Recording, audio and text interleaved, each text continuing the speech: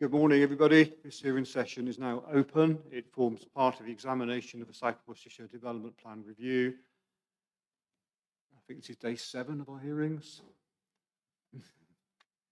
You lose count. Just want to check that people can hear around the room. Yeah, brilliant. If people can't hear, either let us know or move up to some of the empty seats around the table. It's probably the easiest thing to do. We are Philip Lewis and Elaine Worthington. We're the inspectors appointed by the Secretary of State to conduct this examination and to report to the councils in due course. The format of this session is that it will be a structured and focused discussion led by ourselves. As with previous days, just invite the councils to explain the housekeeping arrangements, fire procedures, etc. Good morning, everyone. Welcome to today's meeting. This is a public meeting and members of the public and press are permitted to report on the proceedings. Reporting includes filming, photography, making an audio recording and providing commentary on proceedings. Please note that this meeting is recorded and streamed live. These recordings are published on YouTube on the channel @SWDPR. By choosing to attend this public meeting, you are deemed to have given your consent to being filmed or recorded and for any footage to be broadcast or published. If the alarm sounds, the premises must be evacuated immediately. The lift cannot be used and do not spend time collecting personal belongings. All emergency escape routes are clearly signed and please make your way down the main central staircase. There is another escape route on the north side of the building if needed. Once you have left the building, the assembly point is in the High Street opposite to the Guildhall. I would like to remind speakers using the microphones to turn them off and on when speaking. We've also found if you sit back and project your voice, then it's a lot clearer for everyone to hear. Thank you very much. Thank you. Standing over to my left is Ian Kemper, Programme Officer, who I'm sure you've all been communicating with. He's the first point of contact if any assistance is needed. Thanks, Ian. Okay, in terms of this session, we will start our particular topics by asking for responses to the questions we have before we indicate that we wish others to comment. The normal approach is we'll probably go to the council first, let people comment, and it's the council's plan, they get the final say on the matter. If you wish to speak, please indicate this by putting your name board on its end, somewhere where we can see, ideally with the name on it pointing towards us, and we'll go around the table and let people speak during the particular sessions. When speaking, please be concise and specific, and by all means highlight certain parts of your statement and other documents with the references for us so we can go back to them later, but there's no need to repeat what you've already put to us in writing. We need to move on a bit from that. Today we will take a mid-morning break and a mid-afternoon break and a lunch break around about 1 o'clock. Matter 14 will not start before 2 o'clock. We'll just see how we go with timing because we've got enough time in the next couple of days to deal with everything. If people wish to leave after they've spoken about a particular matter, please let us know or leave during one of the breaks. It's not a problem. People have other things to be getting on with, so that's absolutely fine.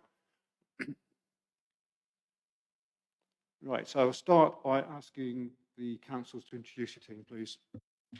Well, good morning, everybody. My name is Miss Suzanne Ormsby, King's Counsel, and I represent South Worcestershire Councils. Good morning, everyone. My name is Ian McLeod. I'm the Director of Planning and Infrastructure for Malvern and Wychavon Councils. Morning, it's Kieran Power, Head of Development Management at Malvern and Wychavon Councils. Good morning, everyone. Andrew Ford, Principal Planning Officer at Wychavon and Northern Hills. Good morning, my name is Isabel Roberts. I'm the Planning Policy Manager for Wychavon and Malvern Hills. We'll carry on around the table. Good morning, everyone. My name's Simon Hawley. I'm from Harris Land Planning and I'm representing Bloor Homes. Morning, sir. Good morning, ma'am. Morning, everyone. Connor Flanagan from Black Box Planning, appearing on behalf of Mrs. Hawkins. Good morning all. Stephen Holloway from Fisher German, here on behalf of the landowner and promoters for the land south of Gulford Road. Good morning, everybody. Polly Mason from McLaughlin Planning, and I'm appearing on behalf of Terra Strategic. Morning, everybody. I'm Lynn Carter, and I'm a resident of Suckley. I'm not Graham Carter, as on the label. I'm Tina Ward. I'm Lynn's sister. I've come in his place. Good morning, everyone. I'm Jeff Titmus. I'm a resident in Madresfield. Good morning, all. Good morning. My name is David Harrison. I'm a long-term resident of Kemsey and have been parish councillor, and I'm currently a district councillor as well. But I am here not in those regards, just purely on myself. Thank you. I'm Graham Crisp. I'm a resident of Malvern and a former MHT trustee. I'm Catherine Harris. I'm a resident of Malvern. My name is Andy Pitt, and I'm representing CPRE, Campaign for Protection of Rural England, Worcestershire. Thank you. My name is Paul Cook, and I'm representing Kemsey Parish Council. Hi, John Bowden, representing Clifton upon Team Parish Council. Paul Reid, representing Little Malvern and Welland Parish Council. Sue Hayward, also representing Little Malvern and Welland Parish Council. Sue Satchell, Malvern Hills Trust. I have got two colleagues here as well, Jonathan Bills and Sarah Jordan, who might also wish to mention something. Morning, Catherine Laidlaw from the Malvern Hills National Landscape Team. Thank you and welcome to you all. Right, so we're talking about matter 13 today. The council's proposed allocations in Malvern district area. As you've seen, we've set quite a number of questions on our MIQs about this, and thank you for the written responses we've received. We've explained in previous sessions, and I'll explain again now, equal weight is given to the written representations and what's in the written statements as anything we hear today. So the purpose of these hearings is to move on from the written submissions. We have those, we've read them, we've used them to prepare our questions, and we really want to focus on the matters left we need to discuss in order to help us make our decisions.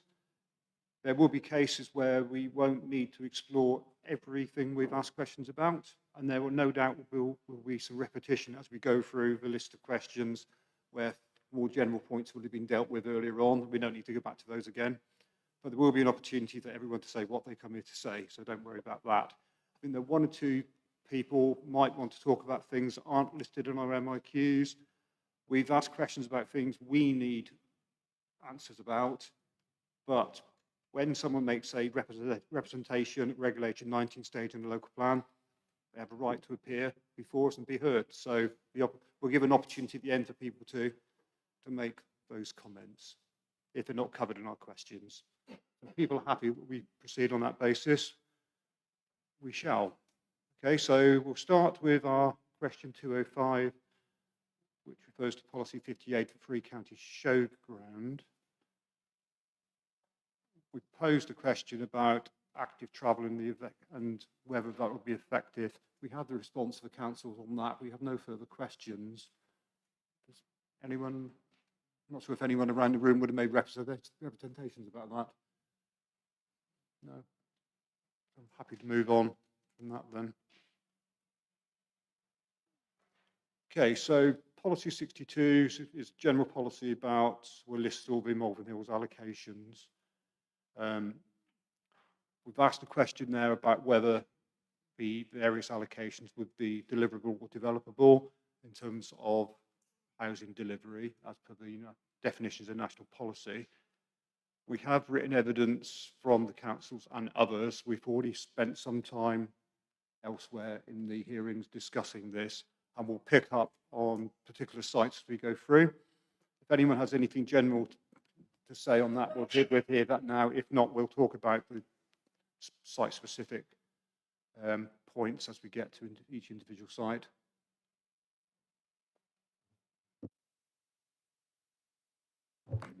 I wanted to say that the general comment really, first point is that a number of the sites are subject to third-party approval for access, and there's no guarantee that will be granted and I've seen the document, the questions answered by the Malvern Hills Trust, and I would have to endorse those answers there that they've given. The second point is that the suitability of the housing and employment sites generally, in terms of location, size and impact on the setting of the ANOB, have not been informed by the Malvern Hills Environs Report, Landscape and Visual Sensitivity Assessment, which was commissioned by Malvern Hills District Council for that very purpose. And in many cases, the sites selected are contrary to the findings of that report. The sustainability appraisal report does not seem to adequately take in the findings of that environs report, and importantly, hasn't assessed the effects on the views to and from the hills in the setting of the ANOB. And it's not a sufficient, it's based on not a sufficient granular analysis for impact sensitivity and impact magnitude. It was assessed on a 3-point grading system, not a 5-point grading system, as the environs report was assessed on, which gives a much more detailed analysis of the suitability of sites. And the other aspect that I wanted just to mention was that the Malvern Town Neighbourhood Plan does not seem to have been adequately taken into account. Thank you.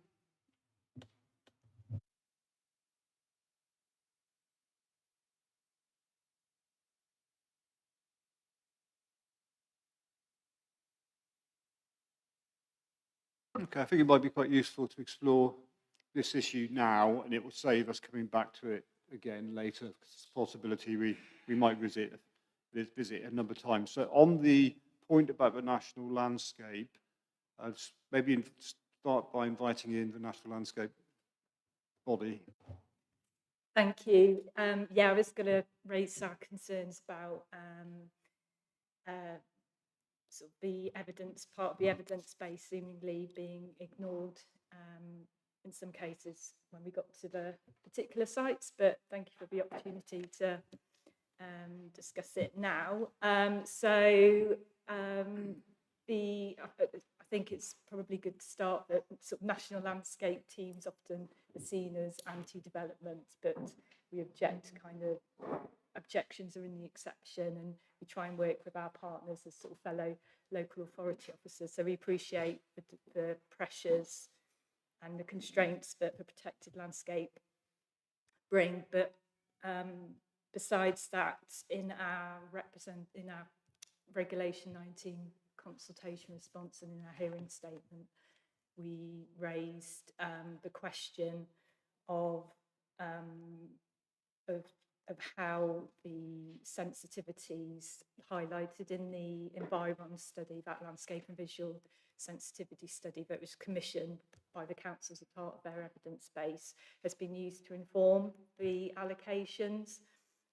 So there's a number of sites, including Cales Farm, that was discussed yesterday, where that study found that those parcels were high sensitivity with no capacity for development, and a number of the other allocations likewise. And similarly, Natural England in their Regulation 19 comments also considered Policy 62 unsound based on aspects of the evidence base not being considered. And while we obviously appreciate that it's one part of a wider suite of documents, that within the evidence base and the plan itself, we can't see sort of any clear indication of how that balance has, or how that evidence in terms of the environment studies has been incorporated. And similarly, the conclusions of the sustainability assessment, which states for a number of parcels that have been put forward for allocations that there would clearly be damaging effects to the national landscape. So, for instance, in the sustainability assessment, it concludes that for residual adverse effects, that although the policies in the plan seek to ensure that development within both the Cotswolds and the Malvern Hills, national landscapes and their setting do conserve and enhance the natural beauty of the landscape and its special qualities. So specifically, obviously, the policy relating to the national landscape. But the sustainability appraisal concludes that it's unlikely that these impacts could be fully mitigated where allocated sites are located in areas identified as being of high landscape sensitivity.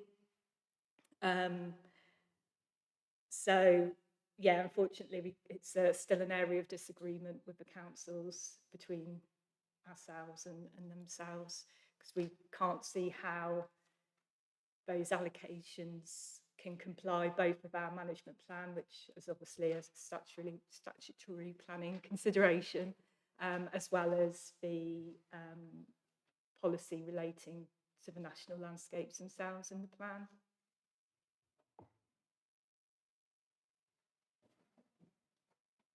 Thank you. Thank you. Malvern Hills Trust.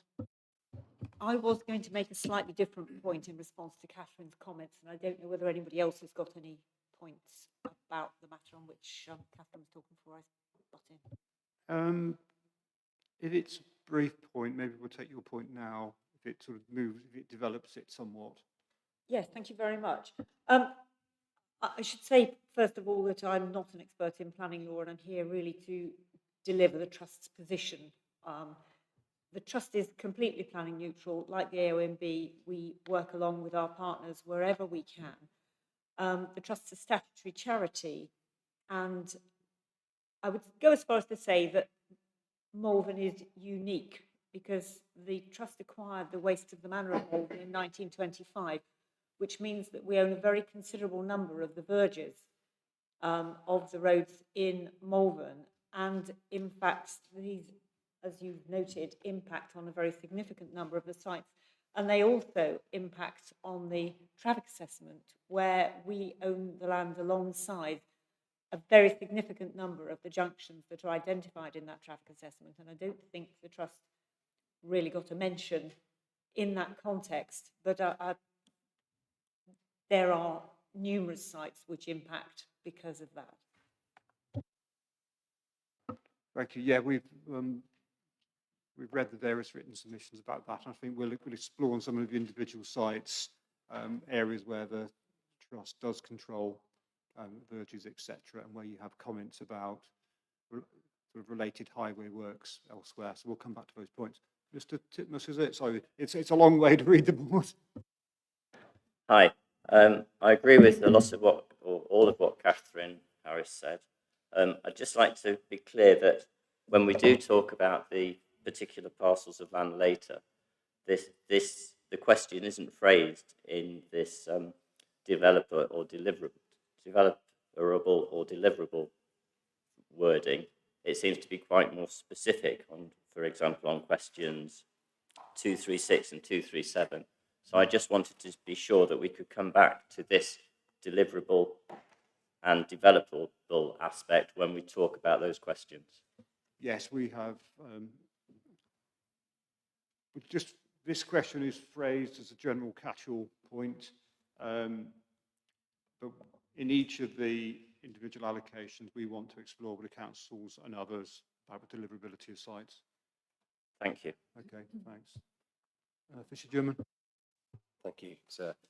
Yeah, I'd probably agree. I think there's probably a few things that we've gone into here that will probably be brought into the site-specific matters, and I'm here for a site-specific point, so I'll delve into third-party land access and landscaping at that point of the matters session. The main point I want to make, it's just a very brief point for your benefit, is that since our matters statements, we are now in a position of having delivery partner confirmed for the land south of Gulford Road, and that the delivery partner is Bloor Homes. So just wanted to highlight that in terms of deliverability and development. Thank you.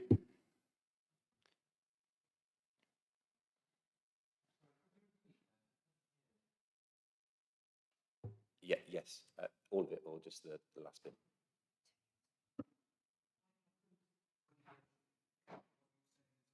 I was just merely saying that I think much of what we've just discussed, including yourselves, probably will come into. I'll provide answers to site-specific matters on, for example, my site, South Gulford Road, at the specific questions in the session. The main point I just wanted to highlight at this interjecture is that land south of Gulford Road now has a delivery partner agreed. That delivery partner is Bloor Homes, and for the benefit of the inspectors, we were just highlighting it. Yeah, sorry.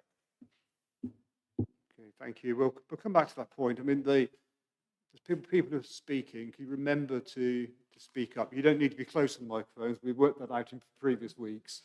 But it does seem to be a bit of a noise dead spot around the sort of middle of the room. I think we're fine here, and maybe people at the back are fine. But just really a reminder to people to speak up, and it does depend on what's happening outside. If the goals see something tasty, you know, we've got that to contend with as well. So any problem, just let us know. And I'm as guilty as anyone else. My voice going as the day goes on. So just let us know, please. Okay, let's move on to specific sites. Policy new 89. Local pronunciations. Land south of Madresfield Road. Is that right? You call it that? Yeah, good. Well done. Okay, so note that the councils are proposing to set out a specific policy for domain modifications for this, which we can come back to, and that councils have included delivery from this site in the housing trajectory in the 5-year housing land supply.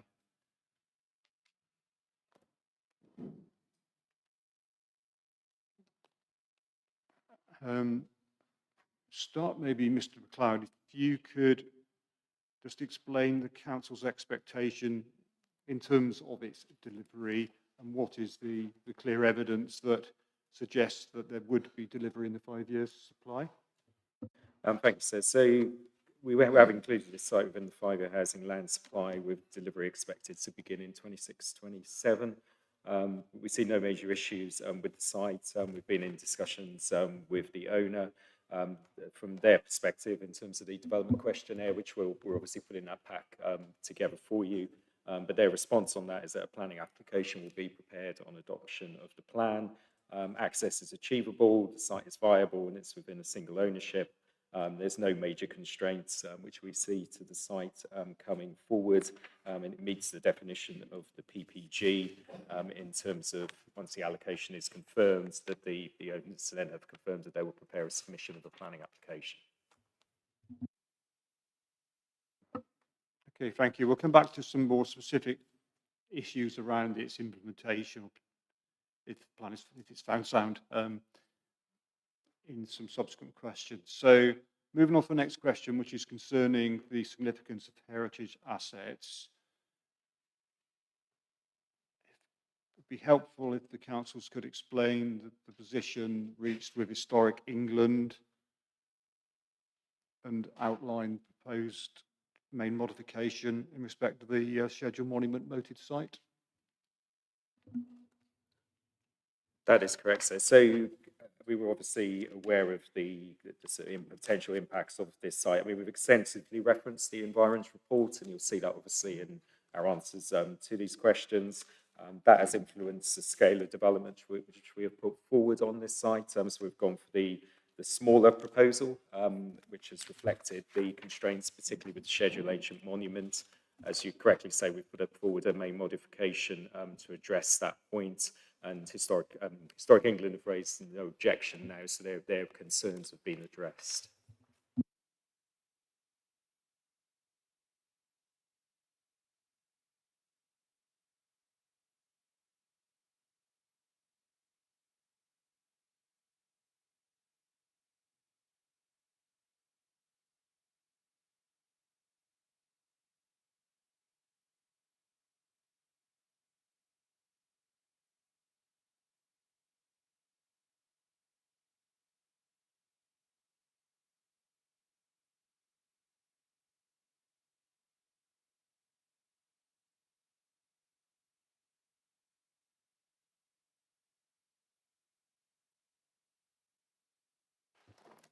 Okay, if no one wants to I mean, on that, we'll now turn to the issue in respect of a national landscape. Useful, Mr. McLeod, if you could explain how the council has reached its view to propose the allocation of this site, and maybe address that point about the evidence base at the same time. That's correct, sir. So nobody is disputing that a number of sites will have a negative impact to some extent on the national landscape. So, you know, the evidence base correctly refers to that. The SA notes that there will be some negative impacts. I suppose the general point from the council side is there is a need for Malvern to accommodate some level of growth coming forward. So we've attempted through this plan to identify the sites which would have the least possible impact and where there is potential for mitigation.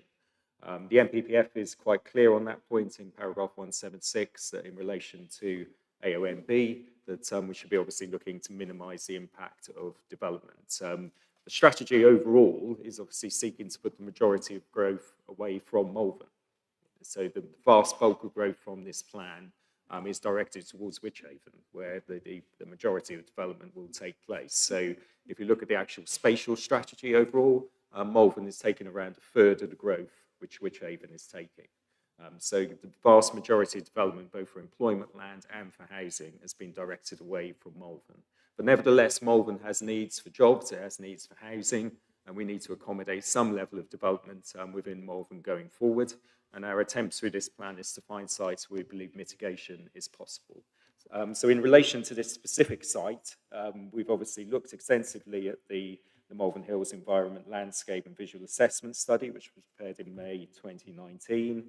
We've proposed the site through the preferred option. Again, we haven't gone for the larger site, and we've gone for the smaller site, which we believe can mitigate its impact on the national landscape and the scheduled ancient monuments. So we're comfortable in terms of our proposal, which we put forward, that the impacts on the national landscape can be satisfactorily mitigated.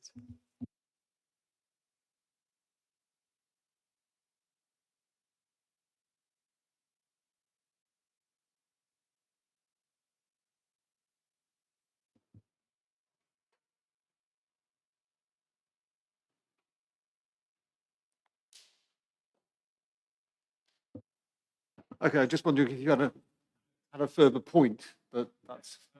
I was only just checking the actual modifications to the policies. So obviously we proposed, if you want me to talk about that in any detail, but you've got obviously a new policy for this site specifically, which obviously refers to the allocation of 180 dwellings, 40% green infrastructure.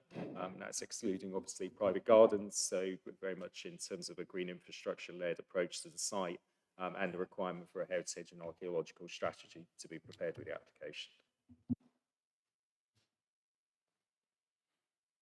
Okay, that's set out in the statement. We're sort of struggling to find it in the unnumbered tables at the moment. We're struggling to find the actual wording in the tables, or is it in the statement? Can you just remind us, please?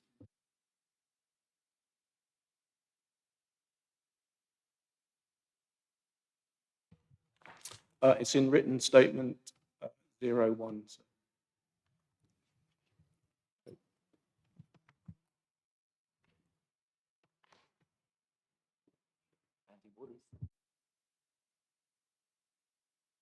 It's the main proposed changes document, which is at the top of the written statements.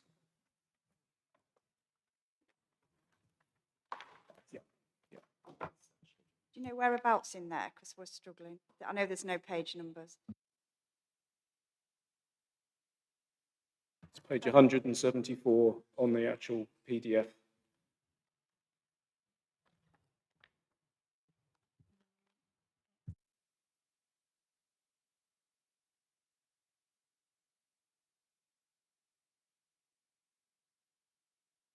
Yeah, I've got that on the online version now.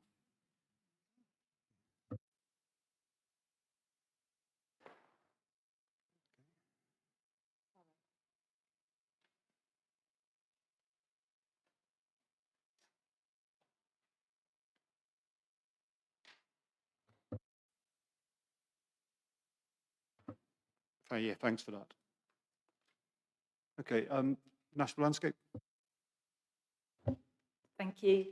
I was just going to come back on in terms of that overall sort of spatial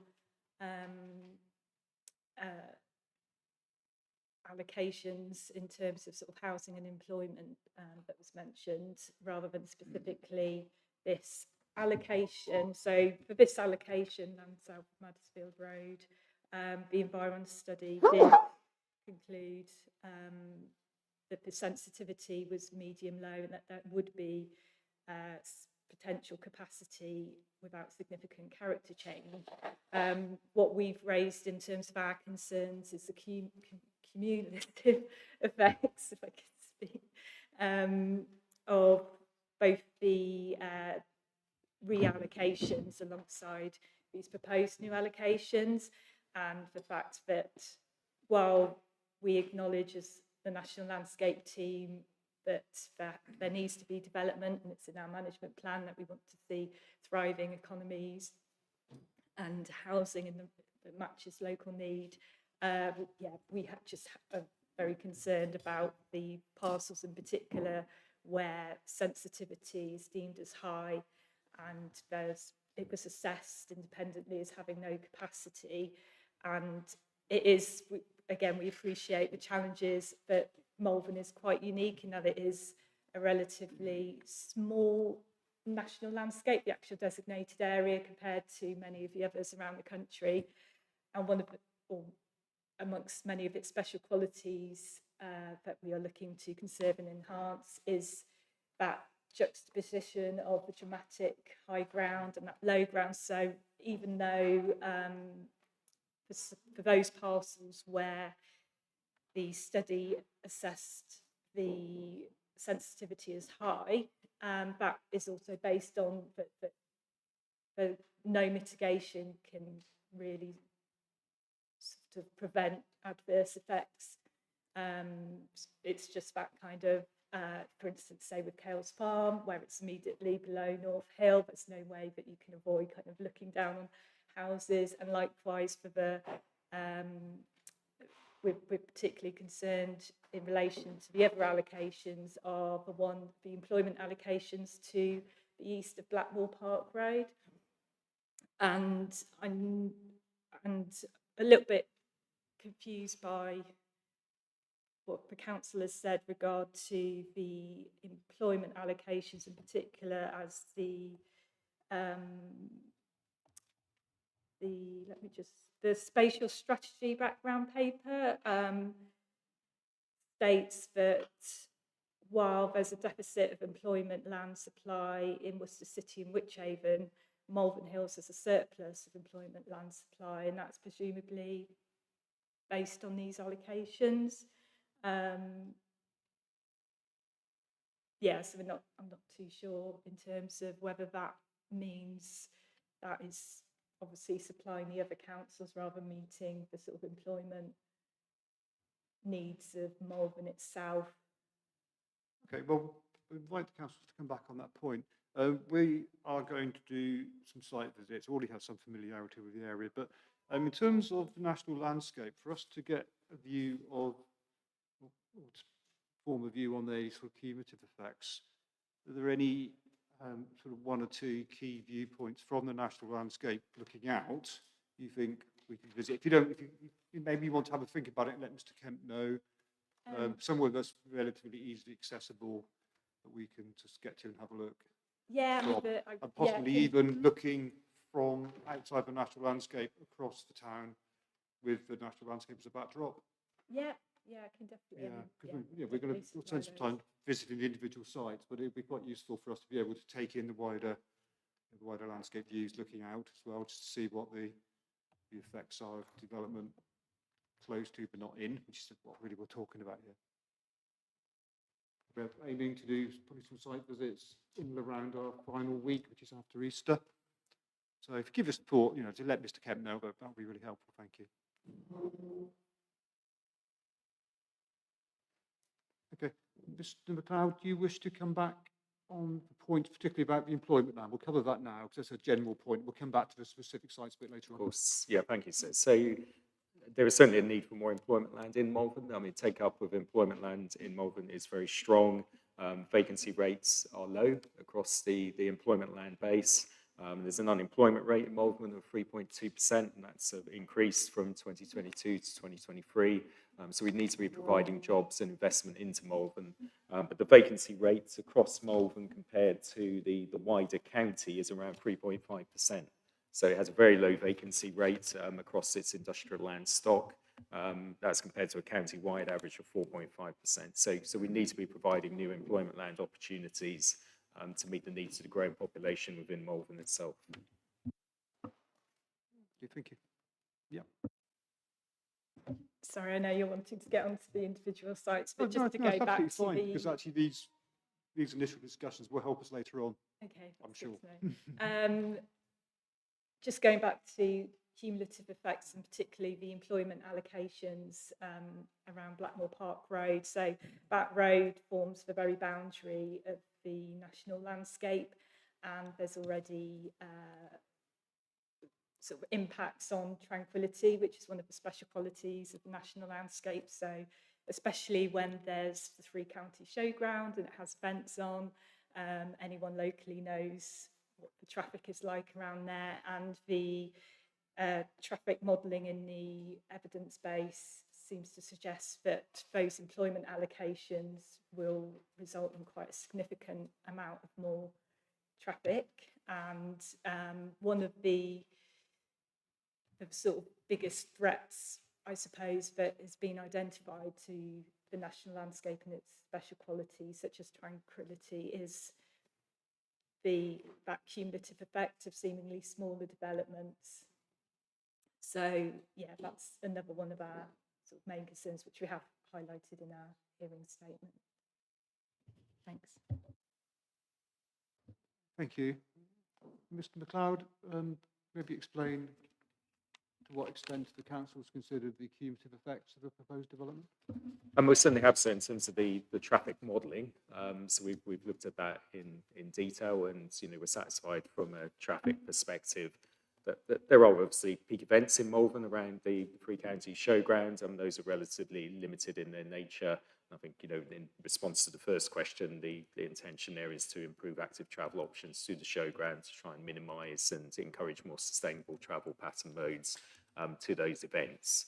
But yeah, in terms of the cumulative impact overall, obviously that's been looked at from an SA perspective, but we don't feel the level of growth we're proposing within Malvern is out of kilter with that. So there are difficult decisions. Blackmore Park, we'll come on to that. There's a specific question on that later on. And, the assessment is, you're quite rightly pointing out, there's a higher degree of impact on that site. But if you look at our employment land supply across the three authorities, there isn't a surplus or a significant surplus proposed within this plan. So, we need to be identifying new opportunities across the three authorities for the employment land base to grow. And we feel we've taken a proportionate response to Malvern. There is a need. It's good take-up of land when it does come forward, low vacancy rates, as I've said. So we need to be providing some growth, and obviously there is trade-offs with providing that growth in this location, but some employment opportunities still need to be provided for. Okay, thank you. Do you want to come back quickly? Go on. Yeah, again, we appreciate the trade-offs that have to be made, and we anticipate development either in the setting, in this case, of national landscape, but it just seems that given the strength of evidence of the lack of capacity for some of these sites, that it seems to be contrary to SWDP 28, the National Landscape Policy, and in terms of the NPPF, obviously, and sort of choosing sensitively located sites. And even though we appreciate that the new duty to further the purposes of protected landscapes came in after the publication of the Regulation 19 document, that it seems to ourselves that in this instance the councils are not doing their duty to necessarily further the purposes of the designation. Okay, well, the situation has changed legally. We're obviously alive to that, and through what we're doing in this examination, we obviously have to work within the duty as well, and no doubt the councils will, when they get to the point of considering the adoption of the plan. So there are a number of points we'll discuss today where we're not going to come up with any answers today. There are things that will help us in our deliberations, and if it narrows down the points of difference or explains the points of difference, that's really helpful. And I think this discussion now will probably save a bit of time later on. So that's been really good, thank you. Okay, so move along down to, I just see the name Harris. I can't see the rest of the board because it's behind her. This is in relation to the land south of Madresfield Road, and it's question 208, reference to the national landscape. And whilst I appreciate that the site has been reduced in size from its initial proposal, it hasn't been selected according to the Environs report, in the sense that in relation to its size, because even now it is 9.954 hectares, that should be treated as 10 hectares, because at 10 hectares, it's as good as 10 hectares, that the Environs report says it has no capacity for housing. And therefore, it is not being treated as the size of site it should be, according to that report, because of its sensitivity. And in fact, there was a report written by a local landscape architect in 2021, where she reviewed the sustainability appraisal for this particular site, and she considered that it had not, the major omission from the sustainability appraisal was that it had not considered the views to that site or from that site to the Malvern Hills ANOB, and that was a major omission. And the landscape sensitivity at the 10 hectares, which in effect this site still is 10 hectares, is high. The cumulative effects, as has been touched on, have not been considered. And even from the National Landscape document that I've seen, it says, just to quote from it, if the quality of a setting declines, then the appreciation and enjoyment of the national landscape diminishes. And I think this is applicable to this particular site. And although I know that a gentleman over there a few minutes ago mentioned mitigation, once you admit that a site needs mitigation, you're admitting that damage is going to be caused to the views to and from. So mitigation isn't really an answer. Thank you. Thank you. Mr. Titmus. Hi. With regards to the amount of employment needed around Madresfield, I just wanted to make sure that you knew that in the last few years, the council allowed a perfectly good set of office blocks to be demolished in order to put a low-price supermarket in position. And this is within a kilometre of the land off Mayfield Road, which is greenfields, arable land, been farmed for years, and they want to develop that into employment land. I think that's relevant that the council, there's a worry that the council has pressures from people with a lot of money to do things that are not appropriate to the area. Thank you. Thank you. There was a board up behind Mr. Harris. It's come down now. Thank you, sir. So we've referenced correctly the Malvern Hills Environment, Landscape and Visual Sensitivity Report within our response to this question, sir, and it does not exclude development on this site. I mean, this site is nearly 1.5 kilometres away from the AONB. It's separated from the AONB by the built-up settlement of Malvern, sir. So there is extensive separation between the site and the AONB itself. And, you know, we're certainly of the view that the smaller scale development which we put forward, which helps to protect some of those views, will mitigate those impacts. Thank you. Okay, let's move on to our next question, which concerns the transport network. We have the council's view set out in the statement. Is there anything you want to add, Mr. McLeod? No? No, okay, no one wants to come in on that. Okay, let's move on to the question of whether the delivery of the site is dependent upon land owned by the Malvern Hills Trust. I think the council's view, and I think there's also a statement of common ground that says there's actually access via, I'll call it Team Avenue, but it's probably pronounced different locally. So a site that's not dependent upon that. Is it any views to the contrary? No, I don't think it is dependent on it. I don't know whether Team Avenue is the preferred access. As I said in the statement, the trust owns the roadside verges in Hall Green and Chance Lane. And if I don't know whether a site of this size requires a second access, but if access was required from those directions, then it would be it would require an easement from the trust. And I would also just mention, I think the Jacobs Transport report assumes that the site is going to be accessed off Chance Lane. I don't think they've considered the access off Team Avenue. Chance Lane is quite a narrow road, and our concern would be if access is from that direction, it would impact the junction between Chance Lane and Goldwood Road, which I think is junction 3. That is completely surrounded by trust land. And whilst I don't particularly want to go off piece, and there's a general point about trust land, which is that it is subject to statutory protections.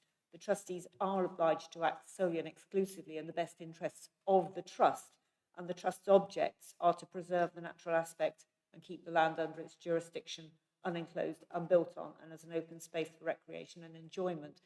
The trust doesn't have any specific powers to designate land as, it doesn't have any express powers to designate land as highway. Whether that's implied or not, we'd have to take legal advice, but we certainly have extremely limited powers of sale. We can sell up to 1/4 of an acre with the consent of the Secretary of State.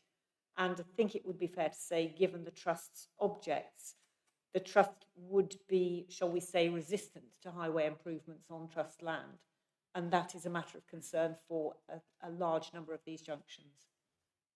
Okay, so just a quick question then.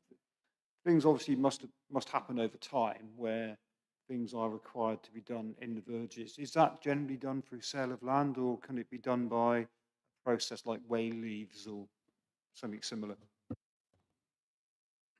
There's not an awful lot happened on the verges whilst I've been at the trust. I know that there have been some designations as highway in the past, but I would question whether that's actually lawful. I don't know.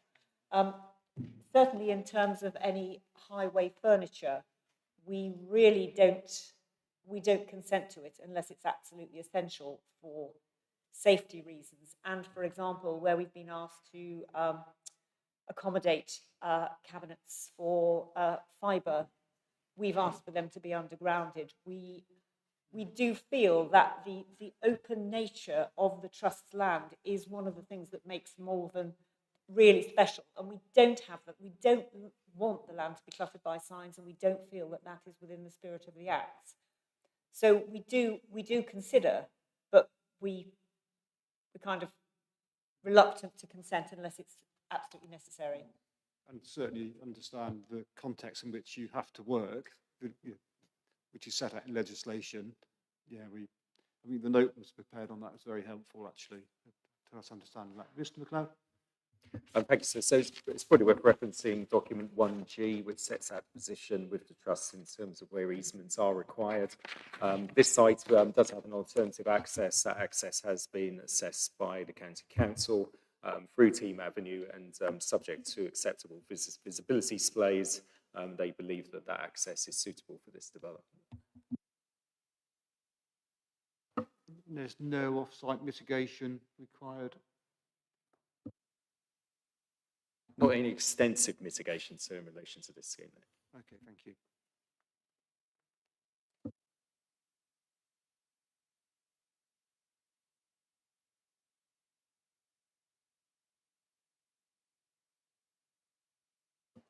Okay, I think we can move on from that site.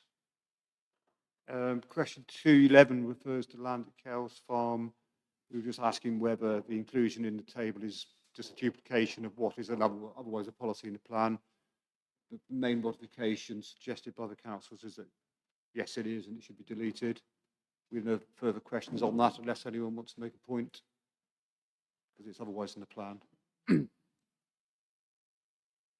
Okay, let's move on then to policy new 91, land at 186 Madresfield Road.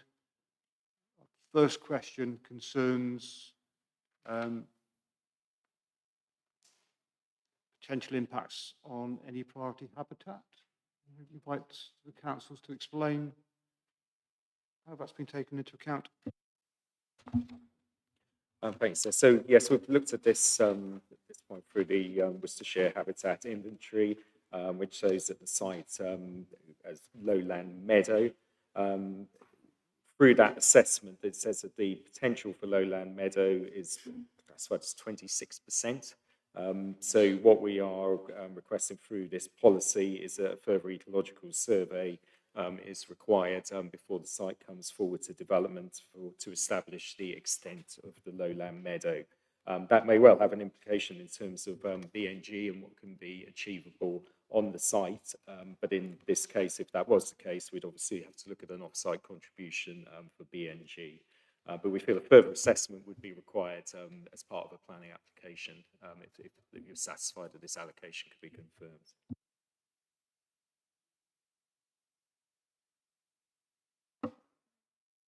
Okay, thank you. No comments around the room? Okay.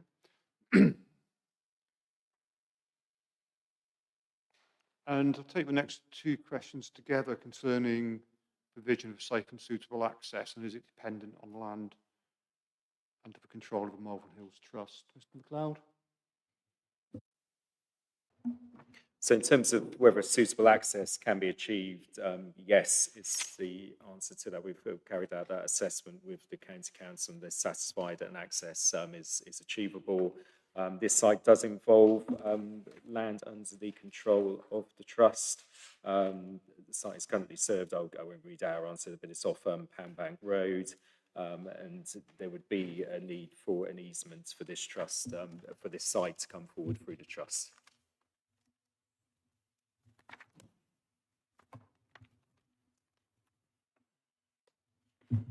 Site's not included in the 5-year supply. That's correct, sir. Yeah. Malvern Hills Trust. Thank you very much. I appreciate that you have already read my notes, and I've already stressed that the Trust has to act in the interest of delivering its objects. You're aware that the Trust does have, it's got statutory powers to grant easements, and there is also some case law on that. The applications are judged on a case-by-case basis, and I would just stress that the Trust has to consider, the statutory requirement is that the Trust considers the natural aspect, the impact on the natural aspect, and case law says that that includes not only the bit of land that the easement is going over, but also the impact of the built development and the impact of the built development on all of the Trust's land. This is quite a small site, and the trustees, I can never predict what the outcome of consideration is going to be. We have to, because of the requirement to look at the impact on the natural aspect, and there is also a requirement that we consider how any adverse impacts can be minimised. We do need the landowner to work with us to look at any appropriate mitigation of that impact.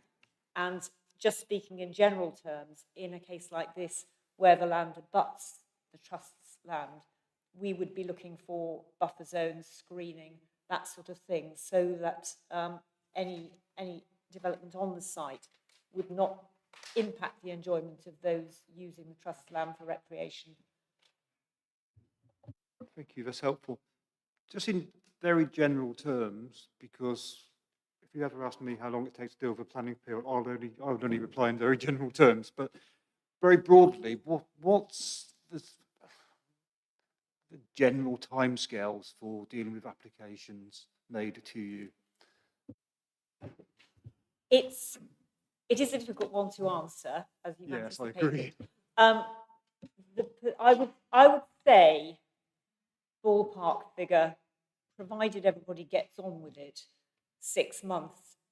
We took leading council's advice on this in relation to another development site, and his view was, because it is public open space, the grant of an easement is the exercise of a public function, and we therefore have to go through a consultation process. Our easement guidelines set out a requirement to have a 4-week consultation process. We've obviously then got to take into account what people have said and whether that reflects on any mitigation.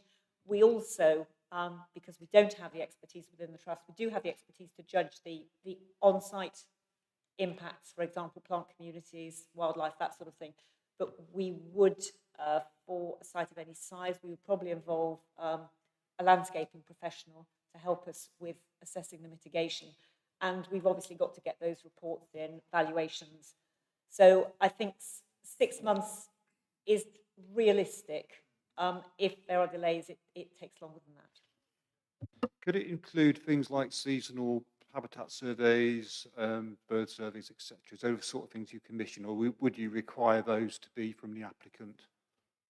We'd normally require those to be from the applicant, and it would, from our point of view, we are, sounds a bit kind of insular, but we are only interested in the impact on the land under the trust's jurisdiction. So if we assess that the development was going to impact on birds, plants, whatever, on our land, then we would certainly insist on that. To some extent, what happens on site, unless it's going to impact on our land, we would not be so concerned to press that. And we would certainly be looking for the applicant to carry out that work. And I should perhaps say that because the trust is a charity, when the application is made, it is made clear to the applicant that they are responsible for our professional fees in relation to any reports that we require to consider the application properly. Okay, thank you, that is helpful. Final question for you. So in terms of when you would consider applications from people wanting easements or whatever, would you consider them before a planning application, or would it be concurrent with an application? I'm just thinking about the public interest test. If there's not a planning permission, etc., that might be difficult for your decision making. It is difficult for our decision making, and because we have to take into account the built environment resulting from the grant of the easement, with the assistance of leading council, we have come up with a 2-stage process. So we have a look initially. I should have said when you asked me for the timescale, it depends on the planning, length of time for the planning. But we give the matter initial consideration. We have a look at the Malvern Hills Trust, the actual impact on the land, and we it depends on the application. Some applications we've had very little information at that stage about what's going to go on site, and we have asked for conditions like screening, etc., off our own back, so to speak. If we were to grant at that stage, if we said yes in principle, we would have to have heads of terms saying that we will revisit this once the planning application is completed. It would be a requirement that there was a planning consent for the site, and we would require, if we were happy with the mitigation on site, we would then require, as a condition of granting the easement, the planning mitigation to be complied with. So it does make it quite complicated. We have had some applications where we're given an extremely detailed plan at that stage, which in some senses makes it a little easier at the planning stage, because there are already some parameters mapped out, and it would just be a question of making sure that the council didn't require alterations to the plans before the permission was granted, in which case it would then have to come back to us again. But it is bit complicated. Thank you. That's a really, really helpful explanation. Anything from the council's point of view, Mr. McLeod, you want to? No, I think that's very clearly explained that there's a process to go through there. And from our perspective, we don't see this as a sort of fundamental issue of how sites can come forward. So there needs to be strong engagement with the trust on the sites where an easement is required. But ultimately, if these sites have got planning permission, the mitigation strategy from the local planning authority would have been considered and effectively put forward. So that is an important aspect from our perspective. We hope that this isn't sort of, because you could easily say it ends up almost a ransom situation here, which we really hope to avoid that situation. Could I just say that the trust might require more mitigation than the planning authority would, but that's a matter for the applicant. It is always slightly a ransom situation. The trust doesn't view it in that way. We ask for a professional valuation of what the rights are worth, and when the trustees consider the application, they have to weigh up the loss of the natural aspect and the loss of public access land in that site with the benefits that might flow from granting the easement, for example, being able to acquire better land to protect and better public recreation land as an outcome of the granting the easement. Yeah, thank you. I can see that because there are different statutory roles being performed with different purposes. So the outcomes might be slightly different, or the overall outcome might be the same, but actually what each can legally do is going to be different, isn't it? Yeah. But the housing numbers don't go away. So if these sites don't come forward, the upshot is we'll have to look for other sites, particularly with the housing numbers going up. So, and that may well point you to sites which have other impacts. So, it needs to be looked at within the round overall. It does. Yeah. Yeah. Okay. Thank you.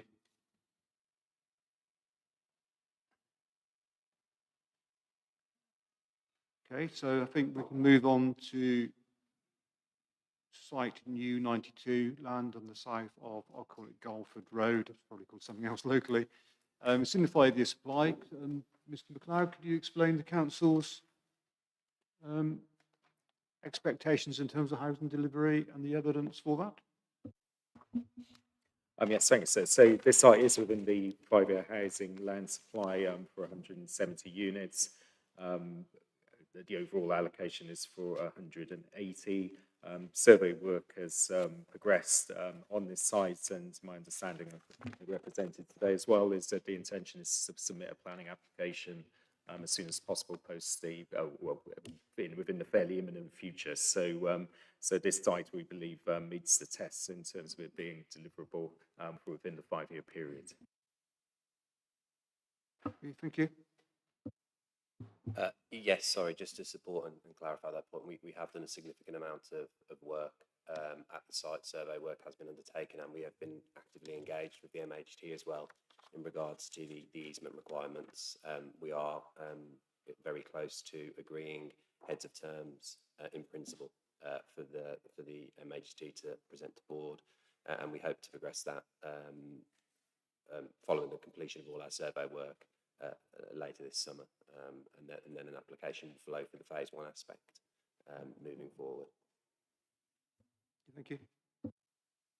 I would confirm that we have been working quite closely with Fisher German to progress an easement application.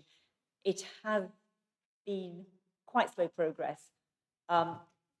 We did conduct the public consultation, but I understand that since they have their development partner appointed, there are going to be some modifications to the master plan. So we're currently waiting for the master plan, and we are effectively going to have to start again because of that, because we are going to have to reconsult the public. But as I say, there is that roughly 6-month timescale, and I would hope we're well on the way with that one. They did mention in their statement, I think, that they were hoping to get the application dealt with.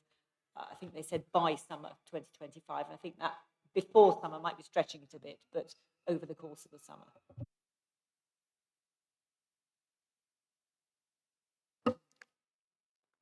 And we don't need to talk about the outcome of the application, but that decision is likely to be made in advance of the planning application being decided, so it wouldn't be an impediment to delivery should you allow it. Yeah, thank you. The development part, was that Bloor Homes, you said? Correct, sir. Yeah. Thank you. So, in 2012 and 2019, MHT refused easement requests for access involving development of more than 100 houses on land adjacent to MHT land at a site very similar to SWDP New 92 and SWDP New 89. I asked the inspector to weigh this factual evidence against the opinion of the developer's agent for SWDP New 92. That agent has made reference to his discussions with MHT officers. In fact, the easement decision for developments of this scale falls to the Board of Trustees. There's a history of decisions where easements have been refused, even when recommended by MHT officers. There is therefore a substantial risk with the sites requiring MHT easements that delivery will prove impossible. thank you. Catherine Harris? I assume this is question 215 about the heritage assets, am I right? Haven't quite got to that point yet. We're just Well, dealing with generalities at this point. So okay. we'll come back to that next. if Ca- that's all right. I'll come wait for that. Mr. German? Hi, just to pick up on a few points in reference to the comments just made. The 2000 and 2019 MHT refusals adjacent the site to the north of the site. Since then, obviously, we've had the Environs survey that highlights that the parcel of land, and specifically our parcel north of the sewage treatment works, is in a suitable location. And I think that basically matters have moved on since those two decisions. We have been actively working with the MHT as well in order to ensure that their increased obligations in terms of natural aspects and all the other ramifications of the acts are dealt with as part of our application proposal. That's extremely key to us, that we work side by side on that moving forward. And then just to reiterate as well, I think there was a few comments made there which almost feel predeterminative of an outcome that needs to be made. So I would just suggest that this isn't the forum for comments like that. There is a process that can be made that is going through. It's there. There's conditions to be considered, and that the board will consider that at the right time.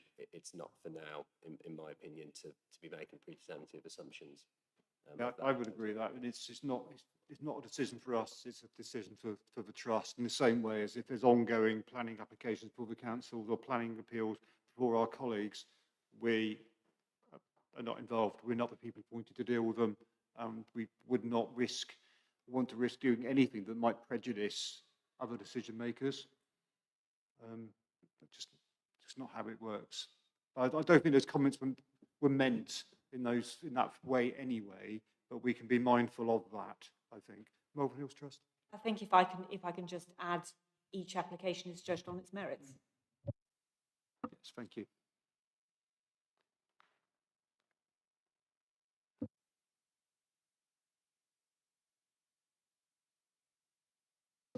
Let's move on to the next question, which is 215, about the significance of heritage assets. Mr. McLeod, if you can explain briefly how the councils are proposing to deal with that, and perhaps introduce the main modification. Thank you, sir. So yes, we looked at obviously the heritage assets in relation to this site extensively, and we're proposing a main modification to the policy, which requires a heritage assessment to be undertaken.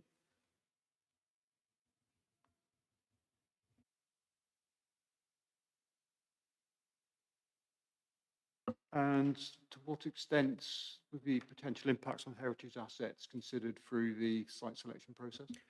Yes, so we looked at this through the SHLA process, sir, and our conservation officers have considered the site extensively, and they consider there to be a low heritage impact the listed buildings. There's 6 listed buildings, which are nearly 100 metres from the northern edge of the proposed allocation. And we believe that the impacts on those buildings can be effectively mitigated. No representations have been received from Historic England in relation to this site.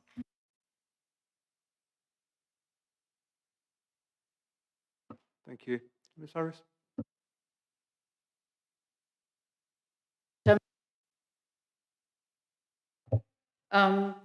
The particular property that has not or doesn't seem to have been mentioned in the documentation is Bluebell Hall, which is a Grade 2 building on the Garlford Road. In fact, will be immediately next to the proposed access point to the land in question. And that doesn't seem to have been considered. It would be parts of that building date from 16th century, and it is a listed building, and it doesn't seem to have been considered. The other thing is in relation to that site, again, in the landscape, in a review of landscape and visual issues dated 2021, by a local landscape architect, Carly Tinkler, she refers to the fact that the full range of landscape receptors, including the historic ones, haven't been fully considered, and that access along the eastern approach to Malvern is in fact a historic access into Malvern in its own right. Thank you.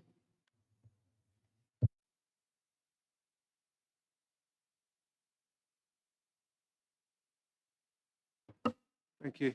Fisher German? Thank you, sir. Just to support the comments made by Mr. MacLeod, we support that the SHELAR is a robust assessment in terms of the impacts of the site in regards to heritage. In addition to that, you'll note that we have also undertaken a desk-based heritage review, and that has been submitted as part of our matter statements to you. Obviously, leave you to peruse that at your own, but you'll note, and I'll just reiterate that it hasn't brought up any significant or concerns with development at the site, and the matters where less than substantial harm have been found can be mitigated appropriately through design, for which we have already accounted for in our development framework plan to date, and will moving forward be considering all heritage assets within the locality that we deem may be affected by the proposal. Thank you. Anything to add, Mr. MacLeod? Only that we did obviously look at the listed building referenced. There would be some low impacts on its setting, but not to the extent that we felt that the allocation wasn't appropriate and mitigation could be provided. There's still potential there to put a buffer around the building which sits to the north of this site. Okay, so it's a matter that being considered through site selection, and the detailed effect on significance would be considered through development management process. That's correct, and the general, so the listed buildings around the site were certainly looked at through the SHELAR.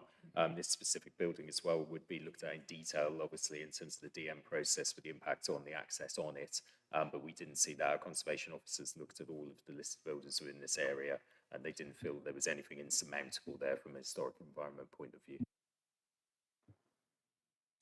Okay, thank you. So let's move on to potential impact upon the national landscape.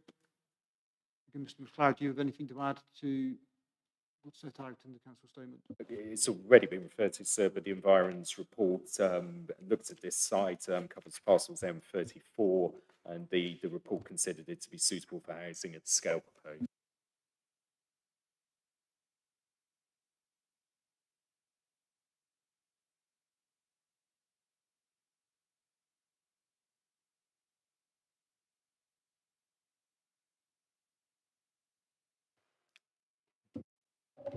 Thank you. We didn't comment specifically on this allocation, so our concern just goes back again to the that word I can't say. Cumulative. Yes.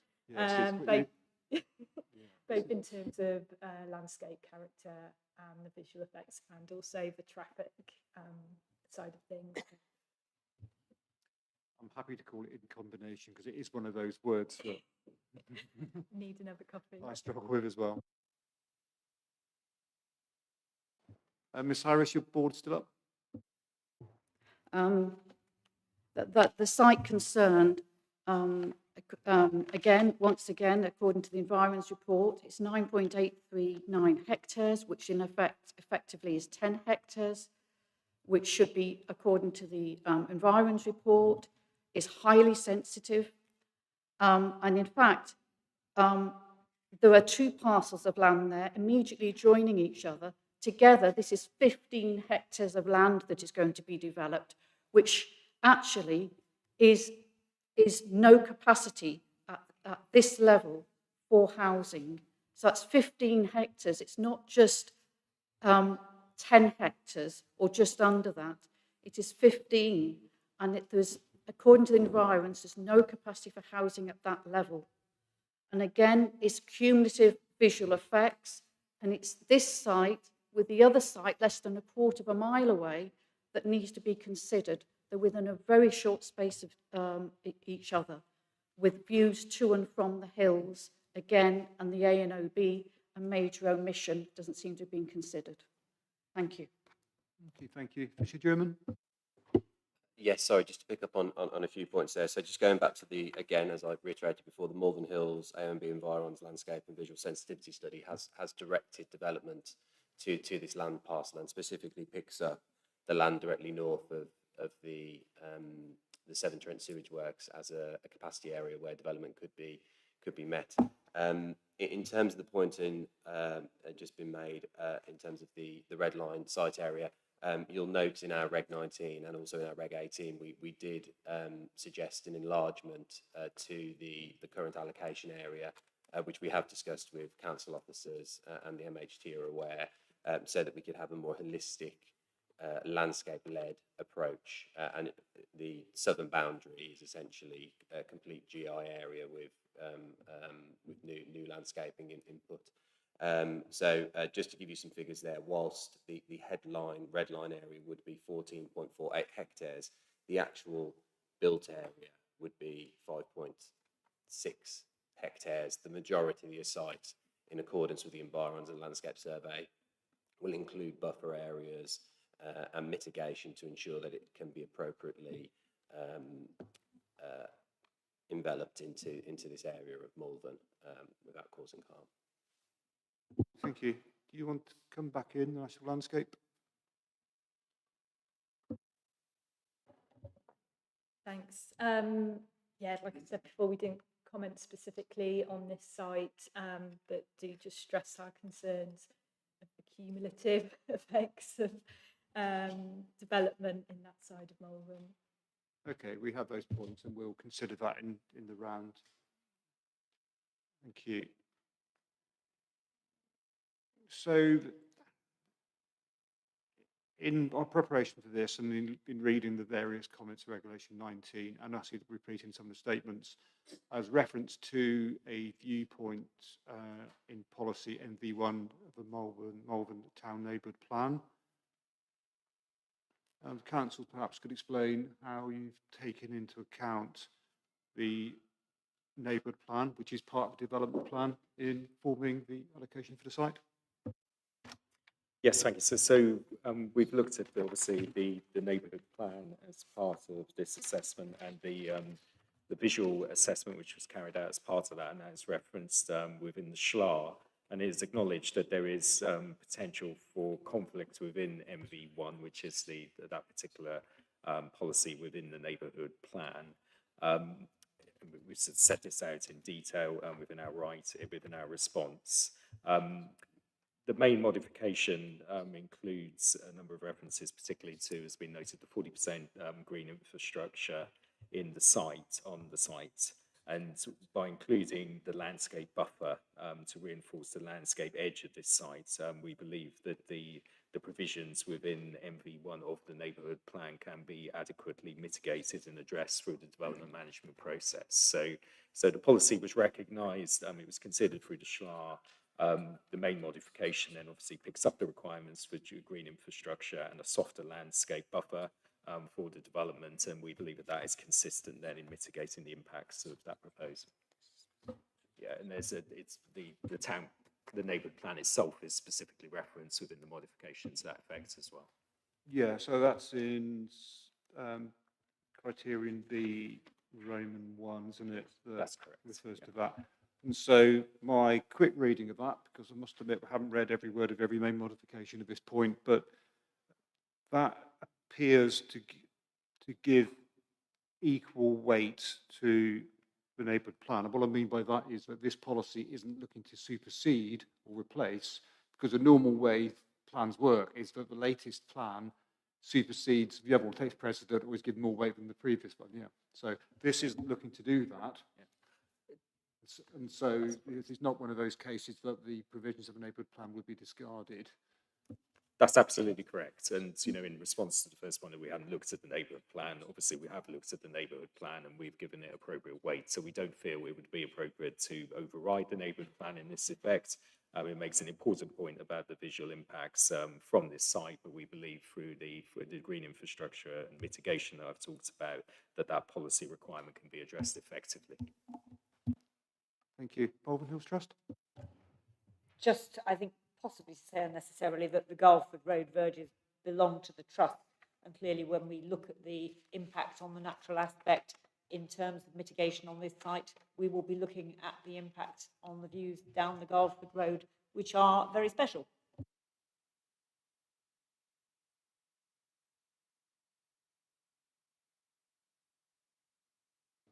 Thank you. And I think already on the list is that viewpoint plus one or two others from the neighbourhood plan we'll have a look from as well. Fisher German? It's just to reiterate and support the comments made by Mr. McLeod there. You'll note that in our submissions that we do have a indicative development framework plan that follows the aspirations of the proposed modification in the policy context. We have built the development framework plan to date around the context of the neighbourhood development plan and the key views that are from there. We are very confident that a robust landscaping edge can be facilitated to any development that flows from this allocation. I would also just reiterate a bit of a common theme moving forward now, that we feel that would be best done though in our proposed enlarged allocation area, so that we have a complete control of what we feel is necessary for the landscaping of the site, and in order to both deliver landscaping but also the required housing numbers to support the plan moving forward. Thank you.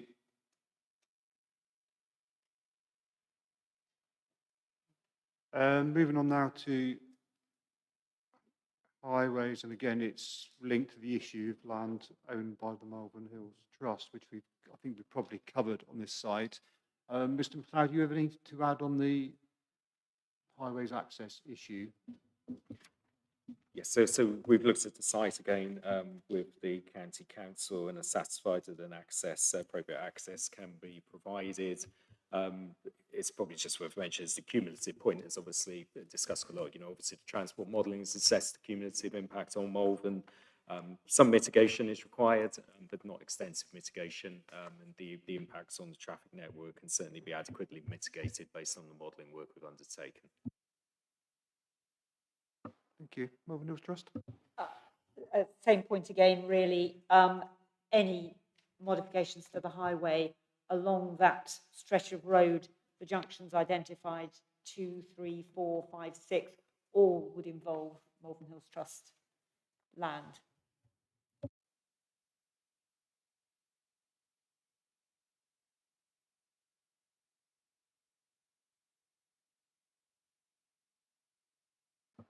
Thank you. Yeah, Fisher German, have you? Yeah, sorry, just to reiterate, we've undertaken with our consultants PGA a technical note, so both from a standalone exercise but also a review of the modelling.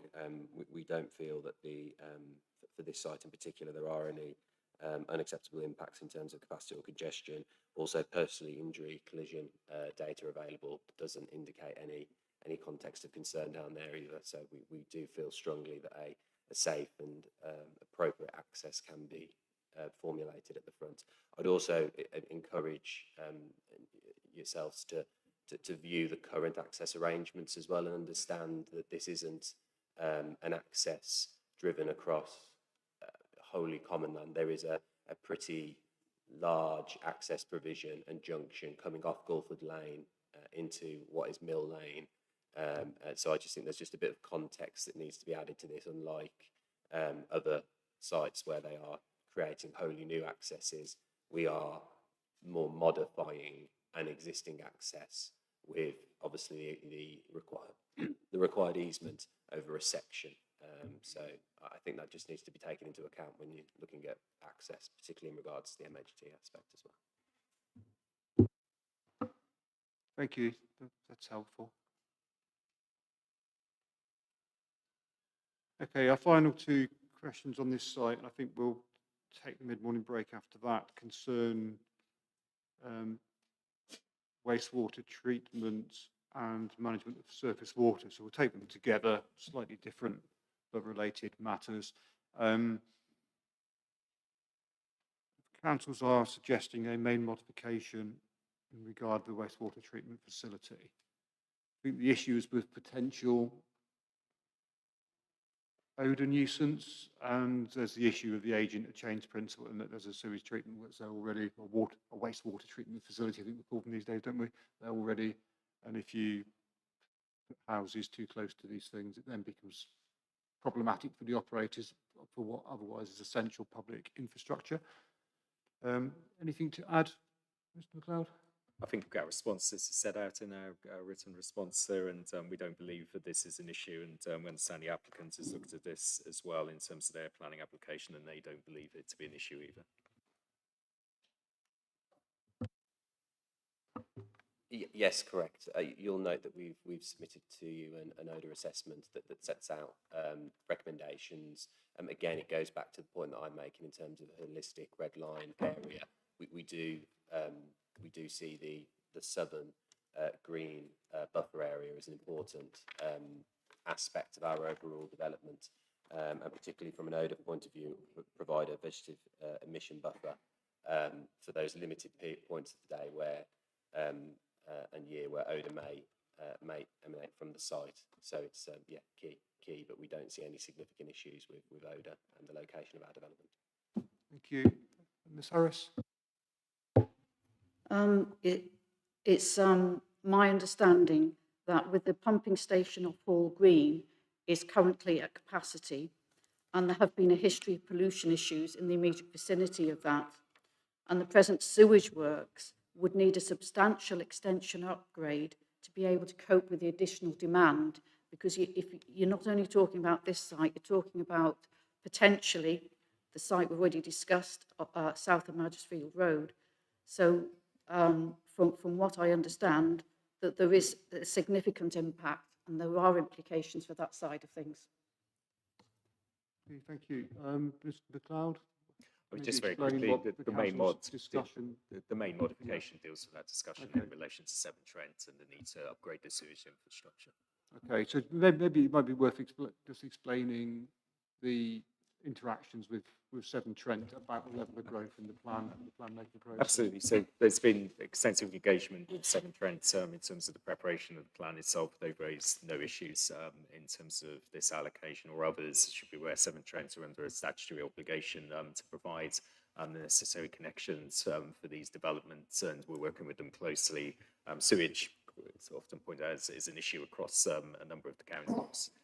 But we're working with them to address where there are capacity issues to allow housing development to come forwards. And there's been a number of schemes recently go to planning committee, which have been fairly innovative in terms of some of their solution of reducing pressure on the network. So there's a positive working relationship there. We believe capacity issues where they do exist can be appropriately mitigated going forward. Thank you. Fisher German? Just to reiterate that, obviously in the build-up of the work that we've done so far and moving forward to our formal submissions, we've had no context of capacity issues raised to us. So yeah, at present we don't see any concerns from that perspective from Severn Trent. you.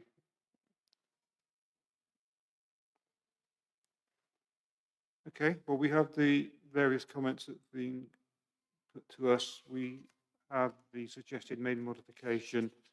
So I think it's one of those we'll need to take away and consider. It's now 11 o'clock. So I think we'll take a mid-morning break and we will adjourn until like 11:15. Thank you.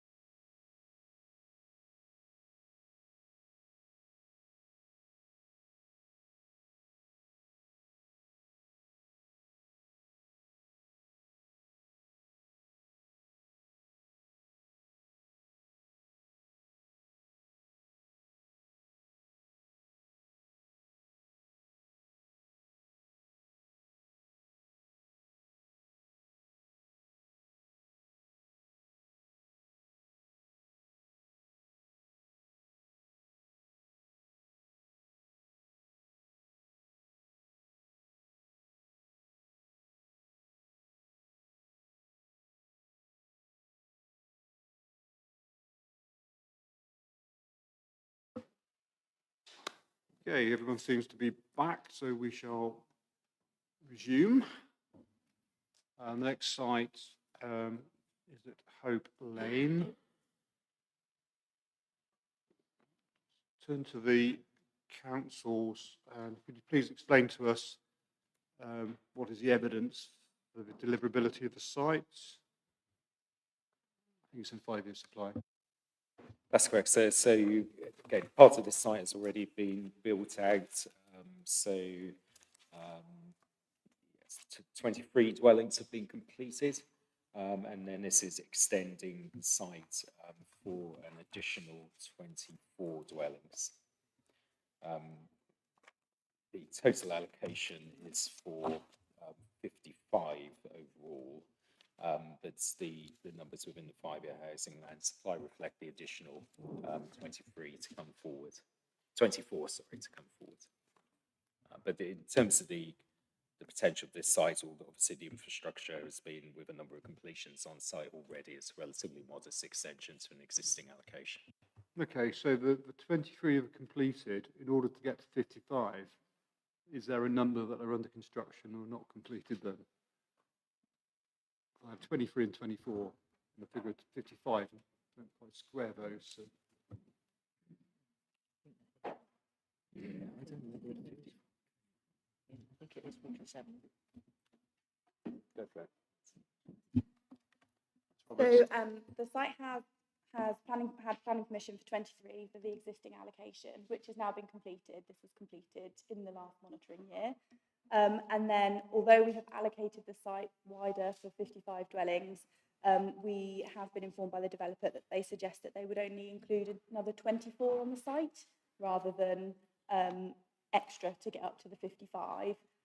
So we've only included the full 47 for the whole site going forward. Okay. Does that have any implications for the overall provision in the plan, albeit at a small scale? Or is it still a prospect that there could be a larger amount? I think it's something we could look at with the applicants, whether they could. We feel they had capacity to do a bit more, but the current indication is that there's, my colleague has said, is that they're coming in for a slightly smaller scheme. We'll obviously have a look at that in terms of the efficient use of land coming forward. In terms of plan-wide implication, it's relatively, as you noted, a relatively small addition, a small loss if it was for those additional 7 dwellings.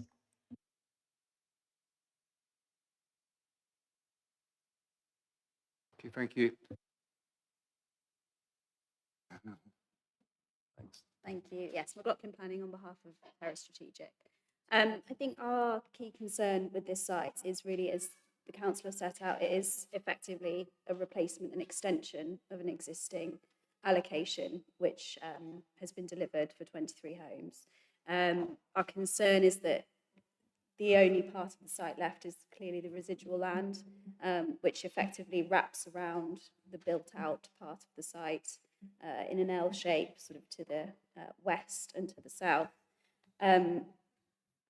It's apparent to us that there's been sort of limited analysis undertaken as to how the site could be delivered to meet the required balance to fulfil the allocation. Terra have done some analysis themselves, and we're concerned that there are a number of constraints brought about by the existing development and by the nature of the site, which mean that it simply cannot support the quantum of development set out in the allocation. Okay, thank you, Mr. McLeod. We're struggling to see those constraints ourselves, so it's a fairly modest extension to the site. We're not aware of any constraints which would prevent this coming forward. I'll come back quickly on that. Yes, thank you. We are concerned that the access is insufficient. So getting access through the existing site, there's insufficient width in terms of access roads to provide service, pavement and vehicle access. There's an existing suds pond to the southwest of the site, which constrains access to that section of the site. We're also unclear as to how BNG will be delivered, given the constrained nature of the site. Those are the elements that we've looked at in a bit more detail, but then of course there are elements like urban design, housing mix, which we haven't gone into detail, but will have their own implications for development on the site. Mr. McLeod? Yeah, we acknowledge obviously the sites might have an impact on the numbers which can be achieved, but we're in pre-app discussions on this site, and we believe this is perfectly acceptable to come through the development to access the remainder of the land, and we don't see there's any issues in terms of access at all. It's a very straightforward scheme to extend into this additional allocation. Okay, thank you. There's a board up this side, but I'm afraid I can only see underneath it. Oh, Clifton upon Tame, Parish Council.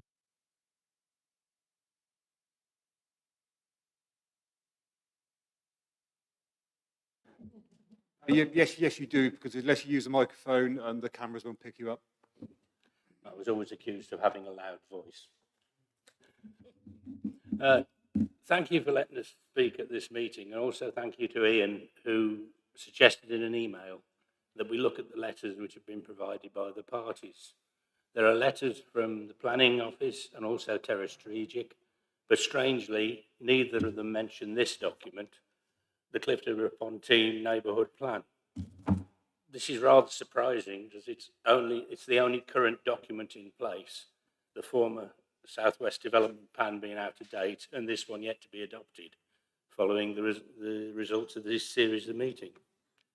Neighbourhood Plan was put together by volunteers from the village, so that the village, the most important party in this matter, have some say in the inevitable development that would happen within this village. This document was approved by Malvern Hills in 2017 and has been periodically revised as required. Both the planners and Terra Strategic documents suggest there's a shortfall in the number of houses to be built within the village, but this is not the case. The neighbourhood plan details 4 sites, giving a total of 115 new houses, of which 91 have been built, with the addition of 6 extra in Pound Lane and 1 extra on the road called the Village, which are not in this plan. On the Hope Lane site, 23 houses have been built out of an allocation in the original Southwest Development Plan of 30, which has over the years been increased to 33. It is likely these extra 10 houses will be built on the existing Hope Lane site, should there be an economical reason for this. Currently, there's 3 unsold houses on the site, which are the show house and 2 shared ownership houses. There are, in addition to these 3, a further 9 other houses on the market. It would seem there's little economic evidence for any further development, as there is no local authority housing planned. The new site at Martley has ceased production as the houses are not selling. Martley is the next village down from ourselves. It's also worth noting that this site of 55 houses is a far greater number of units than any of the sites within this document. And Terra Strategic acknowledged their original proposal was for 65 houses.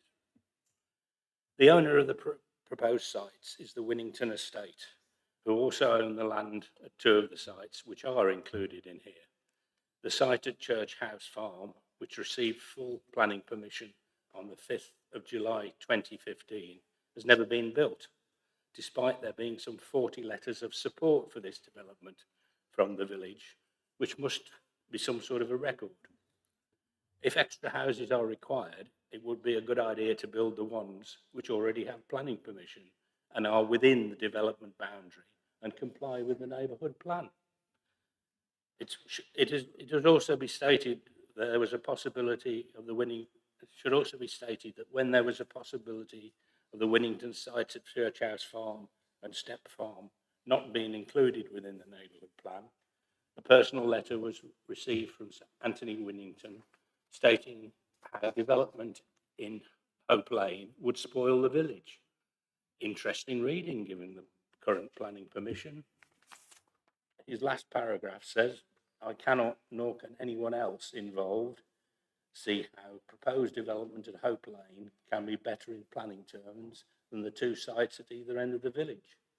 Packing 30 houses into one site in a village of this size, in the location proposed and on a more minor road, seems incredulous in this age of supposed sustainability and quality of design, towards which we all aspire.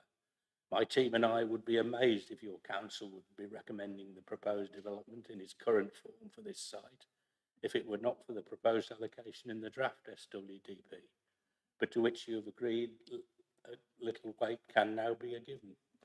There must be something wrong here, we believe the application for Hope Lane should not be given. Hope Lane itself is very narrow, and the planning letter acknowledges that the current bus service is inadequate for transport into Worcester for work.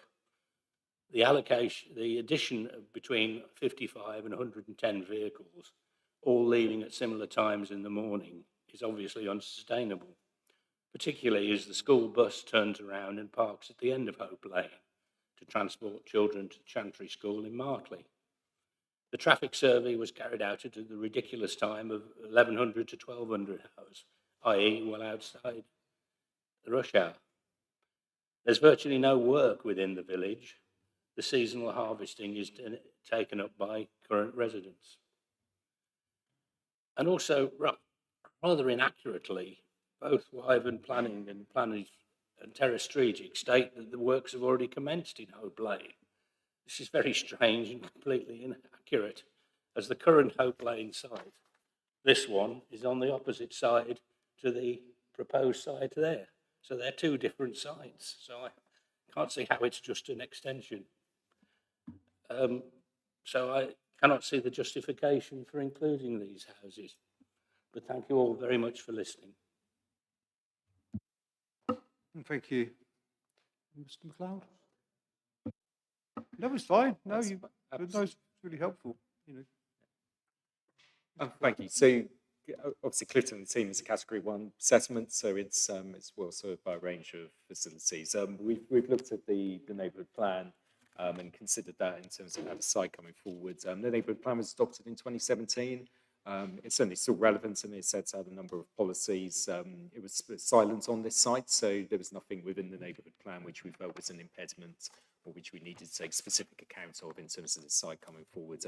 The plan itself, I mean, you can see from the allocation, you can see the existing development, and this land is immediately adjacent to it. So, and it's, you know, as I said, a relatively modest extension which can be easily accessed off the existing estate.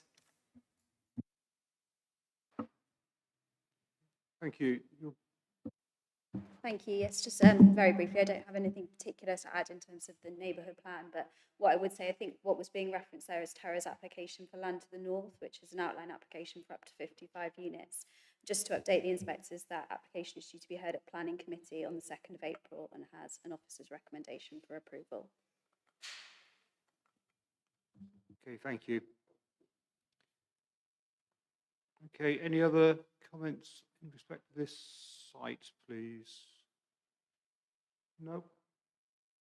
Okay, let's move on to proposed allocation U95, land south of Stourport Road at Great Whitley. We've got obviously got the views of the council set out in their statement. Note that there is an appeal relating to a larger site at the moment. That is correct. So yes, yeah. So the allocation that we've proposed is for 44 dwellings. There's a current appeal which we're expecting the decision on imminently. That was for a larger site for outline consent for 90 dwellings. We'll obviously update you. We do expect that decision imminently. So as soon as we receive that, we'll update you accordingly. Thank you. Harris Lamb. Yes, thank you, sir. Not much more to add than what Mr. MacLeod's raised. So yes, by way of background, the site is through a planning application which was recommended for approval and was refused by members. The hearing took place earlier this month.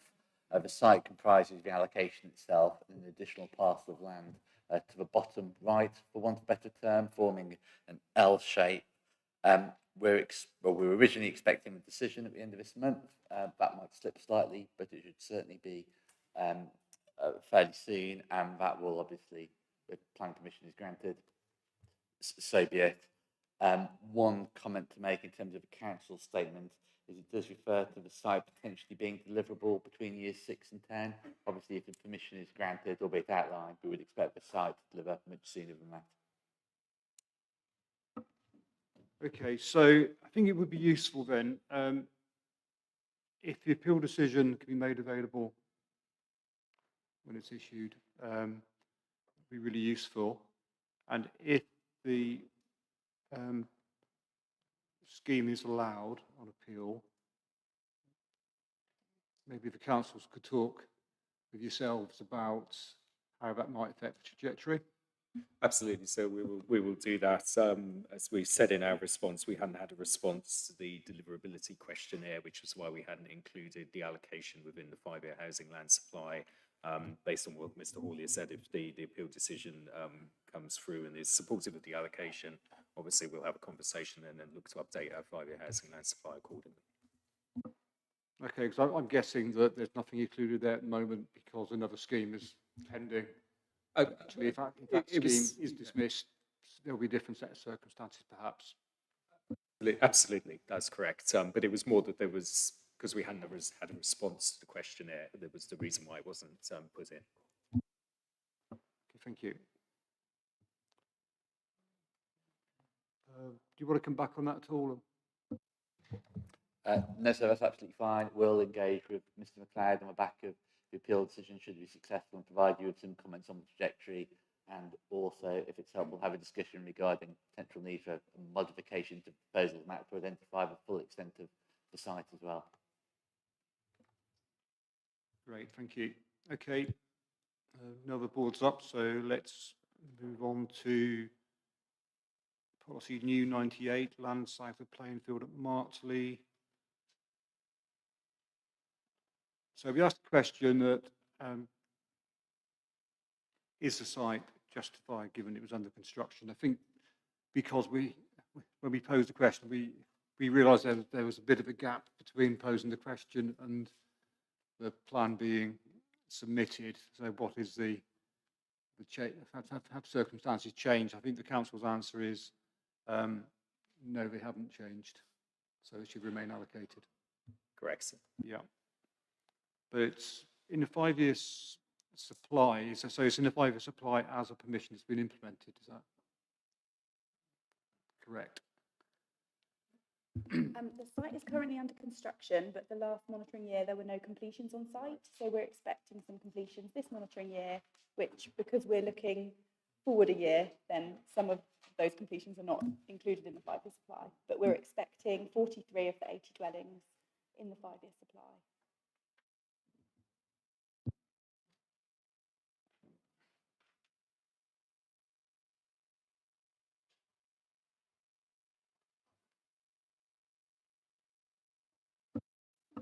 So those will be part of the assumed delivery, the estimated figure for this current year.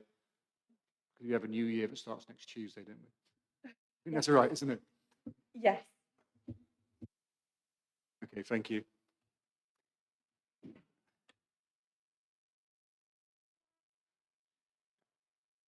Okay, let's move on to policy new 99, Lawn Farm Phase 3, Drake Street at Welland. We posed a question in relation to the emerging neighbourhood plan at that point.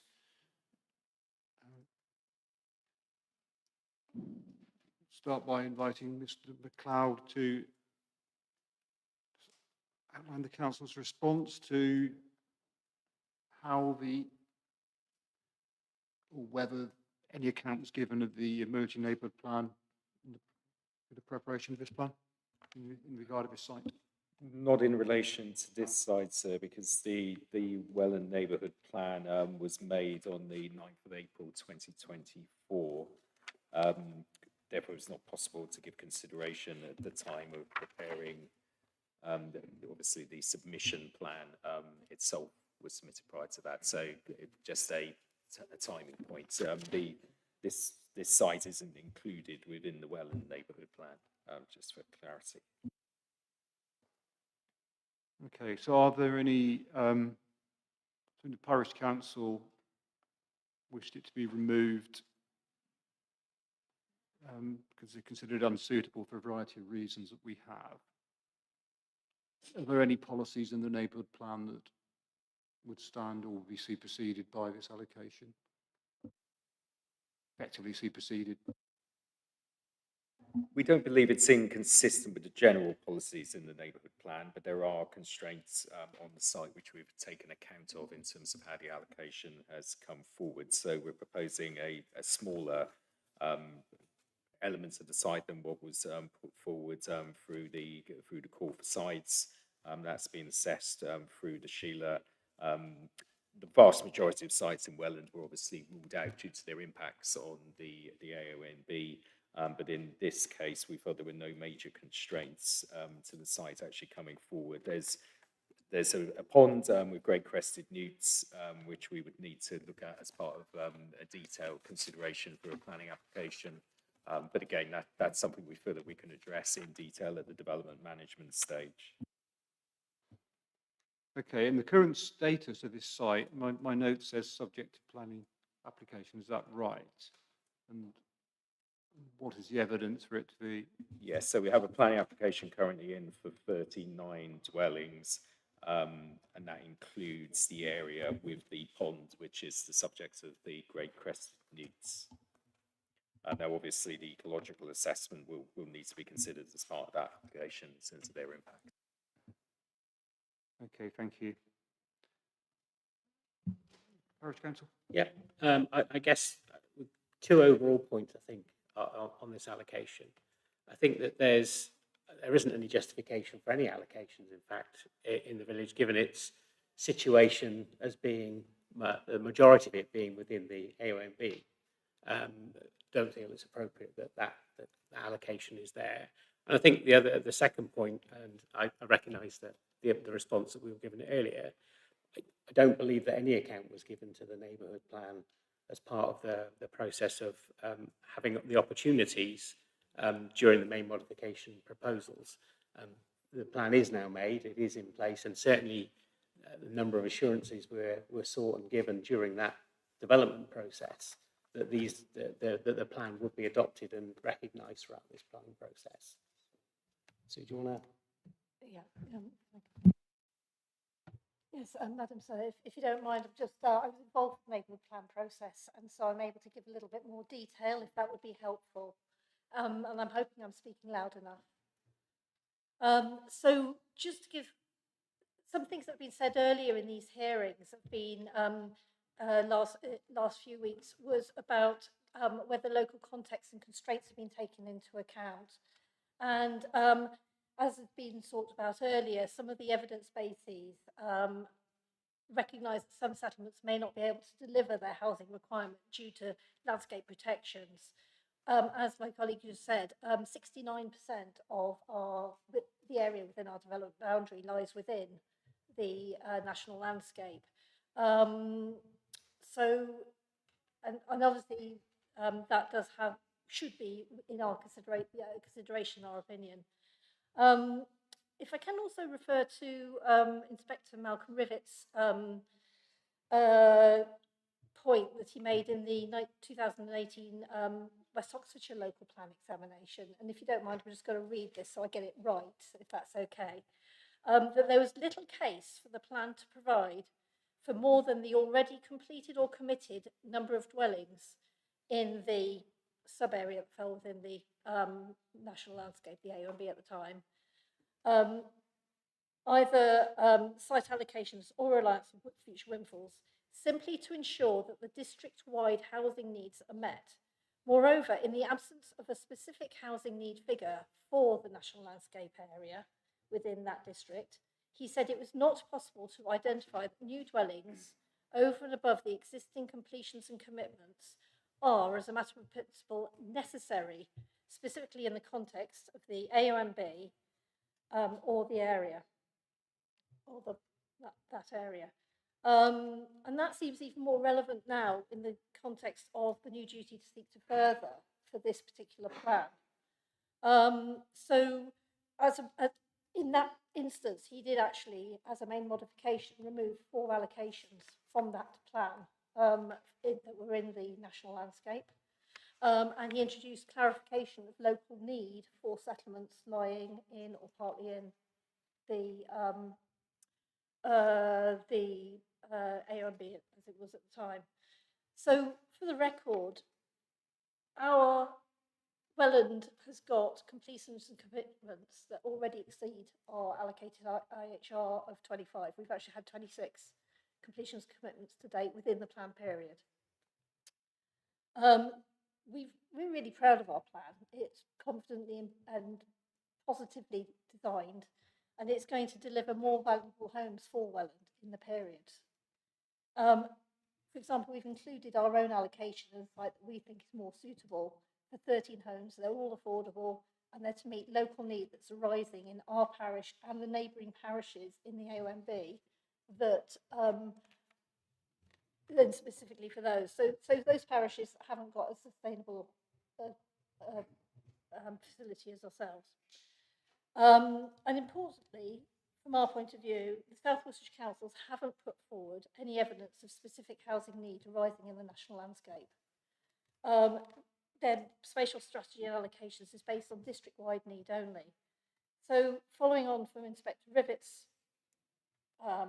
premise, it seems impossible on the basis of the South Worcestershire Council's evidence to determine if further housing is necessary for Welland,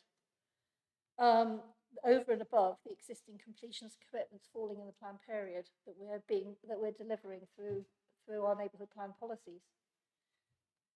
We were also, rather importantly, ensured during our neighbourhood plan process by Northern Hills District Council that housing delivered through our policies would be considered as part of the IHR supply and not extra or additive to it. Now, in the first week of hearings, it was rather confusing to hear a completely opposite point of view being put forward by the South Worcestershire Councils. So we would suggest on the basis of this that there is no evidence, so no justification in the evidence being proposed by the councils for an allocation in the plan for Welland, given our completions and commitments, our neighbourhood plan allocation to meet a specific and evidence need, because we have done that calculations and surveys, and our unique position that falls substantially within the national landscape. If I can go to the second point of your question now, so that was the justification. The second point of your question was what account was taken of the neighbourhood plan. As I say, we're a bit concerned about the lack of clarity about the status of neighbourhood plans in the plan, and this was a question I think that yourselves brought up in that first week of the hearings as well. And there seems to be a stripping out of references in some of the main and minor modifications as to local context and local need, such as that identified in the neighbourhood plan. So there were some main modifications, I think, for example, SWDPR 16, which is relying on the use of SHMA evidence as opposed to evidence that might be identified in a recently adopted neighbourhood plan. And that seems rather perverse to be ignoring local context and local needs, especially for sites such as ourselves that have got constraints on development. For the record, with our particular neighbourhood plan, and this evidence was available to Northern Hills District Council and South Worcestershire Councils for assessment of any main modifications that they might have wanted to put forward here. We assessed all the Sheila sites in our area. We commissioned professional landscape and visual assessments, and that included specifically cumulative impacts. Now, this is something that's not been done. As is being put forward for the main modifications in policy 28D, strengthening the point about cumulative impact in the setting of the national landscape, we were very careful to consider the impacts of all the Sheila sites, and that included the Lawn Farm 3 site and all the other ones that were available to us. Our professional assessment reports that were done were able to consider the cumulative impacts of the previous developments, including Lawn Farm 2, which is the adjacent site to the one that's being proposed in the allocation, but also the impact of development that was allowed on appeal just in Cornfield Close in 2019, and that changed the goalposts in terms of the impact on the setting and the impact on the national landscape. Because when we assessed the sites, the Cornfield Close 2 development provided an important buffer with a key viewpoint. And if you are looking at viewpoints, can I recommend viewpoint? I think it's number 49. Is got a very it's deemed an exceptional view from the Malvern Hills, and that is going towards Welland, and that particular viewpoint, the Cornfield 2 site, was going to aid a particular buffer, whereas the Lawn Farm 3 site, in the professional opinion and our evidence, was that it would noticeably increase the size of the settlement as viewed from the A and B viewpoint 49 if Lawn Farm 3 was to be built out. We also took into account some of the things that are being a little bit brushed aside in the council's response. It isn't just the pond, the whole of the area was put aside as mitigation for Lawn Farm 2, the previous phase of development. It was tusky grassland meant to help and aid the actual Great Western Pond, so the whole area is actually of ecological importance. And it was meant to be mitigation land. It seems again rather perverse to be building on land that's been put aside as mitigation land. Also, again, looking at the cumulative impact, that site is further away from our village centre facilities. I'm sorry, I'm going on rather long. I don't mean to, but I'm hoping this is all pertinent. The site is further away. We know people already from Lawn Farm 2 use their cars to access the village centre facilities, which are in the national landscape, in the protected landscape. This is going to add to more cars, more negative impacts. Our neighbourhood plan has been designed in close collaboration with the Malvern Hills National Landscape and others to maximise walking and enjoyment and the natural beauty of the centre of the village. And the site we're proposing in the neighbourhood plan is much more accessible by foot to the school, the preschool, the village hall, and our other facilities.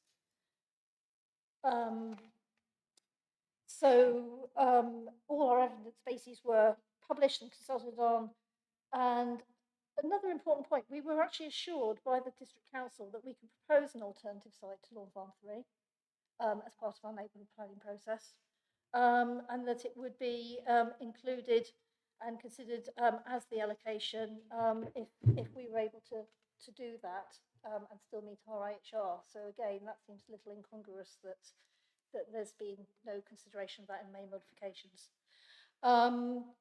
So we do notice they have included a modification to consider the SSSI, but again, where's the consideration of our landscape sensitivity assessment findings? Where's the consideration of the mitigation land in the wider context? So just in conclusion, it's really, there's a few things that we would really welcome some clarity on. One is whether existing completions can fit within the planned period for those settlements in or partly in a protected landscape should be considered as part of the supply and therefore contributive to the settlement's IHR and not additional to it. We'd also welcome some clarity as to whether contribution of housing through policies in an adopted neighbourhood plan in the planned period should be considered as part of the supply and therefore contributive to our IHR. And thirdly, we really feel that settlements lying in or substantially in a national landscape shouldn't have, as a matter of principle, an allocation, a strategic housing allocation in the plan, in the absence of any need in the context of that protected landscape. And therefore, we would ask that you consider for it to be removed as per the precedent. And that would be really helpful for our future use of the plan. Thank you. Okay, thank you.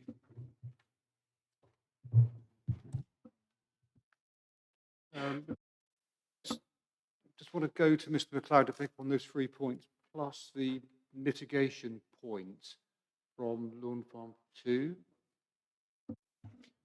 Yes, so specifically on the mitigation point, the allocation excludes the pond with the great crested newts, and it's obviously 40% green infrastructure. So we've specifically taken the mitigation into account and confident the impacts on the development from the allocation site that we put forward can be mitigated. Obviously, the current application is bigger than that and it includes that area. The applicants will obviously need to justify that as part of their assessment. But in terms of what is in front of us today, we specifically excluded the pond from the development area, which is the home for the great crested newts. There's a number of the housing need point. Well, I think we've covered that earlier in terms of there's a clear, obviously, housing need across the three authorities for these sites to come forward. Welland is a Category 1 settlement. This proposal, so it has a range of facilities. This proposal itself is an extension to a relatively modern housing estate. It's within walking distance of schools, shops, playing fields. So it's very accessible and would offer, certainly a sustainable location for development, as was assessed through the SHLA. The neighbourhood plan carried limited weight at the time that the plan was submitted for examination. It had not been made, so we couldn't put significant weight on it. And the fact remains that it is silent on this site, and we believe that this is an entirely appropriate location for additional housing development. Sorry, so one other important point, this site sits outside the AONB, which is obviously helped to inform our assessment. The proposals which the parish council put forward through the neighbourhood plan were actually within the AONB itself. But this site sits outside of the AONB. Thank you. Mr. Thank you, sir. If I may address you firstly in terms of the site specifics, and then the issue in relation to neighbourhood plan allocation versus this plan. And I do so, sir, having been the agent for the first and second phases. And I was cross-examined in relation to sustainability and locational issues on that first phase, which you'll note, sir, is further away from the facilities within Welland than the proposed allocation. And so in terms of the site specifics, sir, as you've just heard, first thing to say is that the site is not within national landscape and is separated from that by the existing built form of the village. The council referred to this site being a cut of the earlier draft allocation, and that was expressly to remove the pond and GCN area.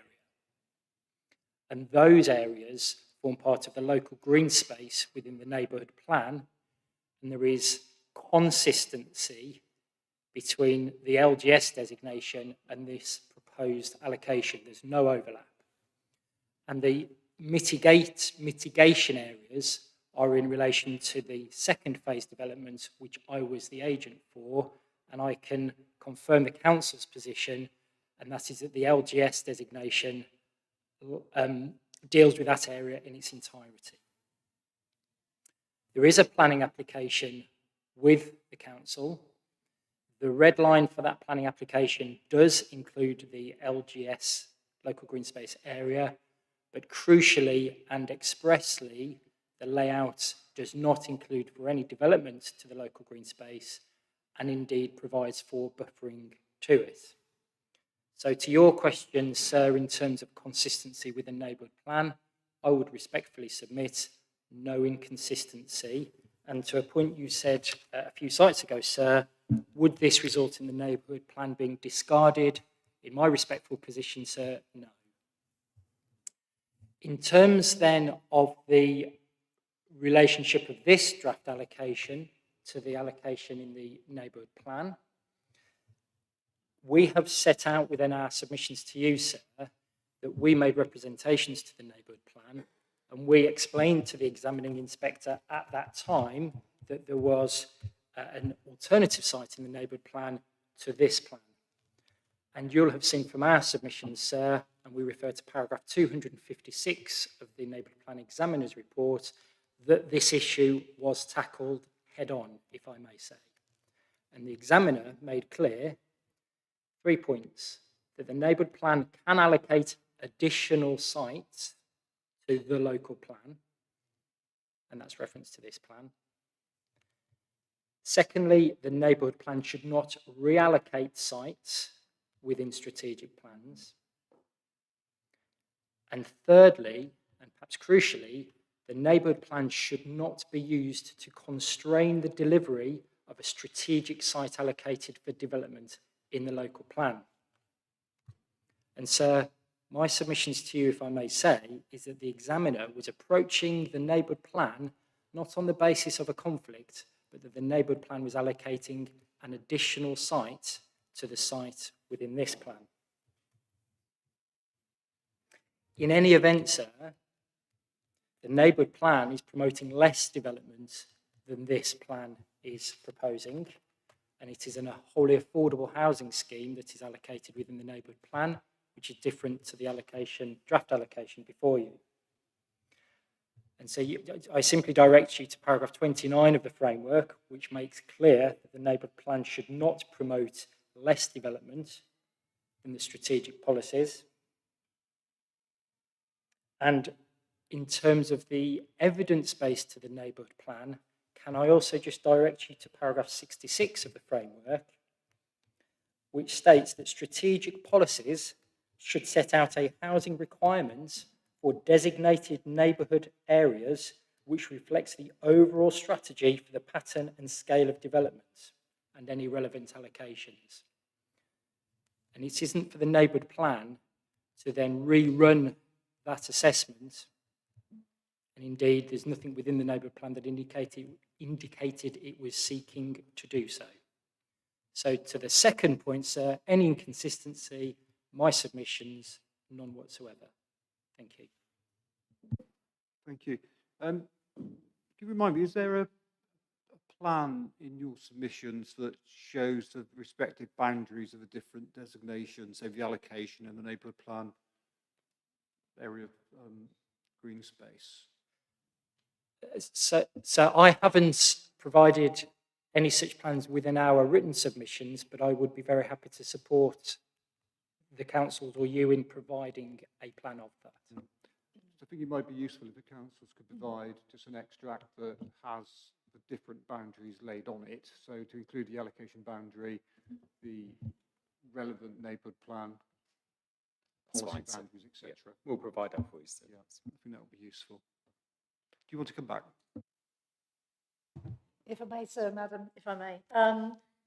Yeah, certainly I can confirm that we did not seek to redraw any requirements compared with the plan. We sought to deliver and exceed on the indicative housing requirement that we were given. In fact, as I said, we've already exceeded it, and that's at the beginning of the plan period. So we are very much on track to substantially exceed it. Also, just in terms of the SWDP process, that was very much a desktop process. We've not done just a SWOT process. We've done on-site, we've done professionally commissioned landscape sensitivity capacity assessments, and that we've also managed to take into account the cumulative effects.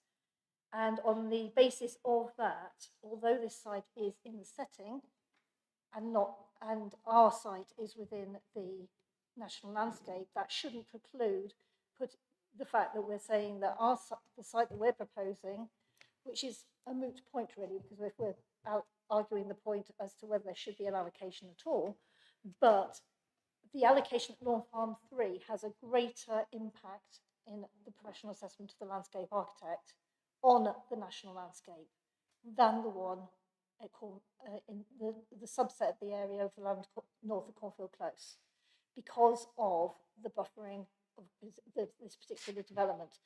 So as I say, prior to 2019 and the appeal decision of Cornfield Close too, there may have been a different conclusion to the landscape assessment.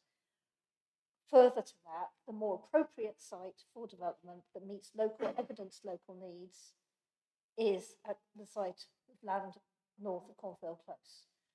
Lawn Farm 3 was considered unsuitable on the basis of the assessments and would have a greater impact on the national landscape. Thank you. Thank you. I'll bring the national landscape in at this point. Thank you. I mainly just wanted to say how the National Landscape team would have been heavily involved in the neighbourhood plan process and would have commented on it and objected if needed. But we work very closely with the parish council and are aware of the extensive landscape and visual and sensitivity and capacity assessments that were done as part of that process and how extensive they were. And this notion, or this kind of divide between what is in the boundary and what is in the setting in this instance, because Welland straddles that boundary, but the setting, although there's no legal definition of what the setting is, but in this instance, it's not like that boundary is hard and fast. So in this instance, it was the neighbourhood plan has assessed that that there's going to be less harm done by the allocation put forward by the neighbourhood plan as opposed to the council's plan. Thank you. Come back. Thank you, sir. Just a short point. I do wonder the plan that is being prepared for you, whether the boundary of the national landscape, you would benefit from seeing that, because this site is separated visually from the national landscape by existing built form. The national landscape is on the northern part of Welland, and this proposed allocation is to the southern quadrant of Welland. I think you, respectfully, so you would benefit from seeing that relationship. Thank you. I think it would be helpful. I leave it to the council's discretion as to which boundaries are put on, but I think a boundary of national significance perhaps ought to be on there. Do you want to come back very briefly? Very briefly, sir. If I can just say, the fact that there's a separation is irrelevant. The fact is that it's the viewpoint and the visual receptors and the key views that you take of it. And the fact is where it is will, as I say, in the LSCA says that it would have a greater impact there, including the fact that it actually increases the perception of the size of the settlement in what is meant to be a very rural area of natural beauty viewpoint. Thank you, sir. Okay, thank you.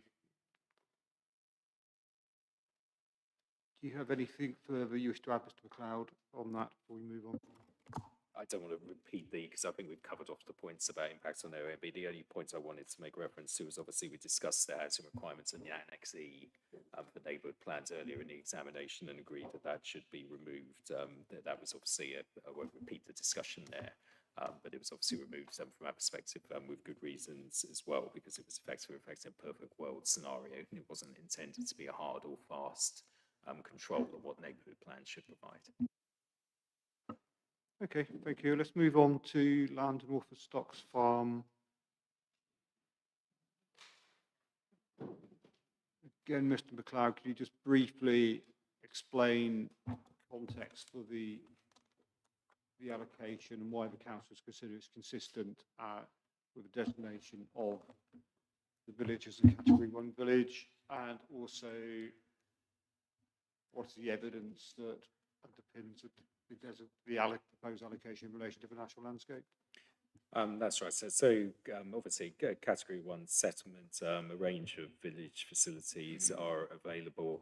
And we also looked at the rural transport study, exam 31, in terms of looking at the public transport services from this settlement. A planning application has been submitted on this site. It's again a relatively modest extension to an existing scheme which is being actively promoted. So we've included it within the 5-year housing land supply.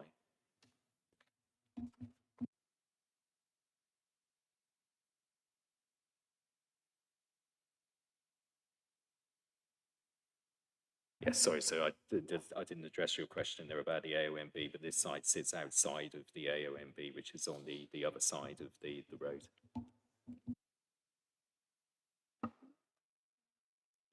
Thank you. Far end of the table, sorry, I can't read the text. Thank you. Yes, the council have said that Suckley is classified as a Category 1 settlement and that it was in fact reassessed during the update of the Village Facilities and Rural Transport Study in 2024. However, those results are based on inaccurate data. Some of the scoring itself is inaccurate, and there's been a range of services included that actually don't exist within the village any longer. So I would submit that the village needs to be reclassified and is most likely to become a Category 2 or even a Category 3, as there is further loss of services expected in the coming year. Do you want me to go on? Or? Yes, please. Yep. In terms of the setting against the national landscape, the proposed allocation is outside the development boundary and does lie adjacent to the national landscape. And the site is one of the highest points in the area and is very rural in character. Any development would appear prominent and out of place in this location and be clearly visible from the national landscape and surrounding area. It would dramatically alter the tranquility of the setting, the environment and landscape of the area, and completely change the character of the village.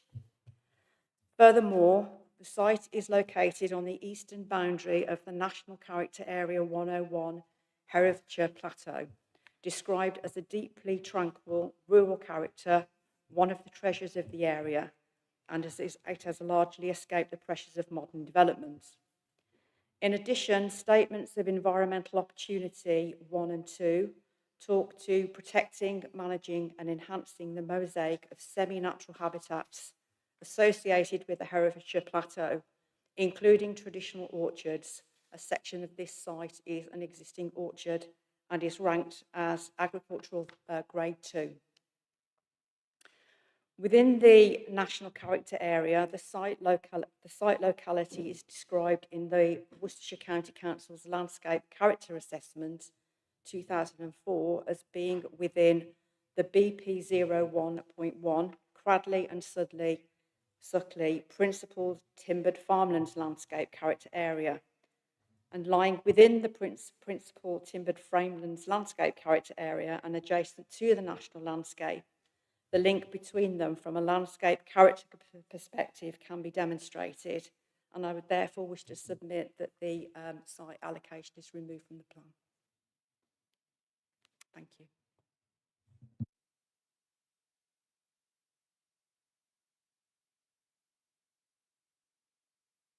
Thank you. National landscape? Thank you.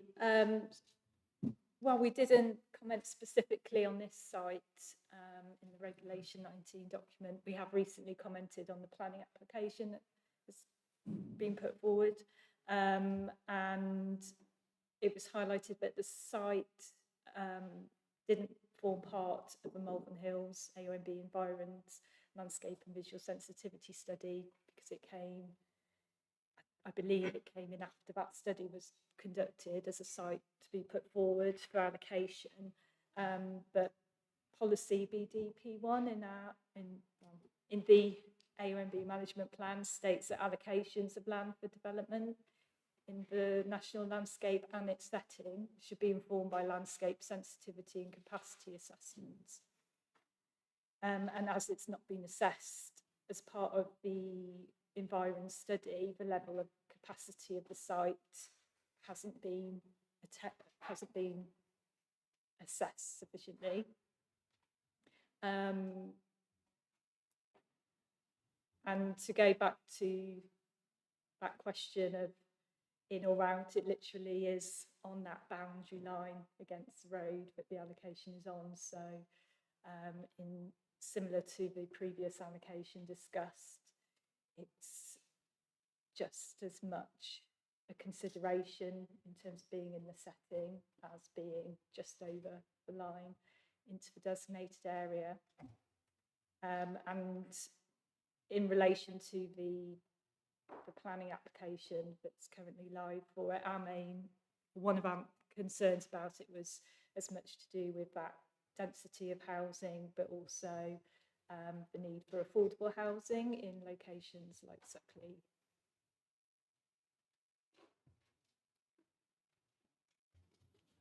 Thank you. Mr. McLeod?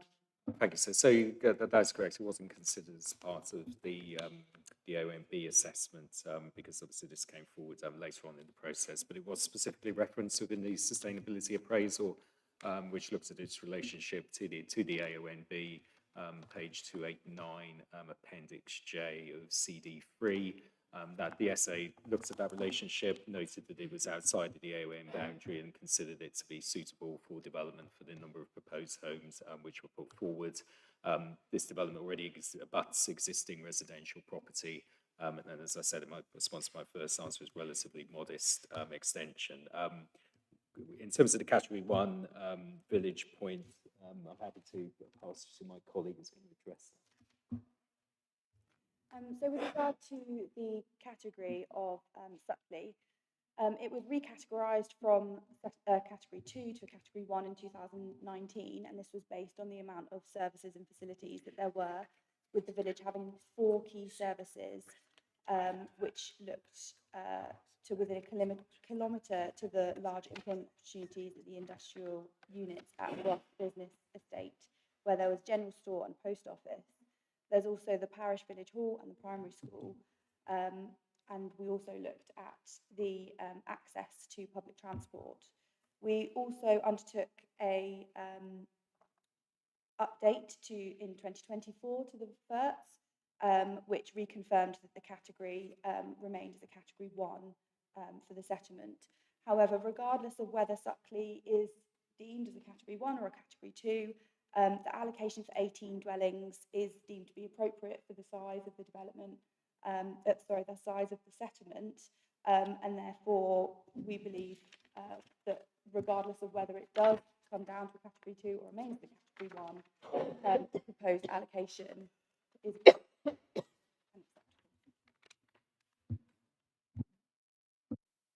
Okay, would you like to come back? Yes, thank you. I appreciate that these studies are done at a snapshot in time. Having heard what the council representatives have said about Suckley, regardless of it being a Category 1, I would propose that it is potentially a Category 3, and the criteria for a Category 3 settlements don't really justify any development in that area. Thank you. Thank you.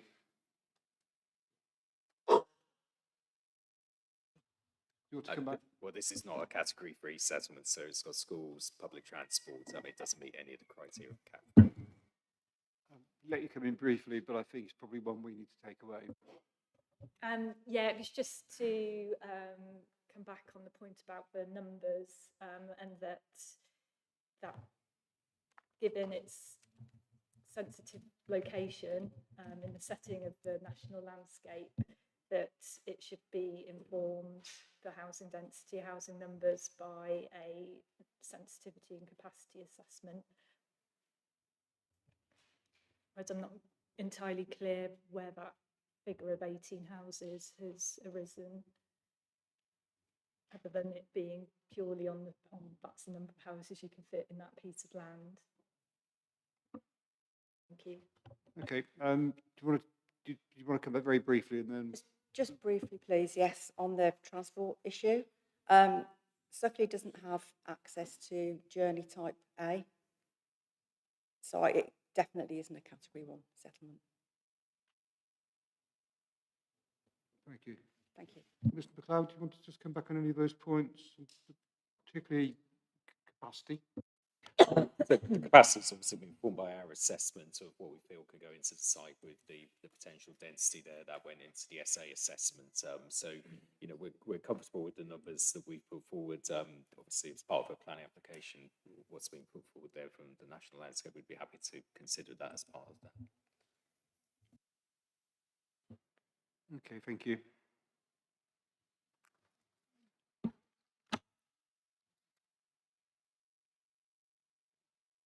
Right, let's move on to proposed allocation, U101. I think our question remaining relates to how this would be justified to fall within the 5-year housing land supply.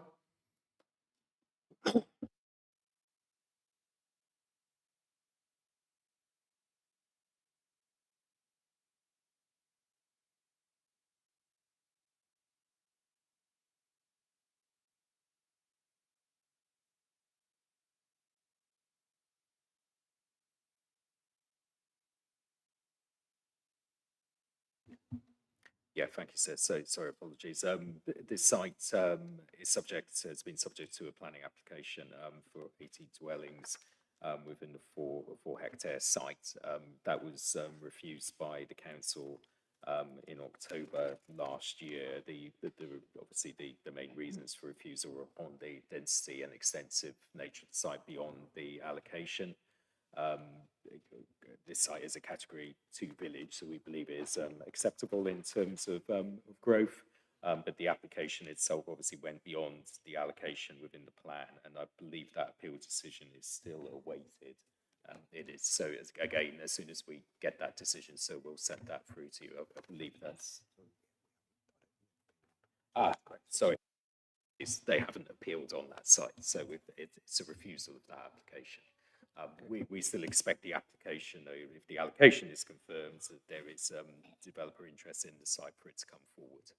Okay, so is there any evidence of the site coming forward as per the proposed allocation?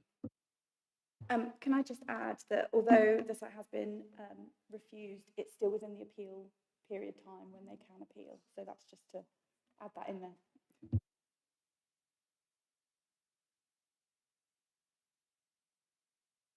Okay, well, if an appeal is notified to yourselves, could you please let us know?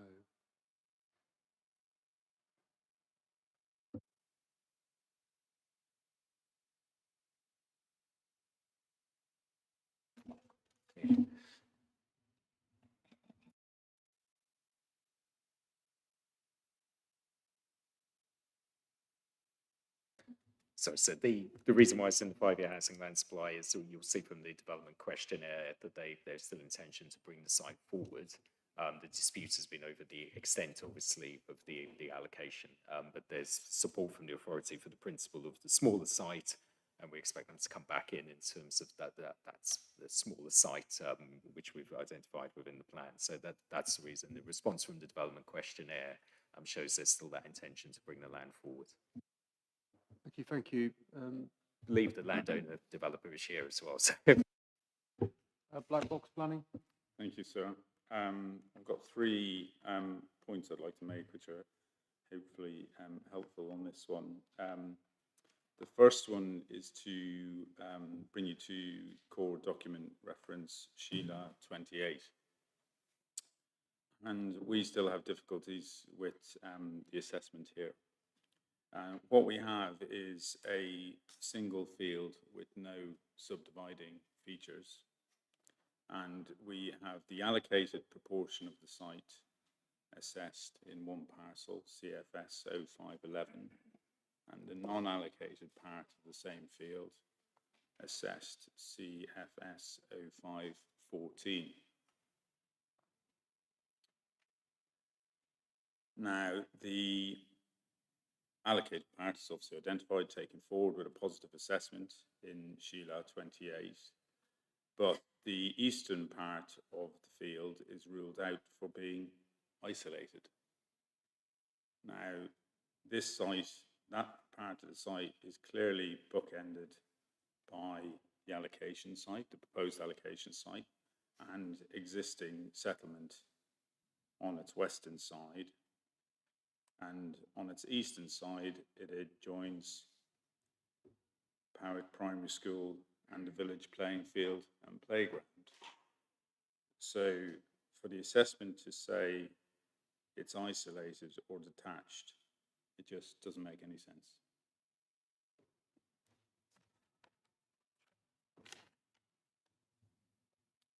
The second point I wanted to touch upon, the council referred to the recently refused application which may still run to appeal. And I just wanted to provide some context for that decision, given that the council have referred to it in their response to your question.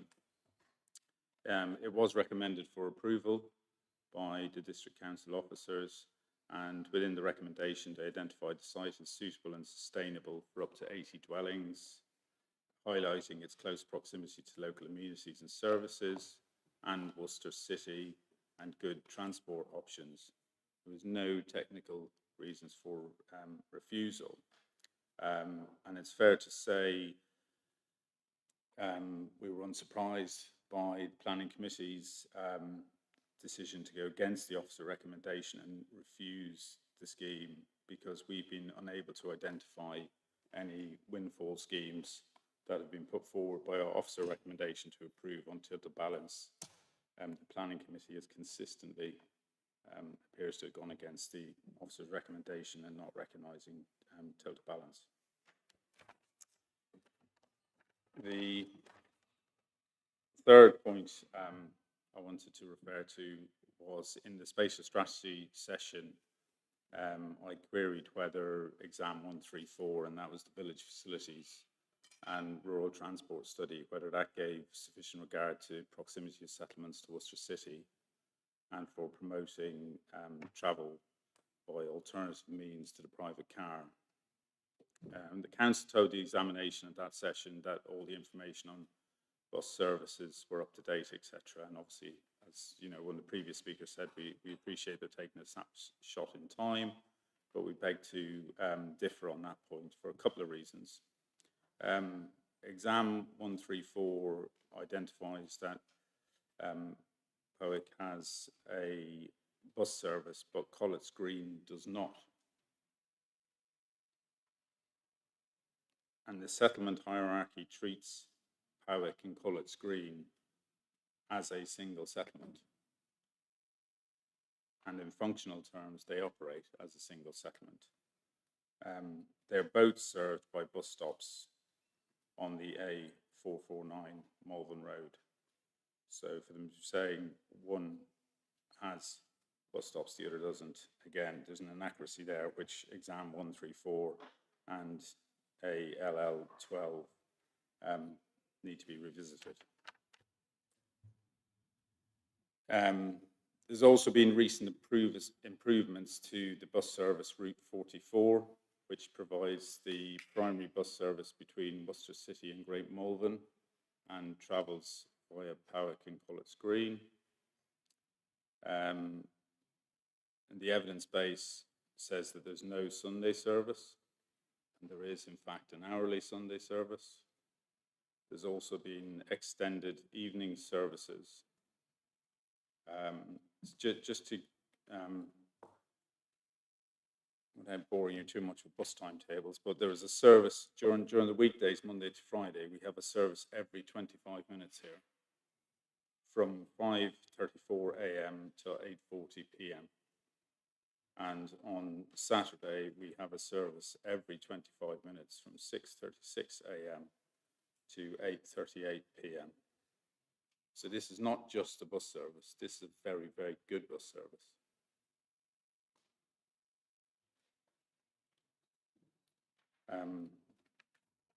So in conclusion, having regard to the council's methodology for allocating sites and the associated evidence, we're really struggling to understand why the whole of the field here is not allocated. Through our representations, we've consistently promoted the whole of the field, and it keeps on referring back to the Sheila assessment, which effectively identifies two parts of the same field and comes up with different conclusions. And I think when you conduct your site visit, these points become more apparent. And finally, sir, it's not for me to set the council's homework, but we'd appreciate if the points I've identified could be looked into in terms of relevant updates. Thank you. Thank you. Mr. MacLeod? Thank you. So I don't think there's any dispute about the transport accessibility of the site or public transport. The reason why this application was overturned at committee by members was they went back to what was reflected within the plan and the essay, which is a point around coalescence with Collets Green and Powick. That was the single reasons for refusal. There was nothing about accessibility or bus services, and it reflected basically the members' decision and reflected the conclusions within the SA for this plan, which flagged that coalescence point as an issue. We, as officers, obviously we're applying the tilted balance at the moment, so that was the reason why the recommendation was put forward. Members quite reasonably went back to that single point, which reflected the evidence base for the plan. But yeah, obviously, so that is in relation to the larger site. The smaller site, obviously, is deemed by the SA as being acceptable. Thank you. Do you want to come back briefly? Yeah, thank you, sir. Just perception of coalescence, that point was dealt readily within the officer's report to planning committee. There's also a master plan response in looking at the whole of the site, whereby if the 40% green infrastructure provision policy requirement, the majority of that is looked at on the eastern proportion of the site, therefore dovetailing with Powick playing fields, the perception of a degree of separation and gap can be maintained in any event. It's never been put forward as a important gap of any designation or LGS or any other protection for that reason. So we don't think there's a coalescence issue there as such. Thank you, sir. Thank you. Anything further to add? Okay. I think there's one more housing site which I think we can cover really briefly, which is reallocate 49 Victoria Car Park. The main modification to propose its deletion. That's correct. As we've recommended removal of this site, as the owner has no intention now to bring the site forward for development.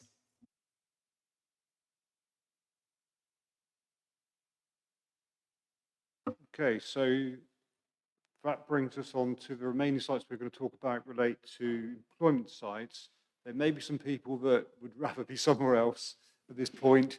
So if anyone is wishing to leave, I'm very happy to take a 5-minute adjournment before we continue. Yeah, so we'll continue at 2:35. Thank you for your contributions, by the way, for the people that are leaving us. Thank you.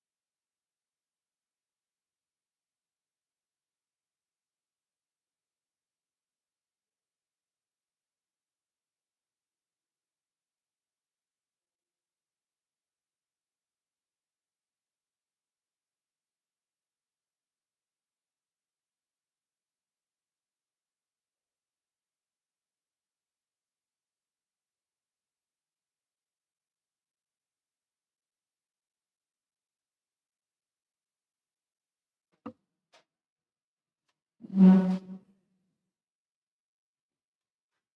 thank you. The hearing's now resumed and we'll move on to proposed allocation U105 at Park Farm, Blackmore Park. Posed several questions about this relating to potential effects on national landscapes and the transport network. We'll deal with the national landscapes point first. So if the councillors could explain your position on this and also outline the proposed main modification. Thank you, sir. So this site has, obviously, we've taken account of the Malvern Hills Environment Report. In this case, the report did identify that the site was not suitable for large-scale development and recognise the limitations of mitigation. In response to that, and particularly the need to provide some elements of local land provision within Malvern, we've taken a much sort of smaller net developable area within the site. So the overall site area is nearly just over 14 hectares. The proposal for development is 6.3 hectares, so a much smaller scale development. We believe that there are opportunities then to mitigate the impact of this site from effectively the views from the national landscape, whether that be the incorporation of green roofs to help mitigate some of those impacts. If you look at the site, and I think it is important to sort of see the site, but if you look at it obviously ground level, there is a number of trees which provide some natural screening to the site as well.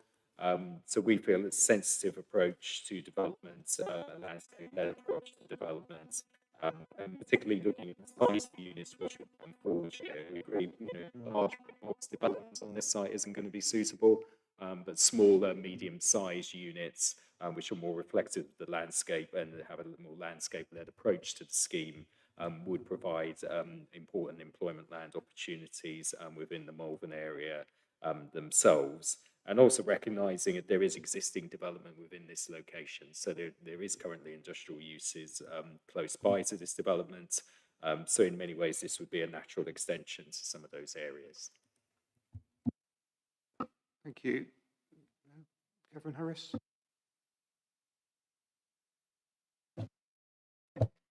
The site, yes, is 14 hectares, is down on the plan, but I'd like to draw attention to the fact that it is contiguous, is this plot of land, with the A&OB boundary, so it's just immediately outside it. And the A&OB documentation says that loss or harm to natural aspect, to be aware of that, particularly if sites are contiguous to the A&OB. And I think that has to be noted. And also, within the environs report, yes, it does say at 14 hectares, there's absolutely no capacity for employment land because of its sensitivity. And it also references the existing ESP development has not sufficiently taken into account its effect on the A&OB and walkers and is incongruous in its landscape context. So it's already criticising the existing development that is there, and this is only going to be adding to it. And the other thing I'd like to ask, who owned the land? Could you answer that, please? Thank you. Mr. MacLeod?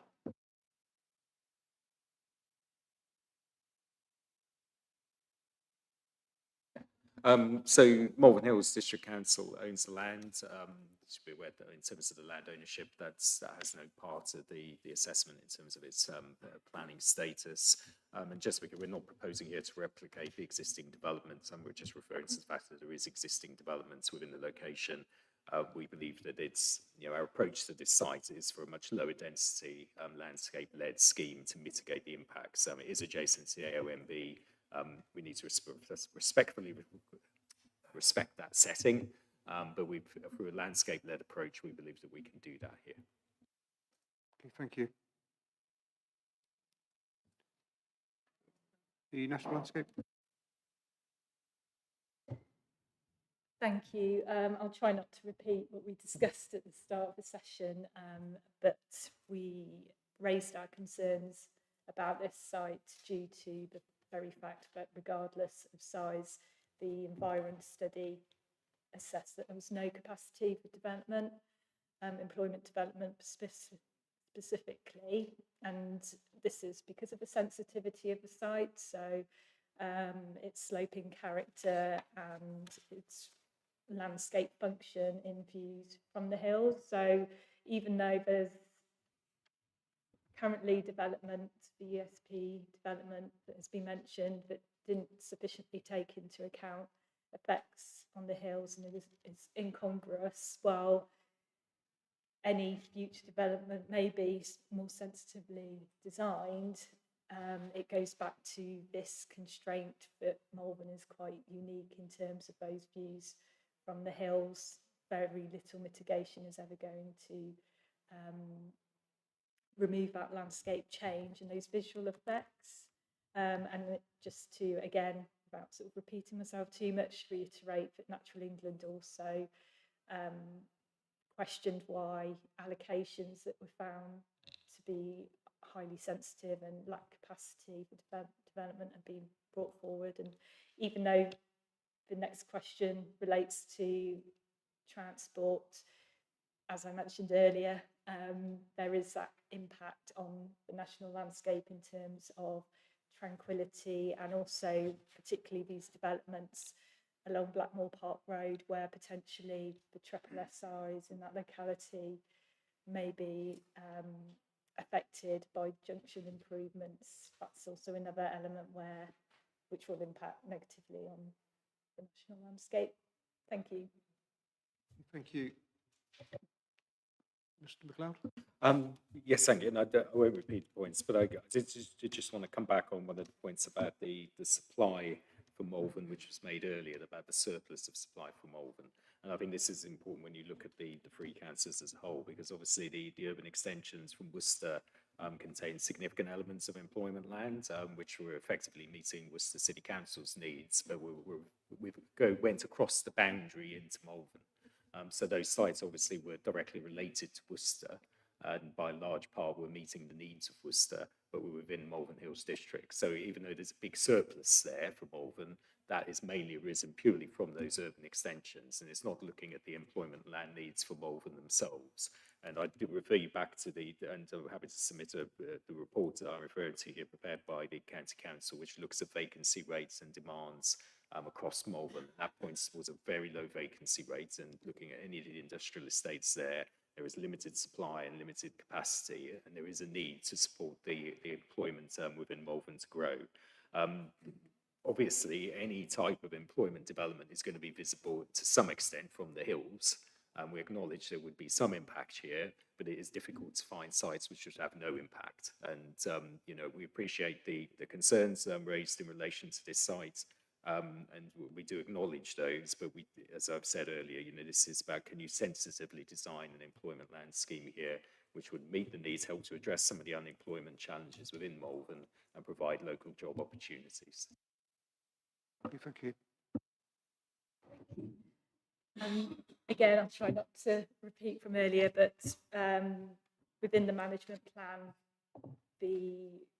one of the visions or the objectives of the national landscape is to provide vibrant local economy. So while we're not objecting to that or disagreeing with that need, and also with the wider area, it's the fact that within the evidence base, it's been determined that this allocation, plus also the reallocated SWDP 54, were assessed as having no capacity, and we would just question whether all options to serve the Malvern and wider area have been explored, rather than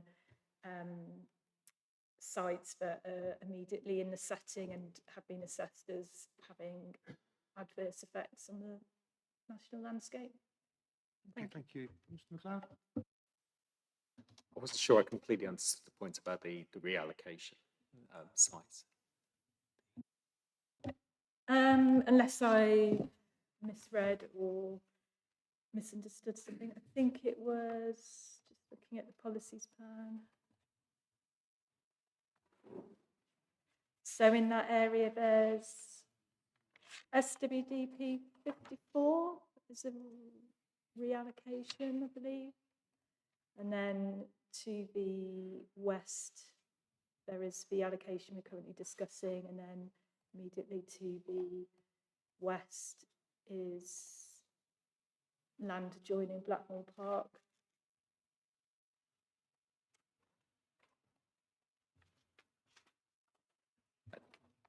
Yes, that's correct. So this is the smaller allocation to the south of the proposal which we're talking about now, which was within the last plan, which is carried over into this plan.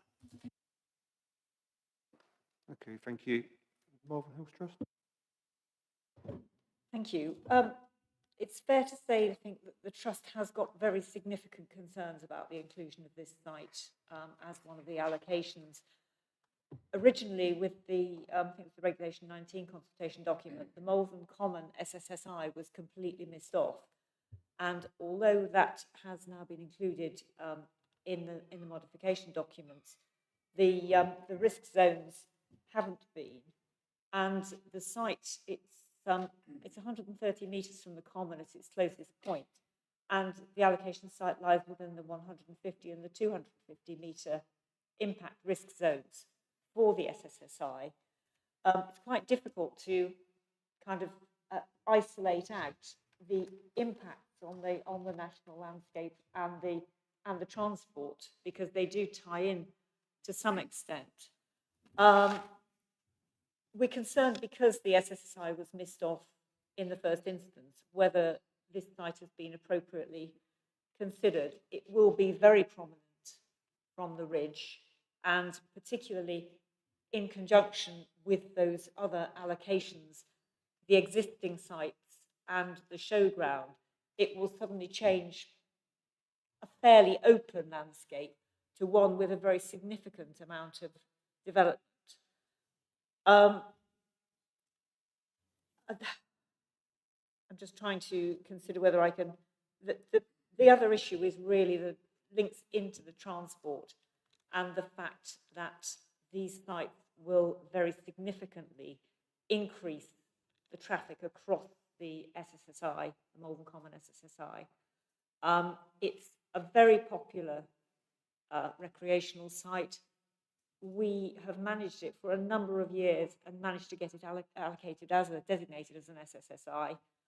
And it's got orchids, it's got nesting skylarks, and all of the increasing traffic there is going to have a very significant impact, both on the natural aspect and on the people who use that common. And if I might, I will just mention the suggestion in the Jacobs report that there's a number of junctions around the area which will be affected, but particularly junction 14, which is the Poolbrook Road, Blackmore Park junction, where there's a suggestion, is that the right one? Yes. Suggestion that all the approaches should be widened to accommodate the additional traffic. I do agree this is a very difficult junction and that this will add to the problems there. They're suggesting, as I say, widening all of the approaches. That is going to impact significantly on the Trust's land. And I would say, if this land can be taken for highway, what is the value of 4 separate statutory designations on this land? It's Malvern Hills Trust protected, it's registered common, it's SSSI, it's AONB. And the Trust is really concerned that a chunk of this land will be taken for the transport improvements for this site.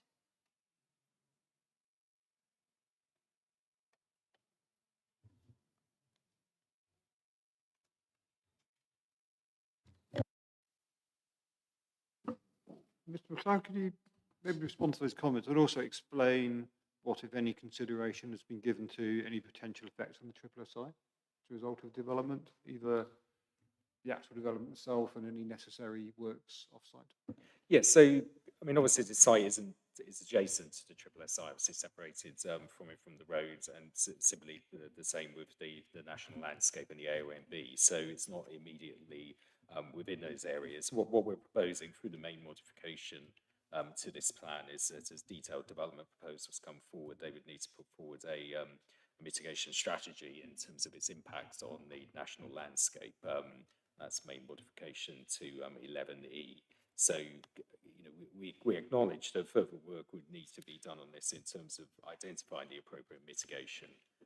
But equally, this site does sit outside of those areas, and from a transport perspective, the site can be accessed. You know, it's a fairly straightforward access scheme. There's some improvements required to the junction, but nothing abnormal for this type of development. So, so we feel the sites can be adequately accessed.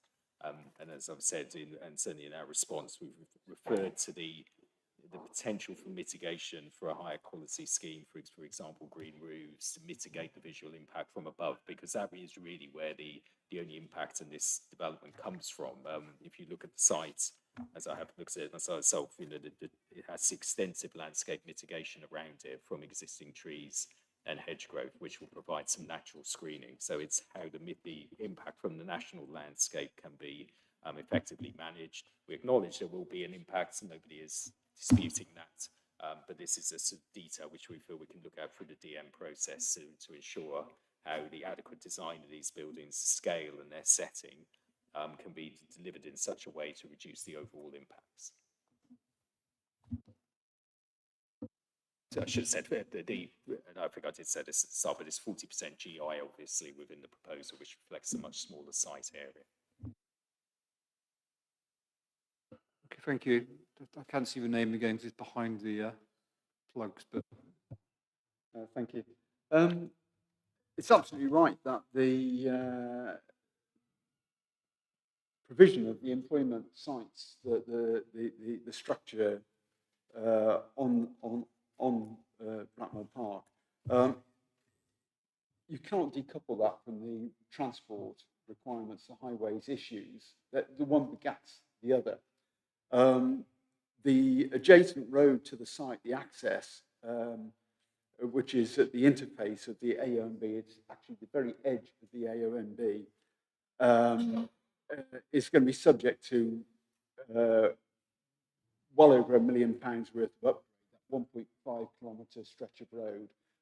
We've already heard that the junctions at each end, particularly the Peachfield Common end, which is an iconic gateway into and view to Malvern, will be subject to signalisation, curved islands, additional lanes, filter lanes, to accommodate the extra traffic and HGVs. This is all creeping urbanisation. You've changed the whole character, the very fabric of the landscape. If we think of that landscape, why have people, what is it about Malvern? Why is it a national destination site? Well, it's because people come here to regenerate themselves. There is issues such as physical and mental well-being need to be valued. A price has to be put against that. And if we think about the work done, you know, our forefathers had the foresight to preserve the hills, to stop the quarrying, to preserve the hills for future generations. What we're now doing, we are at that same tipping point. What we are now doing is degrading the very landscape, the views from those hills. We need to reenact what our forefathers did, just as they preserved the hills, the Malvern Hills. They stopped them from being the quarrying. We need to do the equivalent of that for the views from the hills. And basically, we're concreting over those views. It becomes a pointless exercise. The Malvern Hills and the Malvern national landscape is unique. It's finite. And what we are doing is degrading that. Why will people want to come as a national destination site? Why will people want to come to Malvern to look at the views of warehouses and traffic lights and queue in the traffic? Pointless. That option. There are very few options now, getting less and less as the population grows. There are less and less options to go to places like, there's fewer places in a sense, like the Malvern Hills, where people can regenerate. As an aside, it's worth recalling that tourism accounts for 11% of the income for the Malvern area. And Malvern depends on that for it to have a vibrant economy, a tourist-based economy. Thank you. Thank you. Mr. McLeod, do you have any further comments to make on the highways matters that I think we've generally covered off? Just briefly, the modelling showed that there was capacity on the B4208, which we could obviously utilise for this development, and the access improvements obviously will be again adjacent but not affecting the triple SI, because they'll obviously be on the side of the road of the industrial estate, which is where they're showing the potential for access improvements to be made. There's also, we looked at this in terms of the local wildlife site to the south. And again, we've included sort of separation from the employment land and between that local wildlife site. So there's adequate mitigation there coming forward. And just to answer, the conclusion of the Sheila was that the site was suitable for a more limited scale employment development. Thank you. National Landscape?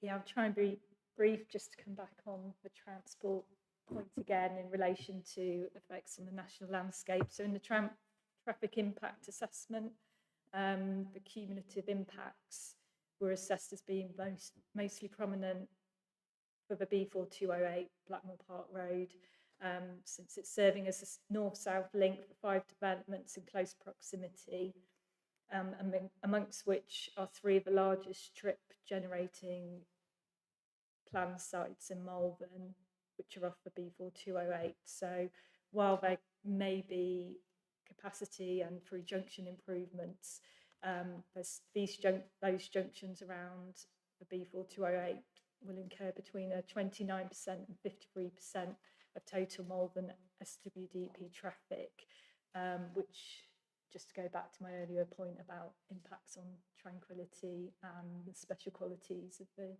national landscape. Thank you. Thank you. Mr. McLeod, any comments on that? No, because I think I'll just be repeating what I've said, to be honest. It's about the balance between providing for jobs and investment within Malvern. Malvern's got its own vibrant economy. We need to be providing a balance for new jobs and new housing. We set the points around, so there will be some impact, but Malvern still needs to provide for housing and growth going forward to keep the sort of vibrancy coming forward. So it's trying to strike that balance. Okay, thank you. It's coming up to 1 o'clock. I think it would be quite useful if we can just continue for a little bit, given we've had a sort of short break a while ago. But if people feel that they need a longer break or break at this point, let me know. We'll maybe go on 15 minutes or so and see where we get to, just to make the most of the time we have. So we'll move on to the next site, which is new 107, which is Malvern Hanley Swan between Hillview area and Willow End Business Park. Again, we posed similar questions to those before. We don't need to repeat the answers in detail, though we've got that, and I think we're happy to take that as read for those. So if people want to add any site-specific points, those would be helpful. But we have a general context and general concerns of people on this side of the table. There's a proposed main modification, which I think is it SWDPR 11E. Maybe you explain that, please, Mr. McLeod. And again, this is the requirement for there to be a study to assess any impacts on the Malvern Hills national landscape as part of a planning application. So appropriate mitigation is put forward.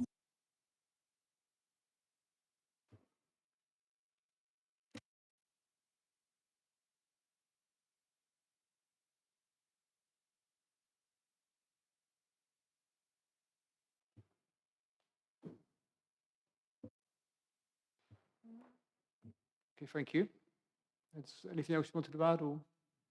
No? Okay. Any site-specific comments? We're happy to take the previous comments and reapply them, just because I think that in order to avoid repetition. Does anyone want to add anything at this point? Or is it as previous? Yeah. Okay. So if I could just make a very minor point, sorry, but there's in our response, there's an error in the response, because there should have been a but in there that can be mitigated. It doesn't include the the but about it can be mitigated. So it just it doesn't read like mitigation is possible, but the conclusion should have been but can be mitigated.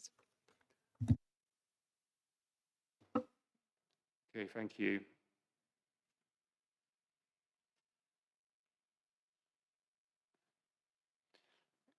Okay, policy new 108. My note says the site has planning permission. Is that right, or did I hallucinate that with the number of statements I've read? No, I don't believe it's got planning permission on the proposed allocation. There is planning permission on adjoining land. Sure, that's right.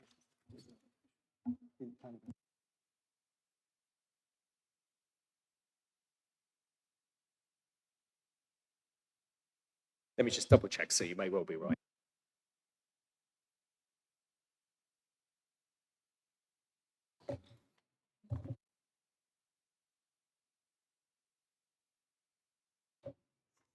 My colleagues just said it says in the Jacobs report that it's got permission, but whether that's right or wrong is another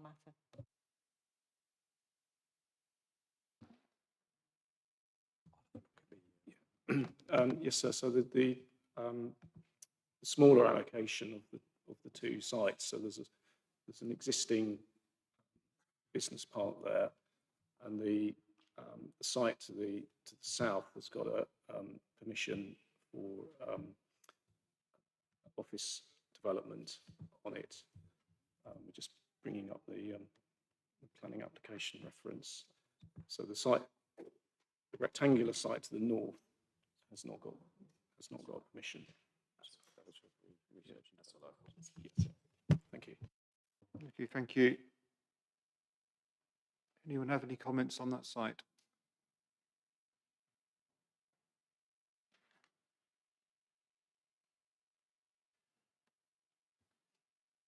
Okay, moving on to policy new 109, land at Mayfield Road.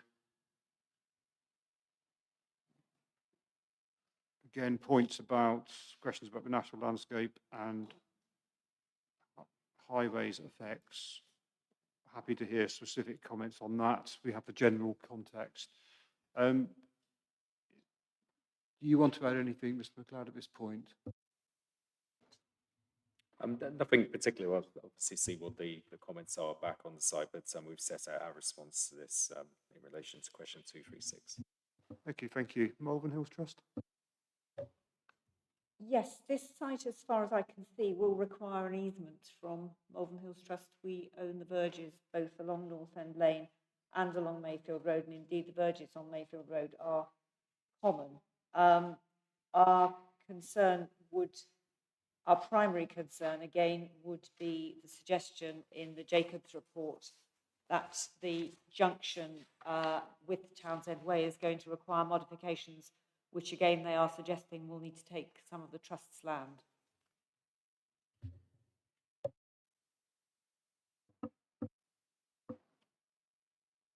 Thank you, Mr. McLeod. That is correct. So there is already an existing access across the Malvern Hills Trust land, and access improvements may well be required, but obviously we'd need to look at that as part of a subsequent planning application that came forward.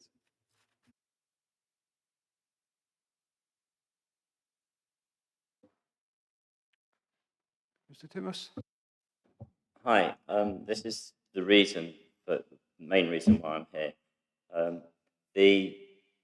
This is talking about an area of arable land just outside the Malvern Hills town, which is clearly visible from the top of the hills. And the view from the top of the hills goes across these arable fields to Madresfield Church and Madresfield Court beyond. And it's definitely a part of the view you get from the hills. But as well as that, if you were to go on Rectory Lane in Madresfield, which is just one field away from this proposed development, you get the most magnificent view of the whole range of the hills from probably one of the closest viewpoints that you can see that. And I'd like to invite you. I know you said you would be doing some site visits later on. I think you should really go to Rectory Lane in Madresfield and have a look at the view across these fields that are being asked to be developed, and see how it would destroy that viewpoint of the hills. In addition to that, the trust owns the verges on Mayfield Road, North End Lane, and Rectory Lane in Madresfield. These are all single carriageway roads that cannot take an extra traffic. Even if you make the junction with Townsend way bigger, traffic will inevitably go through Madresfield along North End Lane to escape that employment site, and the roads are just incapable of taking that load. I'd also like to say that at one point the plan, or the Madresfield Court, who own the fields, put forward a plan for 20 hectares of development using some other fields on Mayfield Road, and they've downed this to under 10 hectares to try and get below the radar for the development.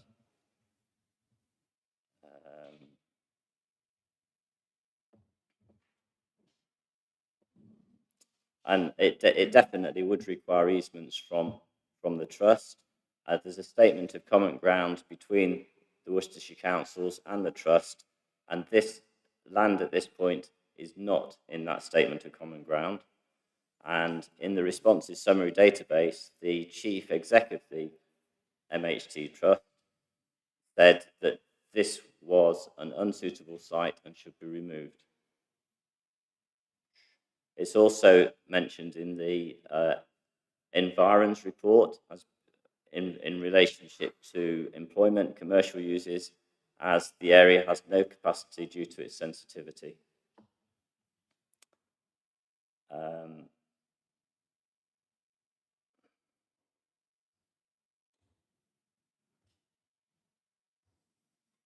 Yeah, I'd thoroughly recommend you take a site visit there. Thank you. Thank you for that. I think in your written statement, you just asked a question about whether your representation had been considered. I think that was Regulation 19. Yes, we have seen it. I think that's the one that includes the annotated photographs. Yeah, with the red marks on them. So just let you know we have seen it. Yeah, thank you. It looks better in real life. Okay, we'll have a look. Okay, so on that again, does anyone have any further site-specific comments to make? I don't want people to be rushing towards lunchtime, so please, if you do, I'm very happy to take them. Thank you, sir. So just a couple of points in response to that. So the site is referenced in the Statement of Common Grounds with Malvern Hills Trust, so I won't cover that point, but it is included within there. I think it is important that you go out and see this site, so I wouldn't disagree with that. The site is right next to Malvern Town, so it's a natural extension to Malvern Town. It has a major employment area close by to the north, which has a whole range of uses, ranging from supermarkets, builders, merchants, leisure uses, and ice skating facilities, so significant development to the north. Residential development also to the north and the west. So looking at this within the context of Malvern, it obviously has Malvern there between itself and the AONB and the hills. It is, well, I'm sort of struggling to see where else we could go in terms of looking at it from the hills, because obviously you're going to see a visual impact from the hills itself. Again, the Environs report recognises that impact, and the reason for the modifications we're putting forward is to try and mitigate that impact as much as possible.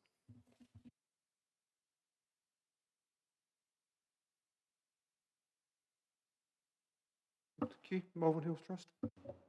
Two very tiny points, sir. One is that my colleague's just pointed out that she's not sure that the modelling in the Jacobs report and the size of the site on the site allocation actually tie up. She thinks that Jacobs were using a smaller site. And the other point I would just make is that I don't think that the trust own the verges in Rectory Lane, but the other two we certainly do. Thank you. Look to the council for any comments about the Jacobs report and consistency. I think that might be. Have a look at and come back.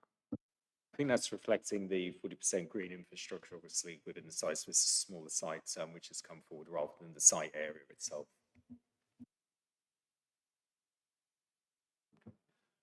you like to come back, Mr. Titmus?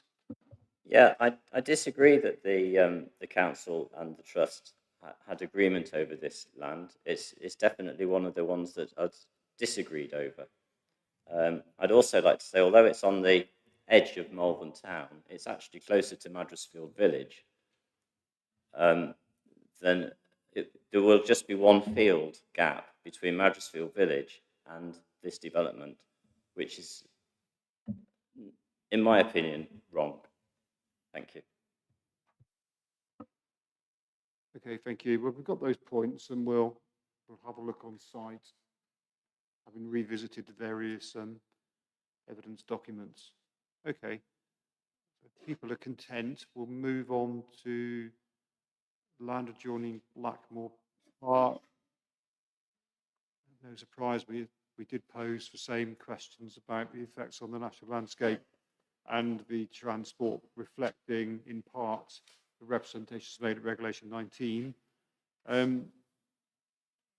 Proposed main modification again, I think that this is the one that comes into policy 11. Anything to add to that, Mr. McLeod?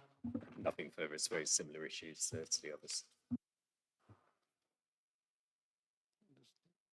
Looking to see if anyone else has anything they wish to add, any detailed site-specific matters they want to draw to our attention. No.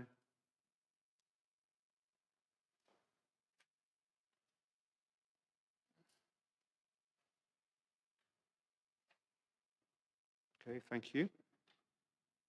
Okay, so I've got a note. I think there's a statement from Mr. Harrison in respect to the site at Kempsey regarding a significant gap. Did you want to comment on that now? Because I think this is probably the opportunity to do so. Yes, please. Sometime, I think the parish council are going to go first.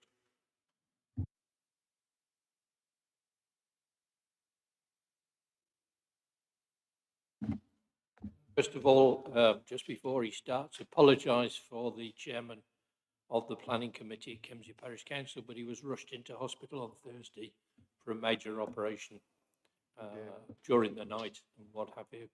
And he did come out of hospital at 5 o'clock yesterday, but he's unfit to come today. But I thank him for all his work he's done. Thank you for letting us know.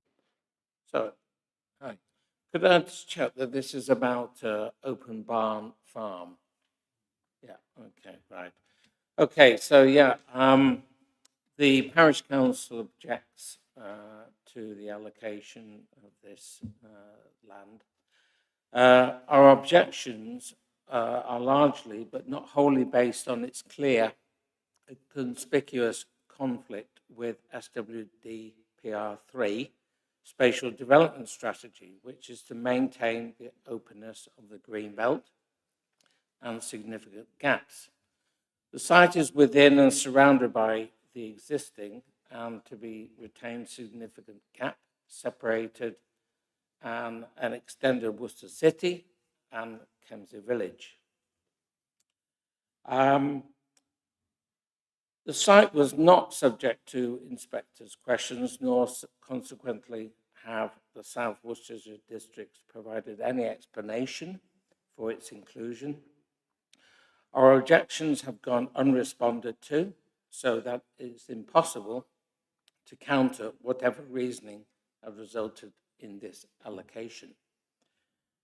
The proposed 2-hectare development site is directly in the middle of this area and is illogical, damaging to the GAP's objectives and undermines the integrity of the policy. The site was originally 8 hectares in extent. Then it was reduced to 5 hectares, and now it's 2 hectares. Again, the reasoning for such reductions is unclear, but we expect it is an attempt, a failed attempt, we believe, to minimize the resulting harm to the open character of the gap. The site is not required to meet the plan's employment land requirements, of which there is an identified surplus. While that requirement is not a maximum, it seriously questions the need to allocate this site contrary to other policies of the plan, including safeguarding what is some of the best arable land in the area. Finally, and significantly, the allocation could not be in a more prominent and conspicuous location right alongside the A38, even though there is land behind it. The overwhelmingly main approach to the village, where it would be seen as a major break in the continuous rural frontage and an intrusion into the otherwise undeveloped gap. The limited benefit of the allocation are far outweighed by the resulting harm. Moreover, we suggest that the appropriate way forward would be for the merits of the proposal to be assessed by a planning application in which all policy and other matters then in place can be investigated and balanced. And we would urge you, the inspectors, please, to include this site among your visits to fully appreciate the illogical citing of the allocation. Thank you. Thank you. I have note of that. Do you want to contribute now? Thank you very much, sir. Thank you.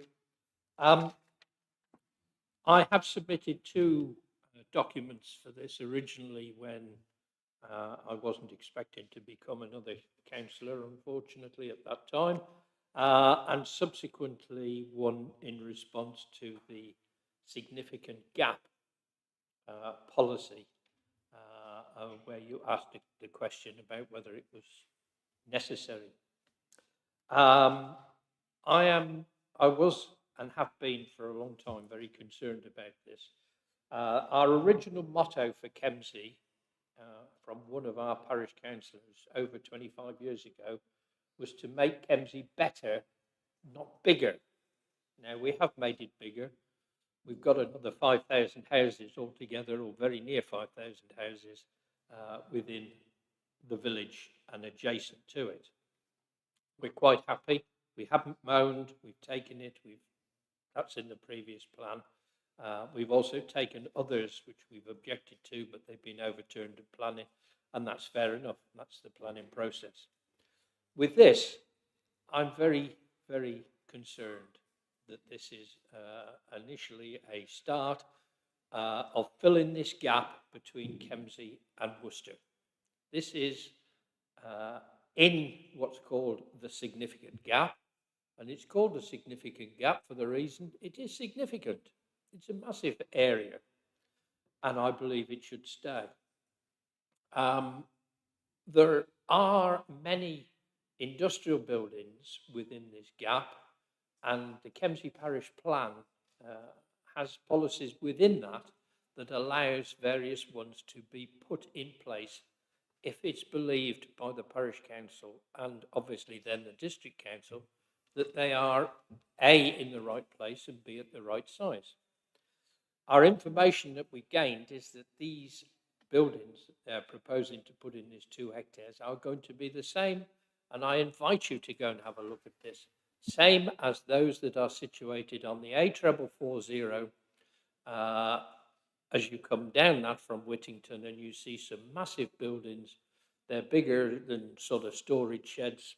In fact, you know, I really don't know what to call them. They're just like hangars and what have you. And I've had the privilege of going inside, and there's nothing in the top of them. It's only what's in the bottom. But they're obviously there because people and businesses want to work. In this area, we're talking about a village. And I don't believe that this gap should have this where they're proposing it. There is buildings that have been provided to the west of this site, up against the hedge, and I invite you again to go and see that.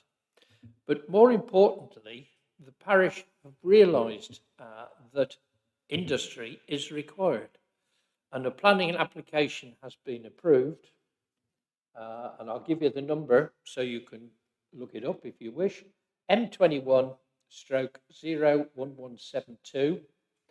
This is for 24 business units.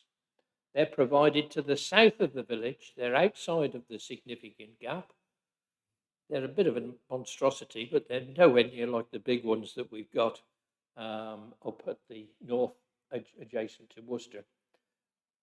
I just hope that you'll go and look at those as well. As I say, they're at the south of the village. It's absolutely critical that if we start building within this significant gap, and the policy said, no need to build in the significant gap. That's the response that we had from the consultation that was done by the district council. And I just feel that this would be the end of the village of Kemsey completely. That's my opinion. Thank you very much for listening. Please visit. Thank you. Mr. McLeod? Thank you, sir. So, I mean, just to clarify, this is obviously not green belt, but it's only significant gap. It's a relatively small proposal of 2 hectares. The intention is not here to replicate more major development proposals that have come through the Worcester extensions. We see it as a very much a sort of small unit scheme which will create local employment opportunities. It is within the significant gap, but as we talked about within the earlier sessions, development of appropriate scale can still be acceptable within the significant gap. It doesn't undermine the purpose of the significant gap overall. And again, there's commitments to include 40% green infrastructure within the allocation itself. So creating smaller unit schemes is important for local businesses within the area, the strong take-up of that type of land, and that's why the proposal is being put forward. Kempsey Parish Council? Yeah, can I just come back on that and say, you know, we've mentioned previously that we have recently approved these 24 small business units. Can I point out that they're nearly all unallocated at this moment in time? So the need for a further number of units to the north of the village is completely unnecessary. Thank you. So your concerns along the lines that if this development goes ahead, it erodes a significant gap, but also it then leaves a gap between the development and the northern edge of the village that's undeveloped at the moment. Is that part of your concern, that it's bringing development really? Well, I suppose it's potential of what could happen next, I suppose. Is that part of it? Yeah, that's correct. We already have a situation where just to the south of the main dual carriageway, there is a large housing development already approved. That already nearly halves the gap that we have between us and Worcester anyway, and infilling this part would mean that effectively the gap would almost completely disappear. And as I said, we already have all these industrial units south of the village that are nearly all unallocated at this stage. Thank you. Did you want to come back briefly? Yeah. Yeah, I don't want to take up too much time. These would be right in the middle. Right against the A38 is the site that's been allocated. There is plenty of room if you wish to allocate, or they wish to allocate sites, that these could be moved 200 yards to the west down the same access track, and they'd be up against the hedge, they'd be out of sight, and there wouldn't be a problem. These could be, if they'd applied for planning permission, they would probably have got them, because although it's in the significant gap, and although Kemsey has a parish plan, it has the policy in there to allow this to happen as long as it's not causing problems. Thank you. Mr. Timmers? Yeah, I think this just raises a point that isn't clear. So all these areas of development land are being proposed, and yet there's nothing in the definition that's saying what size, what height these buildings are likely to be. So could they be a fulfillment centre, or are they small employment? And I think to grant permission for all these development areas without knowing what is proposed to go in them is probably wrong. Thank you. Thank you. Just to finish on this point then, any comments from the councils? Just to go, I mean, obviously we're looking at a 20-year plan period. There is an existing operation there already, so there's a small-scale employment use, and this is seeking to expand the allocation around that use. So that there is, whilst it's within a setting of open countryside, there is an existing employment land use there, as obviously you'll see when you visit the site. The detailed points we feel can be addressed through the DM stage in terms of obviously design of units. Okay, thank you. You're just, just very briefly, please, because we do need to move on. I know, it's lunchtime. I invite you, go down and have a look, and you will see it is grade 1 agricultural land. You'll see it being, they grow crops on it, they grow market garden stuff on it all year round and what have you. There is no reason why anything on this site or on this field could not be put on the western edge. That's if you decide that something has got to go there. But there's no reason whatsoever why it should go against the A38 or in the middle of this significant gap. It could quite easily be hidden alongside. The access track is in there, so it wouldn't require much as far as industry is concerned. The signage is there, everything. Thank you.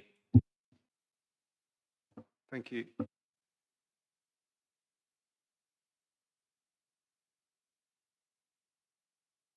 Okay, so I think that's bringing this session to an end. It's we covered an awful lot of ground, so thank you very much for your contributions. Has everyone said what they've come to say? Because if not, now's your opportunity. Okay, thank you. We suggest we... Oh.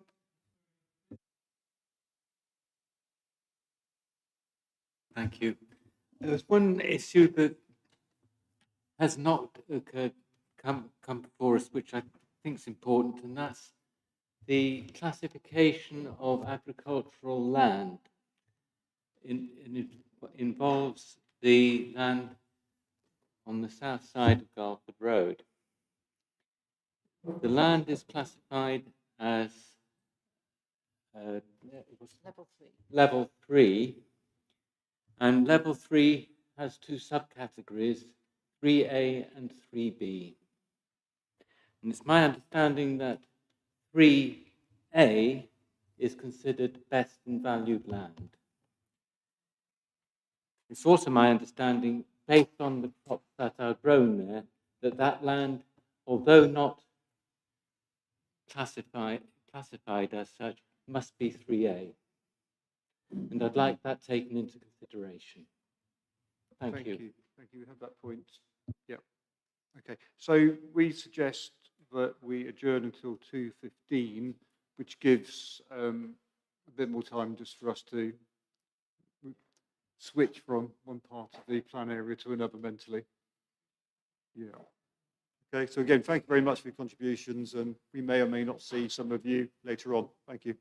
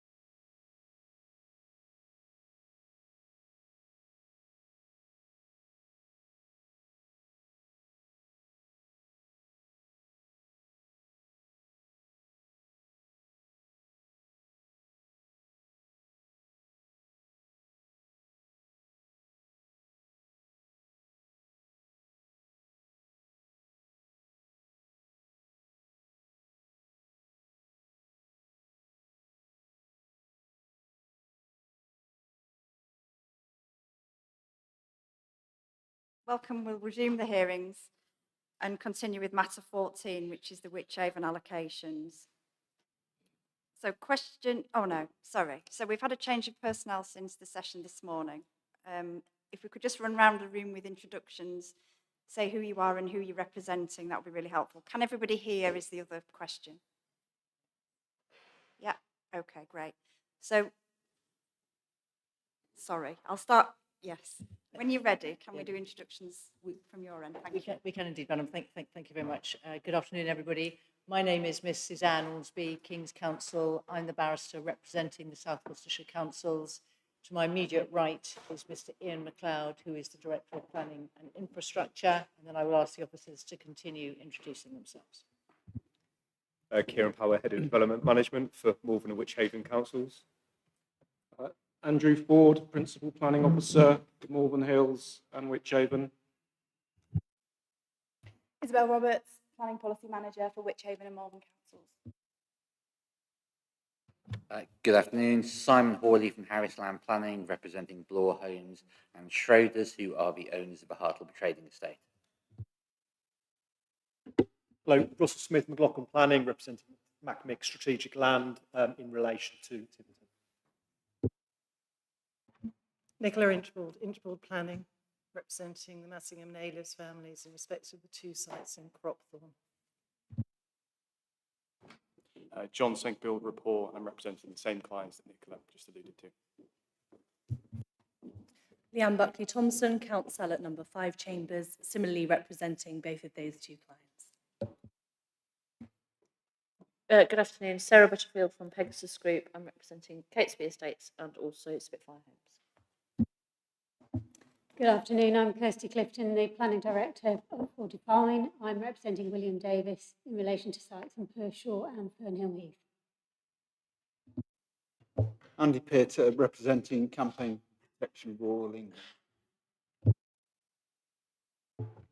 Andrew Knight, Chairman of Salway. Robbie Hazelhurst, representing Tiverton Parish Council. Trevor Knight from Tiverton Parish Council. Katie Parsons, Planning Director at RCA Regeneration, representing Dealey Homes, who have interests in sites in Wychavon at Honeybourne and Bretfordton. Thank you. Jill Brown from Nigel Goff Associates on behalf of Nigel Goff, representing the Southall trustees. This is Mark Higgs. Thank you.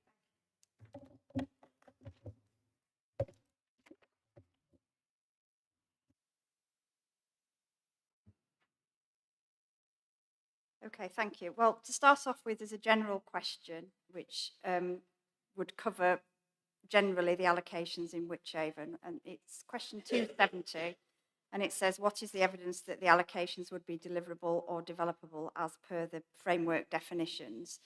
Now, we've got a number of sites that are subject to MIQs, and when we get to each of those, as well as the questions about that are specific in the MIQs, particularly if they're in the 5-year housing land supply, then we'll cover those, the deliverable section of those then.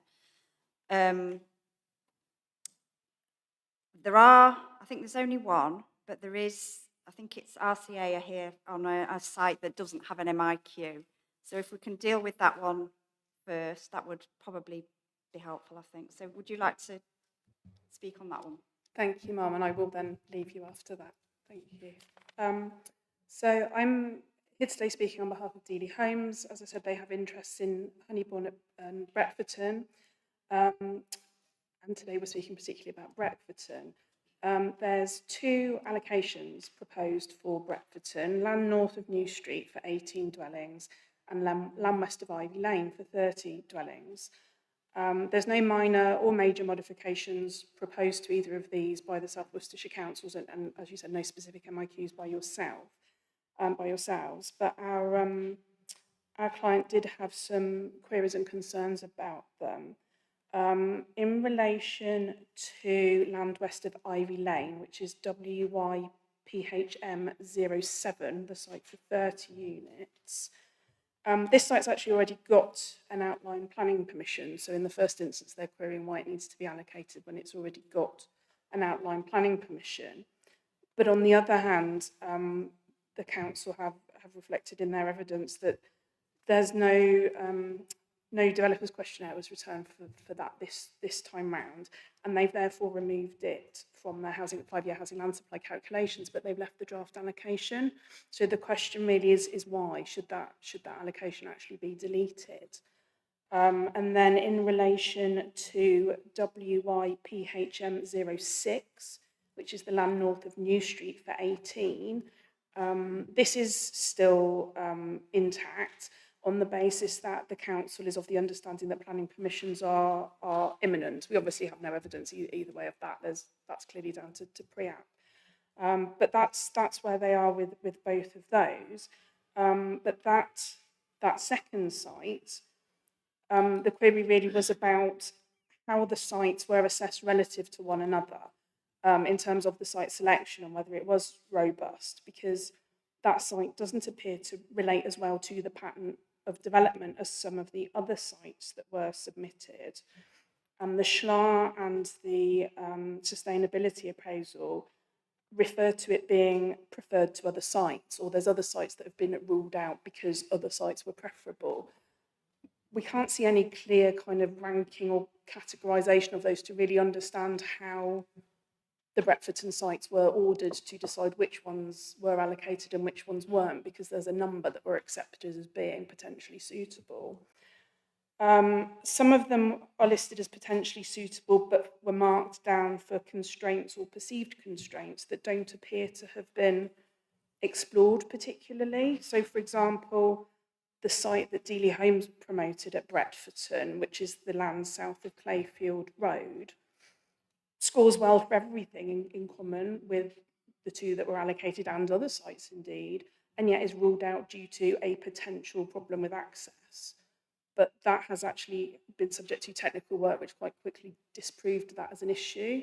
So the question really is on the robustness of the site selection for Brentfordton, and the whether or not the first site I talked about should even remain as an allocation given the circumstances. And it's a question really around the justification / effectiveness of the allocations and the delivery of that one in particular. Thank you. Would the council like to respond on the two sites? So in relation to the first one, we've correctly taken it out of the five-year housing land supply because we didn't get a response to develop a questionnaire. Nevertheless, it does have planning permission and it's still developable within the plan period, so it's entirely appropriate to retain the site within the plan. The second site, obviously a site's assessment was undertaken through the SHLA on Brereton. The two sites which were put forward were considered to be the most suitable for development for looking at access and a number of other constraints. So that's why those ones have been included within the plan. The others were discounted at the time because access was seen as more difficult and challenging, but we're happy with the two proposals which we put forward.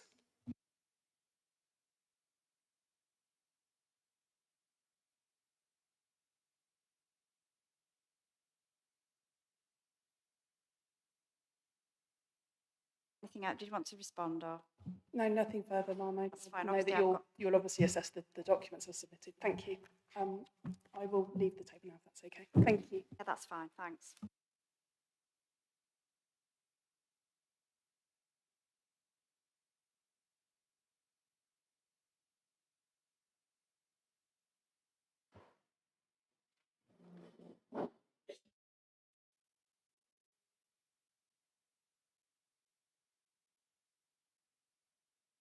Okay, so I haven't got anything else. Oh, sorry.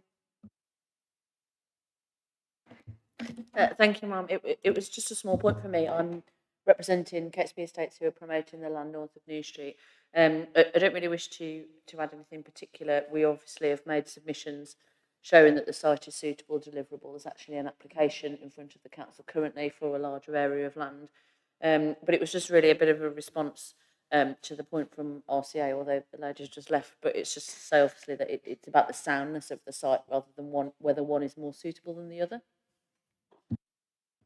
That's fine. Apologies if I didn't let you make that point while she was still here, but I've got all of them. Yeah, thanks.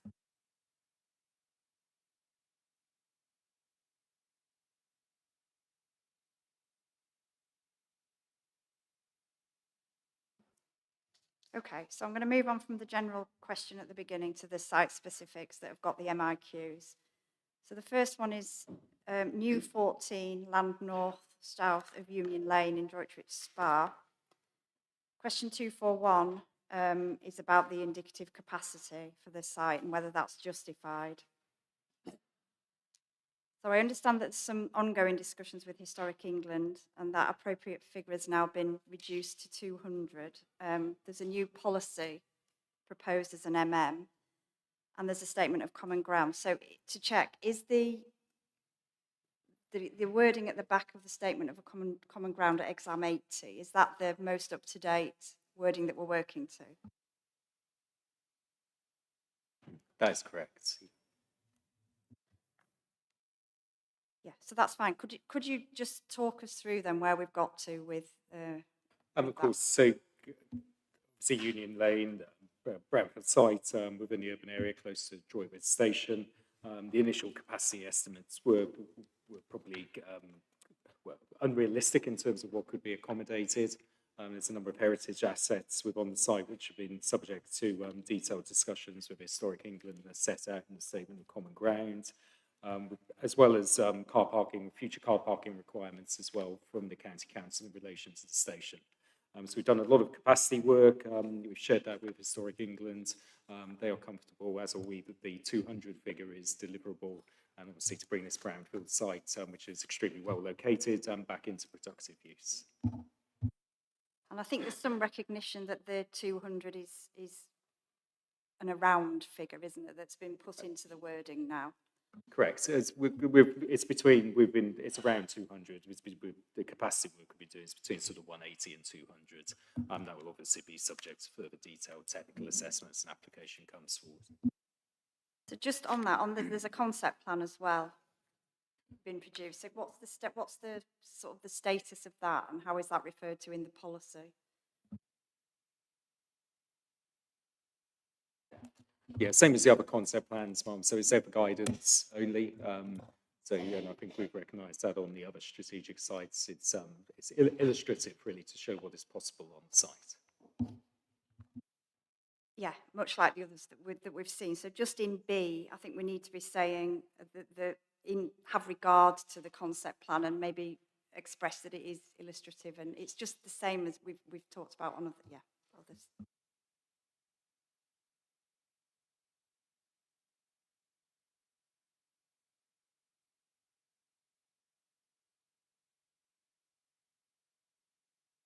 And that's not in the 5-year housing land supply, is it? I've got that note.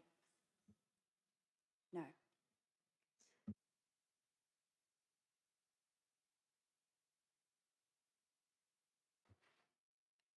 Okay, I don't have anything else on that one. No, so I'll move to the next site, which is land at Keeper's Cottage on Newlands Road. Question 242 says, what is the evidence that the site can be accessed? This one, I think, is in the 5-year housing land supply. I think there might be a pending planning permission. Can the council just update on that?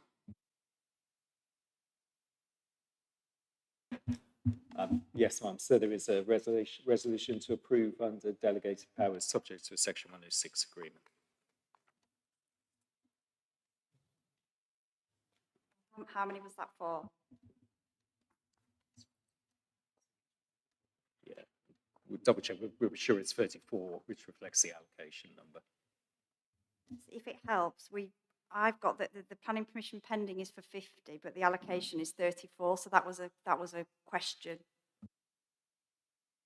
We'll just double check it, Mom, just to be sure.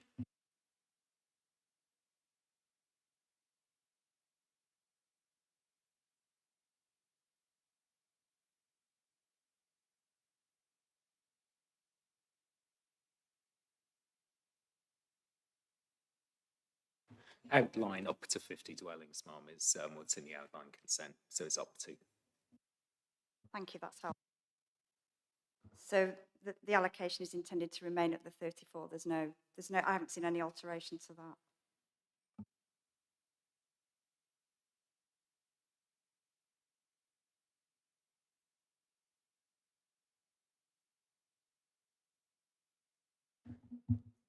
probably makes sense to mirror the outline consent of up to 50.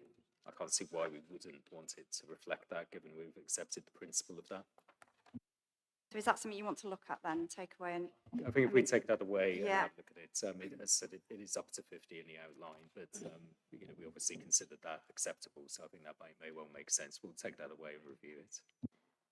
How many were in the 5-year? Was it all of the 34 or? It's all 34, that's right, yeah.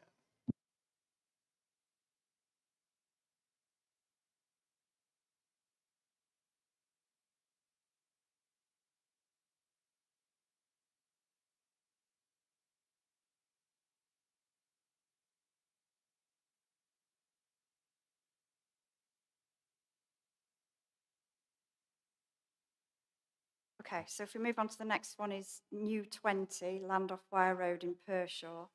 This is in the 5-year housing land supply. So again, it's one where we need to consider deliverability. And the specific question is about preventing coalescence. I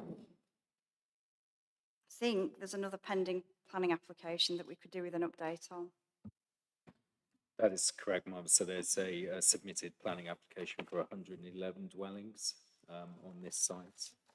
And that does go beyond the proposed allocation as well. And an amended site layout has now been submitted for 94 homes. We're still awaiting a decision on that application.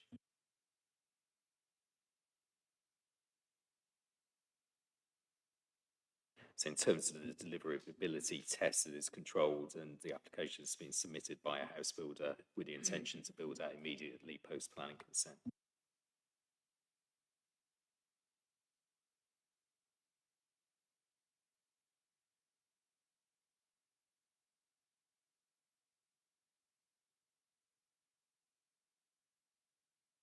So the pending one for 94, is there any timeline on that one? I think that was validated in 2023. It's quite, just wondering if there's any reason that it's been around for so long.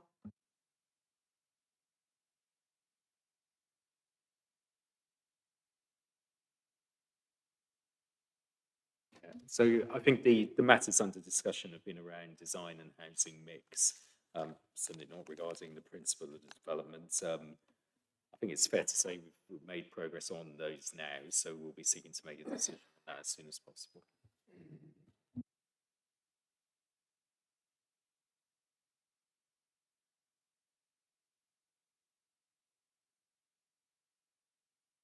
Yeah, define. We're acting on behalf of the applicant on this site. And it's correct, Ma'am, that it's 94 dwellings. There's been a revised scheme that's been submitted. There have been, obviously, the original application, there was discussion which is relevant, perhaps to the discussion on the gap between the site and Wire Piddle. I mean, in our view, generally speaking, there has never been an issue in terms of coalescence. There's always been a retained gap between the settlements. The site is very much considered to be the edge of Pershore and an extension of Pershore in terms of its development form. Development has now been contained within the allocation site, although the application boundary extends beyond that. But that is simply for the benefit of biodiversity enhancements and ecological improvements. But as has been said, obviously William Davis, it's a full planning application, which is why it's taken some time just to review. But William Davis are looking to build out as soon as they can get planning permission to be granted.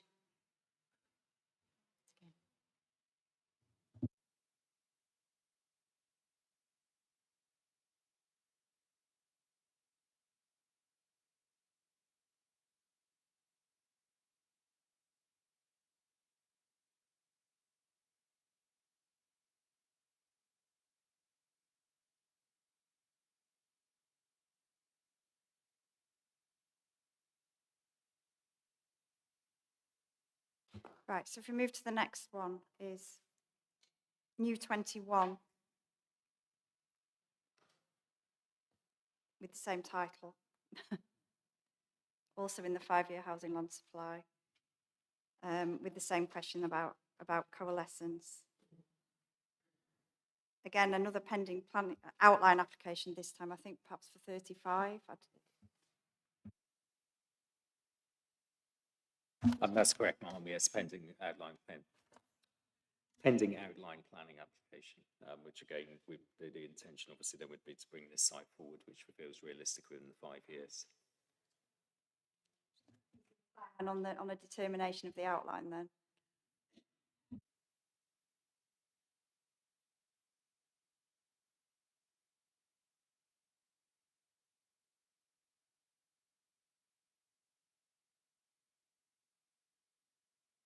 Yes, sorry, Marm. So it's just finishing its consultation period, so it's relatively recently submitted. But once that consultation obviously finishes, we'll be looking to make a decision on it. So we'll update you as soon as that progresses its way through to either committee or under delegation.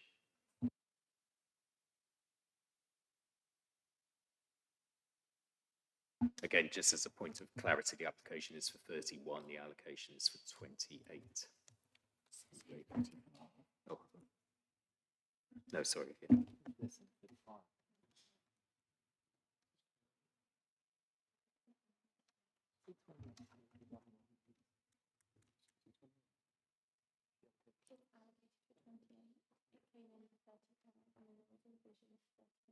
Okay, yeah. Allocation is for 28. It came in for 35. We've reduced that down to 31. And all the 31 within the 5-year. We believe that's very much achievable for this site. We currently have it 28 in the 5-year supply, just because that planning permission hasn't been permitted. So we're retaining it as 28 for the moment.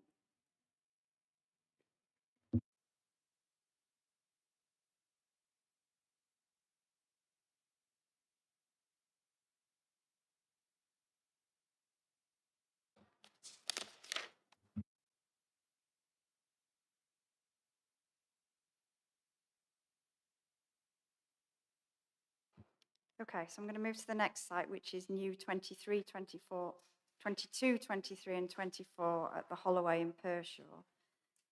That's also in the 5-year housing land supply, so we need an update in terms of deliverability. If that's, do you want to start with that? So again, 2 recent full planning applications have been submitted on these sites. There's consent for 28 dwellings and a pending decision on the larger application for 94 dwellings, which is adjacent to the smaller site.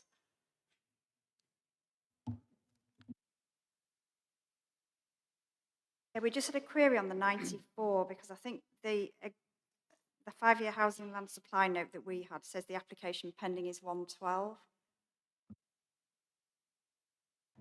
So, sorry, we're on to the Holloway, new 22, 23, 24. Yes. Apologies. So we have a full planning permission, which was improved in May 24 for a number of dwellings for 30. Sorry, I can't read my writing, whether it's 30 or 50. This is the phase 1 of the Holloway. And we're expecting that in 24-25 monitoring year.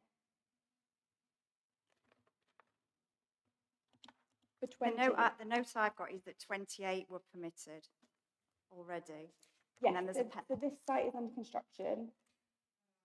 Yeah, so that part of the site is under construction, and then there is currently a pending planning permission for the remainder of the site under phase 2 and phase 3, which we have in at the moment, which is for 94 now. Originally it came in for 112, I believe.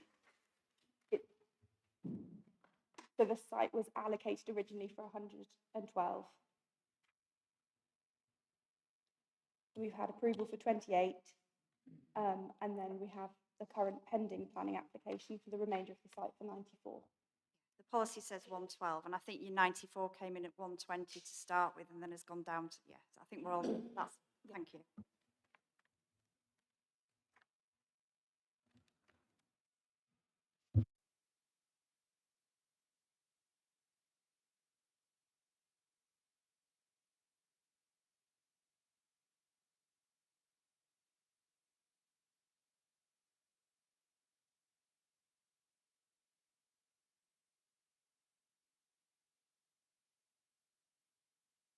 Yeah, sorry, I'm just checking my notes. I haven't got any other questions on that. Anybody else on that one? No.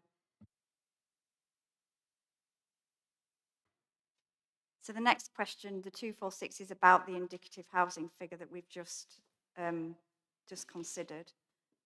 I think, yeah, there's an extra complication that the questionnaire, I think, indicated 117, but I think we know where we are now.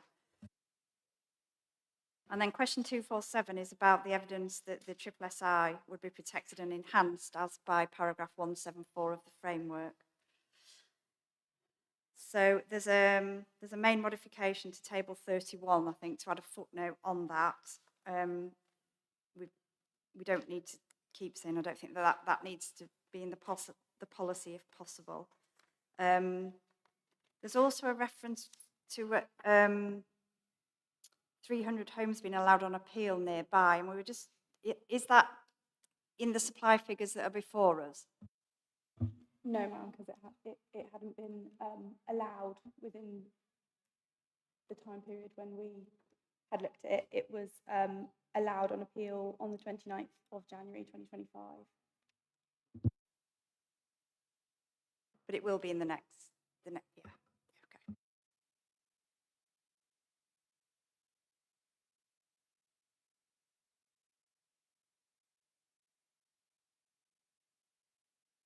Okay. Can you just run me through what it says in the MM in terms of protecting and enhancing the SSSI?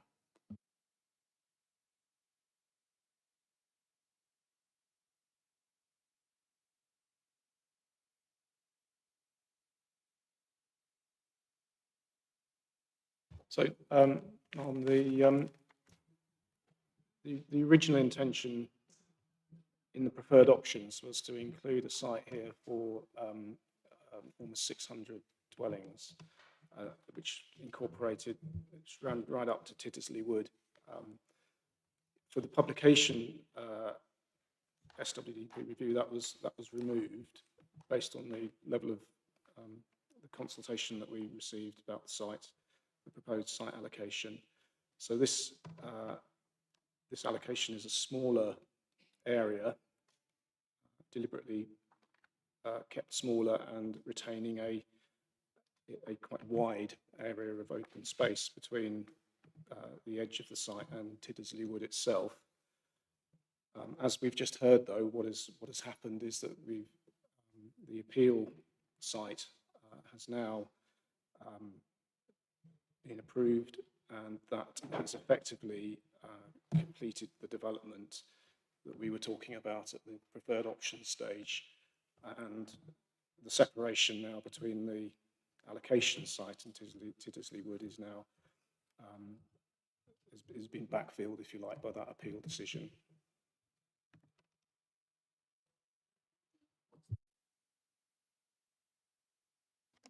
So the modification wording we're proposing is a mitigation scheme to minimise any impact on Tiddesley Wood, SSSI and semi-ancient woodland shall be submitted to and agreed with the local planning authority in conjunction with the Worcestershire Wildlife Trust.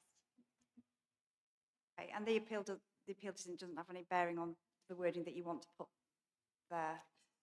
I don't believe so. It's a separate planning application that would come forward. I think it makes sense to retain it, given there's separate schemes, that we still have that mitigation strategy and relating to this site as well.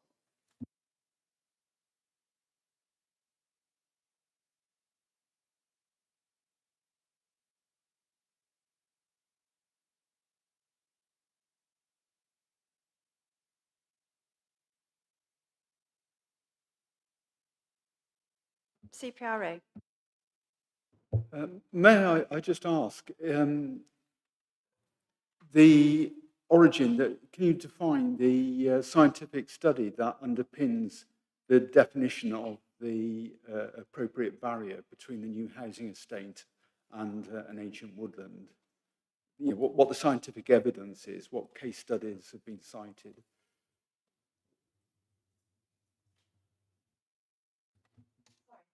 The council. Pardon? Is that a question for the council? Anybody? Tackle. stake between this site and the woods now, so it's immaterial really in terms of this allocation. Obviously, our intention had been to keep that buffer, and that's why we had refused the larger scheme and reduced that.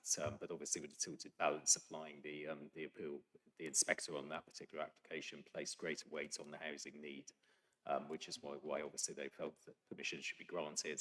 That does have a material impact in terms of the separation from this site from the woods.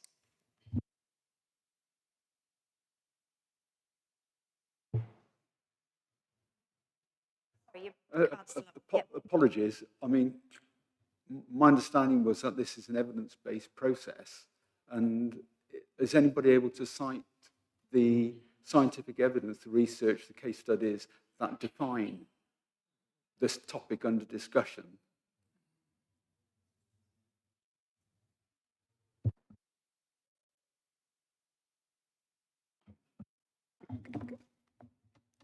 There's nothing I can say really. I mean, it's because, you know, we took account of the Worcester Wildlife Trust objections to the preferred option.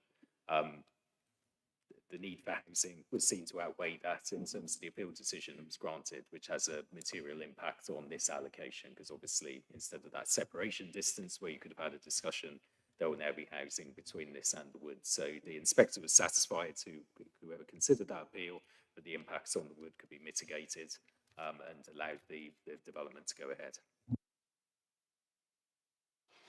Can you point me to where this is mentioned in your reps? Can you point me to where this is mentioned in your representations at Reg 19? I'll leave it at that for now, if that's okay.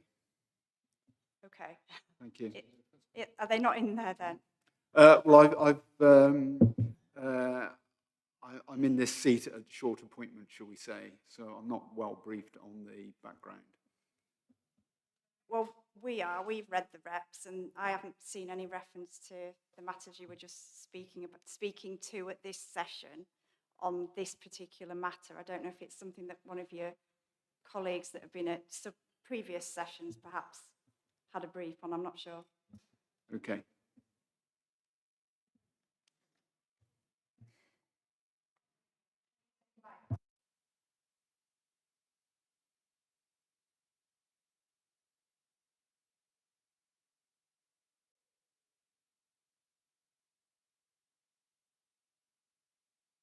So we'll move to the next site. It doesn't have a number, but it's the Badsley combination of land is how the address starts. So I think both the northern parcel and the southern parcel of land both have a pending outline planning applications, perhaps for 1975, our records say, but it might have altered. No, that is still correct. So we have there's actually three live applications, one for 90, one for 75, and a permission in principle for 9 dwellings. So it's 174 in total.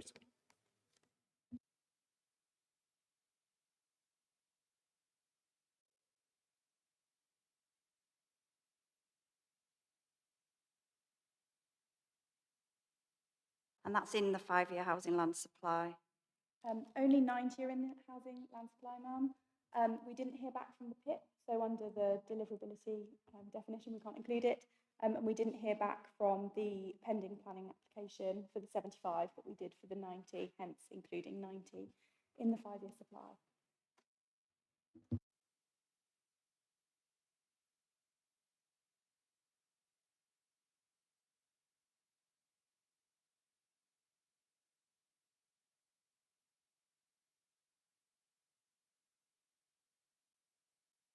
Sorry, I'm still on with this one. So the application for 90, we've got that was down to go to committee on the 27th of February. Yes, though it was deferred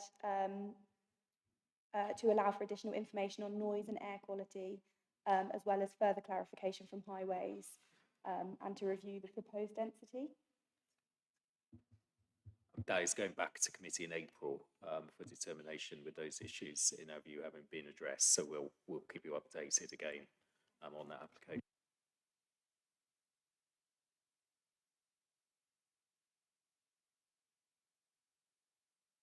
Yeah, there's also a reference to a statement of common ground that I didn't find or couldn't see. I don't know if it is still anticipated or not.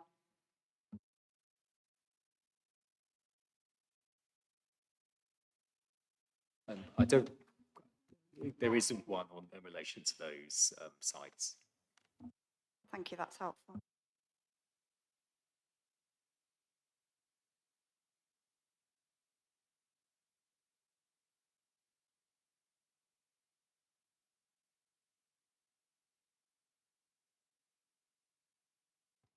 Okay, so we move to the next one, is land adjacent to Station Road at Broadway.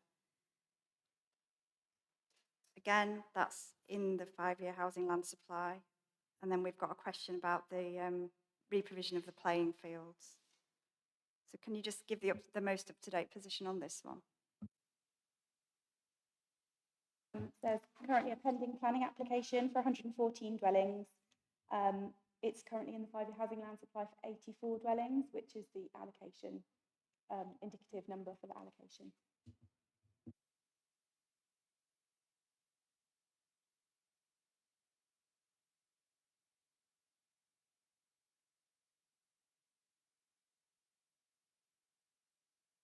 So is there some movement on a planning application?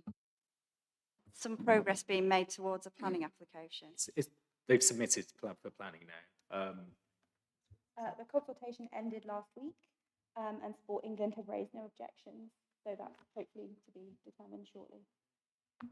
So it's replacement football pitches are being provided as part of the application together with a new artificial pitch, so we consider it consistent with the MPPF.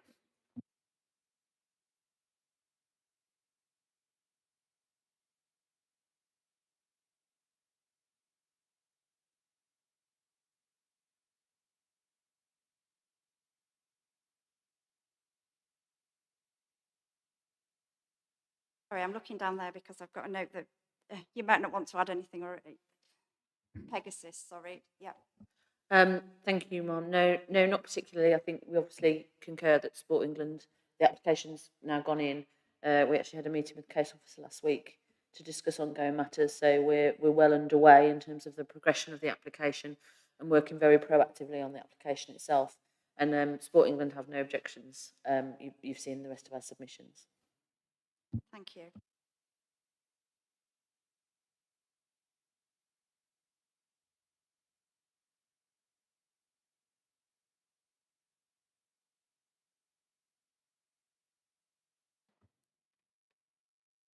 Okay, so we've moved to the next site, is New 29, land west of Dilmore Lane.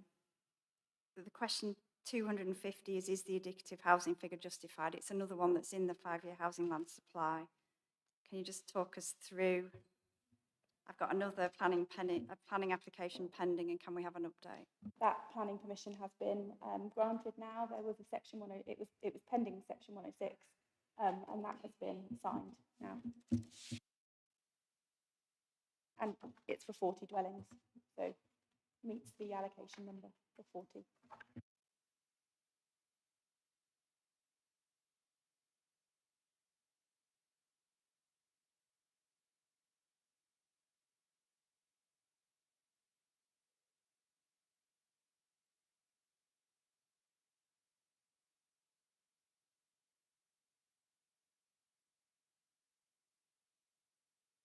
Yes, define.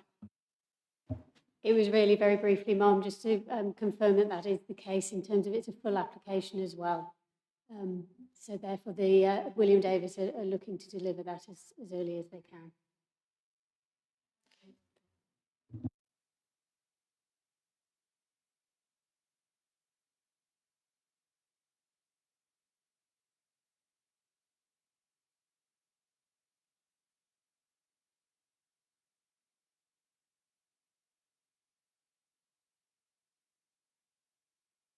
So if we move to the next one, is New 13, land off Southall Drive. Question 251 is, would the policy be effective in adequately addressing the relationship of the proposed development with the existing cricket pitch? It's another one that's in the 5-year housing land supply. I think there's a change to the reference. I think I should be calling it New 30 and not 13, but yeah.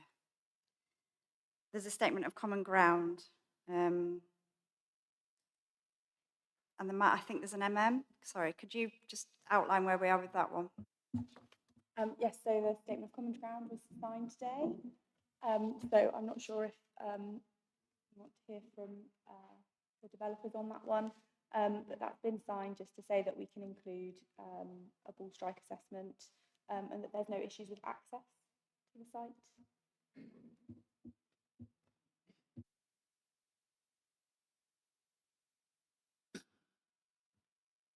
So that's 52 dwellings. Is that right? Yes.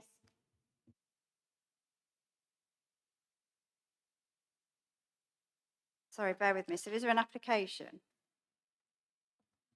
There's no planning application currently.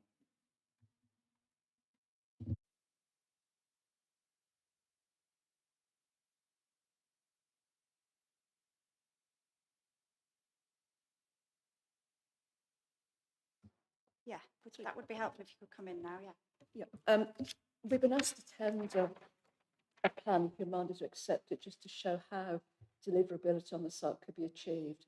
We have a development partner who will be interested in putting in a planning application, hopefully within the next 8 months, but it just shows how we could deliver it and take it forward.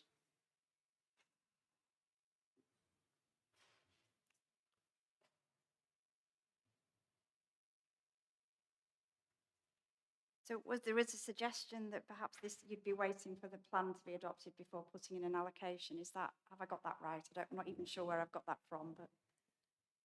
That's where we've been, what we've been hoping to achieve, yes, but that they are interested in putting an application as soon as they can. Is the timing of that still the intention? So after the plan's adopted yeah.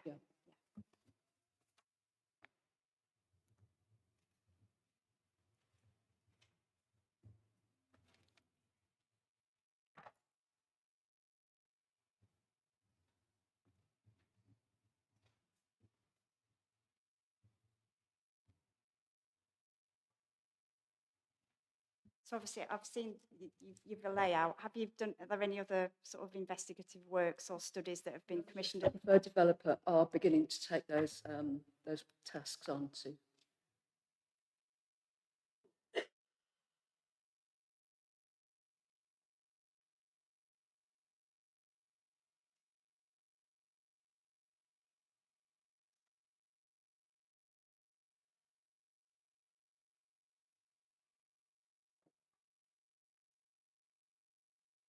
Okay, that's fine. Would you mind turning that one off? Yeah. It's all right. Did the council? Sorry, yes. Apologies, Ma'am. The statement of common ground that was signed today is not for this site. It was for a different site. So apologies about that one. That's all right. I was a bit confused because the statement of common ground I was on about was with Sport England, I think, rather than yeah. Yes, It's apologies. fine.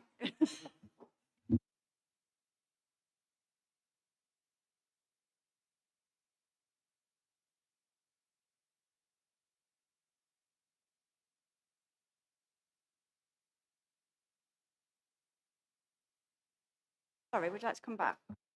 Oh, you'd like to leave? Sorry. Yeah. Thank you very much indeed for your time. No, no problem. Thank you. Yeah, just feel free to leave the table now. That's fine. Yeah. Yeah.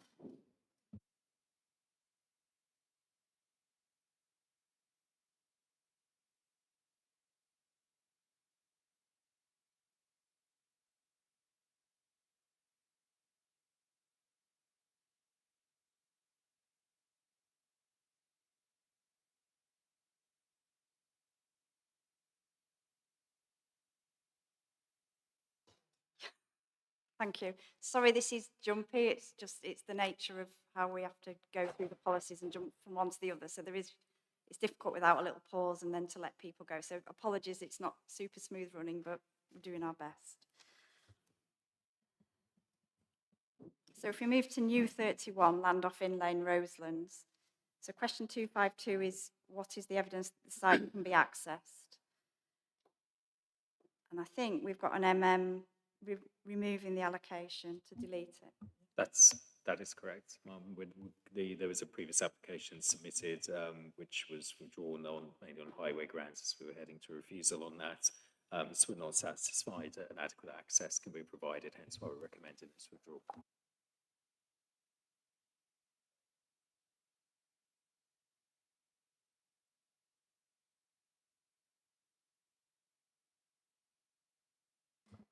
So if we move to the next one is new 34, land immediately adjoining the southern side of Boat Lane.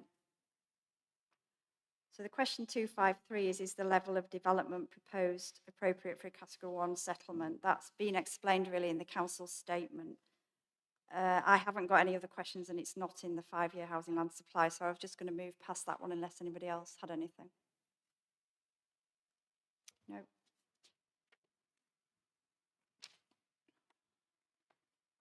So the next one is New 46, land at north east of Main Street. The question is question 254. What regard has been had to the Cleve Prior Neighbourhood Plan in considering the proposed allocation? That one is in the 5-year housing land supply. And I think there's a permission. Can the councillor just update on that one? Oh no, is there a permission is the question? Because I think we've got commencement showing in 2025. There is no permission at the moment.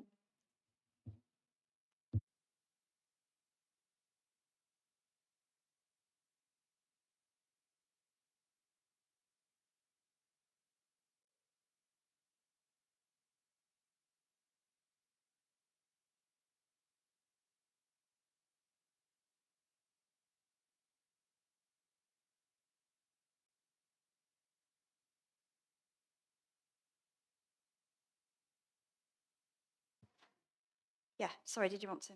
It was only on the green space. I mean, we've set out in there our answer in relation to the neighbourhood plan, but this wasn't identified with the greens as local green space in the neighbourhood plan, so we didn't consider it to be inconsistent.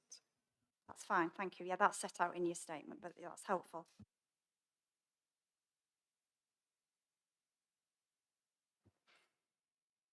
Okay, so if we move on to the next site, which is site off Main Street and Mill Lane, Cleve Prior. The question again relates to the neighbourhood plan, and it is in the 5-year housing land supply again to start delivering in 25-26. Planning permission pending. Have we got an update? I think it's 52 dwellings. So planning permission has been granted with a resolution to grant planning permission subject to section 106, which is still waiting to be signed at the moment. And that planning permission is for 66 dwellings. 66. We've kept it as 52 at the moment, but we will increase that to 66, given that there's a resolution to grant. 66 would be in the 5-year housing land supply. It's a full planning application, ma'am.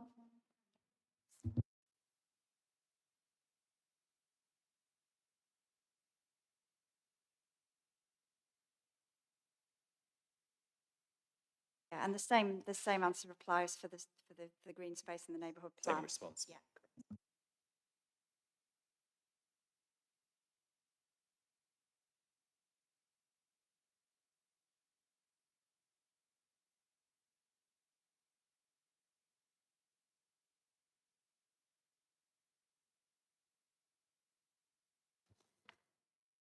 Okay, so I'm moving on to land at the Daves at Middle Cropthorne.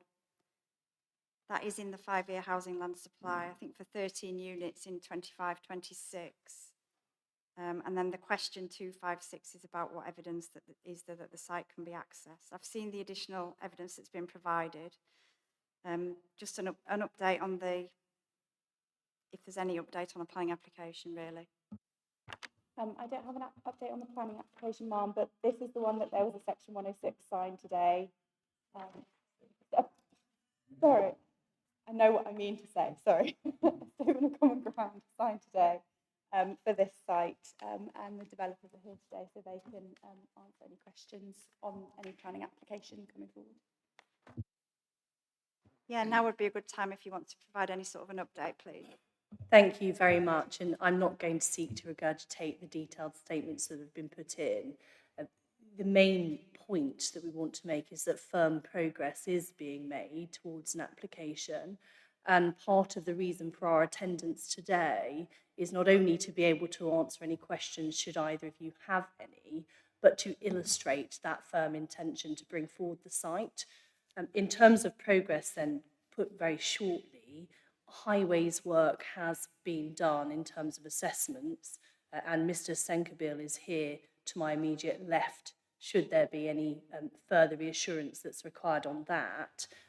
Pedestrian connectivity work is also underway, and there are a number of elements of further work at their early stages, but where progress is being made, which include flood risk and infrastructure studies, landscape preliminary assessment has been done, and an illustrative layout. So all very positive and progressive steps.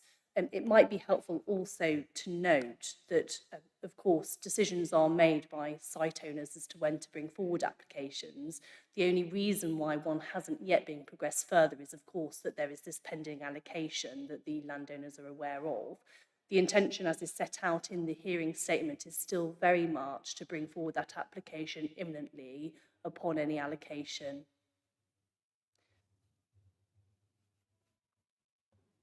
Now, of course, if there are any specific questions, I can open up to those that are here. Thank you, that's helpful.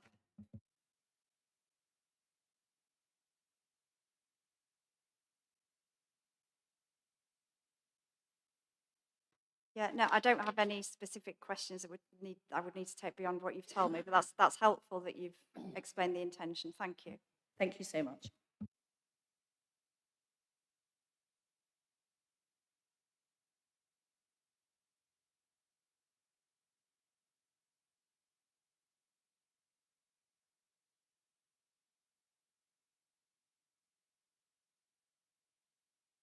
So we move to the next site, which is land at Middle Lane, Field Barn Lane in Cropthorne. It's the same situation as the previous site. It's in the 5-year housing land supply, but I think 25 are expected within that period. And the question there is about access. Can you just confirm that I've got that right? Yes, ma'am.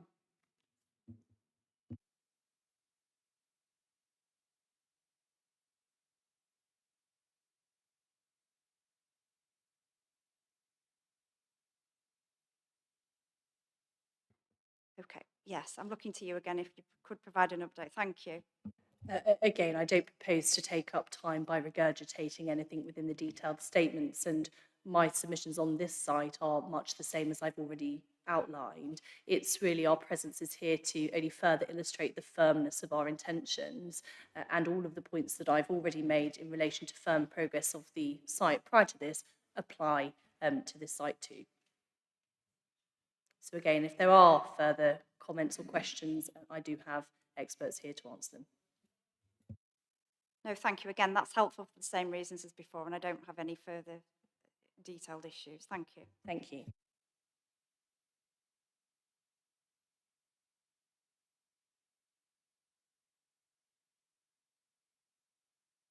Yeah, so we're going to have a changeover, just literally in who's asking the next question. But if anybody doesn't need to be here for the rest of the session and wants to leave now, then you're very welcome to. We'll just have 5 minutes.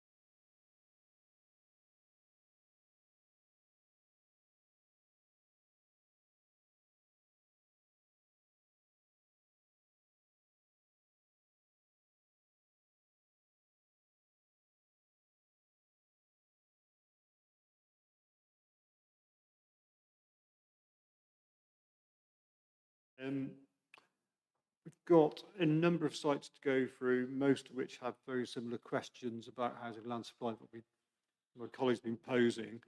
I have some confidence we could get to the end by 5. However, if we don't get to the end by 5, are people content to go a little bit beyond 5? Or if you have to be somewhere else, let me know, and we can always bring stuff forward. Otherwise, we'll just go down the order as it's set out, so we don't miss anything. People are happy to do that.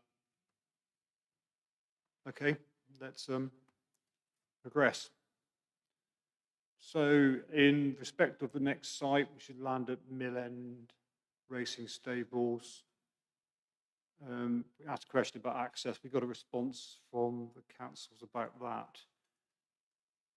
Could you give us an update as to the current planning status on the site? I think I've noticed some of there may be a current planning application, and I think it's in 5-year supply as well. So there's currently a planning application pending on this site. It's for 27 dwellings, and it is estimated that it will be taken to the planning committee in May.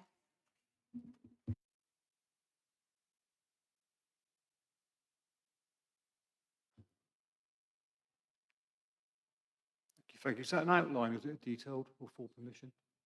That's a full permission, sir. Thank you.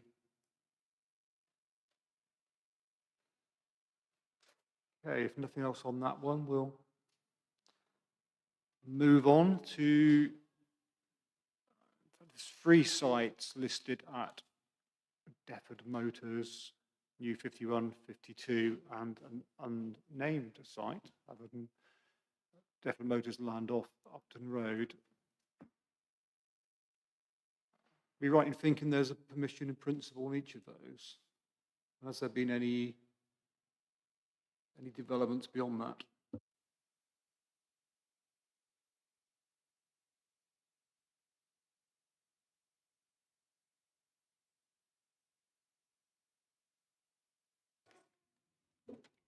So there's a PIP on one of the sites for 8 dwellings. And then there's been a pre-planning meeting on one of the other sites, but nothing on the other site. Okay. Thank you. Again, keep us appraised of any changes in circumstance there. Okay, appreciate we are sort of moving quite quickly, but if you do want to speak, put your board on the end. If we miss it, we'll come back to it. So, right, okay. New 52, land adjacent to and west of Galton Arms.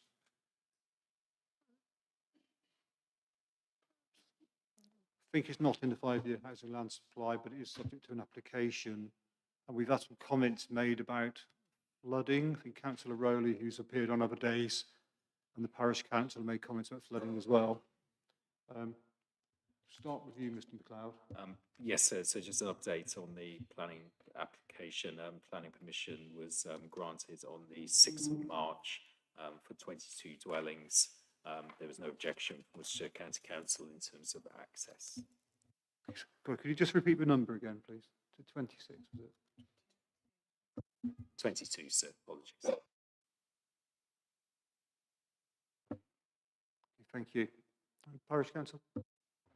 Yeah, thank you very much, and thanks for the opportunity to be able to speak on probably what is relatively a small allocation compared to everybody else's, but if we get this wrong, the consequences are quite severe. Just on the first point of the access, I suppose there's 2 elements to this. Indeed, you're right, we've had a 22 property outline planning agreed, but I suppose the key factor there is all matters have been reserved apart from the access. And given the complexity of this site due to its poor ground conditions, drainage, river flooding, surface water flooding, conservation area, etc., I think the devil really comes down to the technical details when that comes forward, right? Because that will almost certainly affect the positioning of the houses. With a site of 12, as is in the plan, that's going to need some kind of site road within it, or service road within it. And so I don't believe we can put much weight behind the fact that highways have given no objection at this point, because I think what will end up being there will obviously create lots of issues which highways will have to deal with and be satisfied with. I suppose the other main issue on this site is that access is compromised because of flooding. You might have seen in the written submissions that we put forward, there's a picture there from the 6th of January where the centre of the village and up the road past this site is flooded and impassable, so access would be impossible for those periods. So we've had 4 events like that over this winter. We had much more events back in the previous winter. Obviously, it's been a very dry March, so we've got no issues at the moment, but I think we all know where, with global warming, that probably things are going to get worse than better. So there is a genuine concern there. When that happens, the village shuts down. You can't get to the village hall, you can't get to the church, the school shuts, and only the most determined can get to the public house. So that's the first issue on the access, which I believe that, well, I don't think we can rely on highways, no objection at this point in terms of just waving it through. Thank you. Just turning to the council. So that outline application, was access approved as part of that, or so everything else is reserved, not access? Detailed access was approved as part of the application, sir.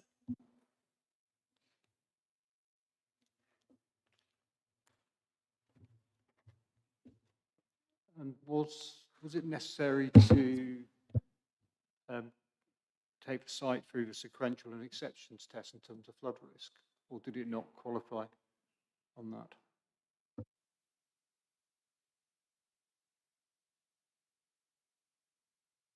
Just double check for it, so we don't believe it did, but we'll.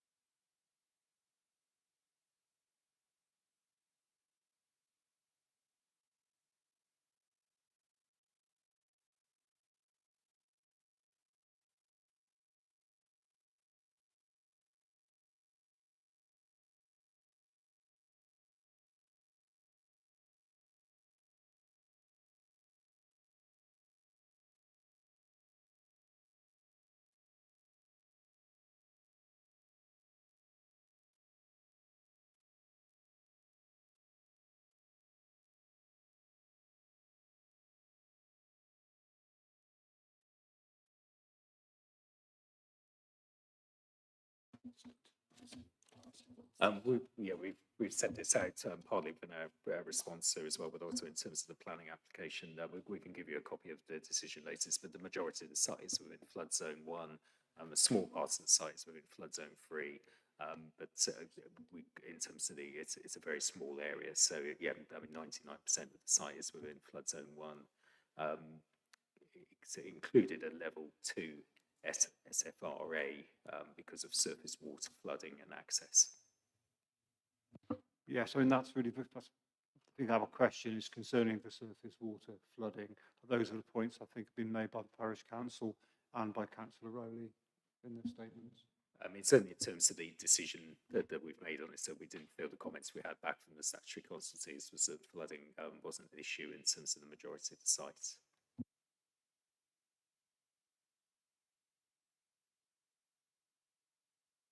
Parish council. Yeah, I suppose one of the important things to point out here is, I mean, there is surface water flooding across that site, so there's always engineering solutions to solve these problems. But the issue is that it is low lying; it's directly on the same level as the river, or just a metre or so below the river. So you've got this issue that you have to deal with all the water. There's no main sewerage, so you have to deal with the sewerage, the rainwater runoff, etc. on site. So the more buildings you put on there, the harder it is to achieve that. And I think that's what, you know, the lead local flood authority in their comments on the outline permission, like, you know, were quite scathing. And I think they want to set the barrier quite high. I suppose my fear is that we end up putting a strategic plan through that ends up meaning that that gets waved to one side. You know, the ground conditions are very poor. it's 6 metres solid clay. So basically trying to retain or detain or attenuate water on site is very difficult. And the only way you can do that is you need space. So I think the Shell are quite rightly, when they were doing their assessment, they were proposing half a dozen or so properties in a linear arrangement along the front of the road. And so then you would have, each property would have enough of its own land to be able to deal with these issues. As soon as we go to 12, that becomes harder. And the outline permission at the moment is for 22, which I think becomes incredibly impossible. And repeat it again, there is no main sewerage. So for each of these flood events that we've had over multiple years, each time it's a health and safety issue as well. You know, literally, you can smell that it's been flooded. And so this just exacerbates the situation. So, you know, my appeal to this process is that we need to put, you know, if we need to put houses on there, fair enough, that might be beneficial, right? But this needs to be the right number of houses that actually the land can support. You need to get that balance right. Thank you. We'd agree with that, sir, and just to assure there is a condition attached to the application which will ensure that is the case.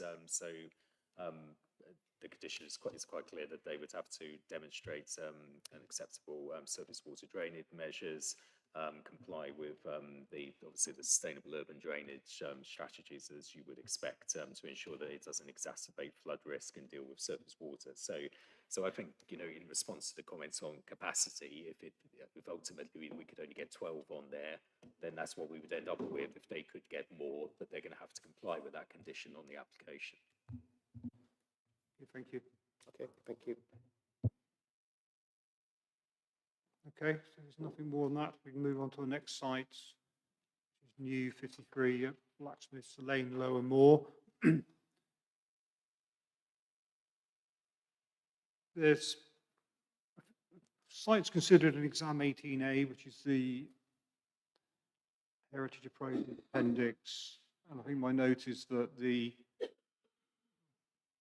representations or rejection from historic England has been removed. We note that it's included in the 5-year housing land supply. What's the present planning status?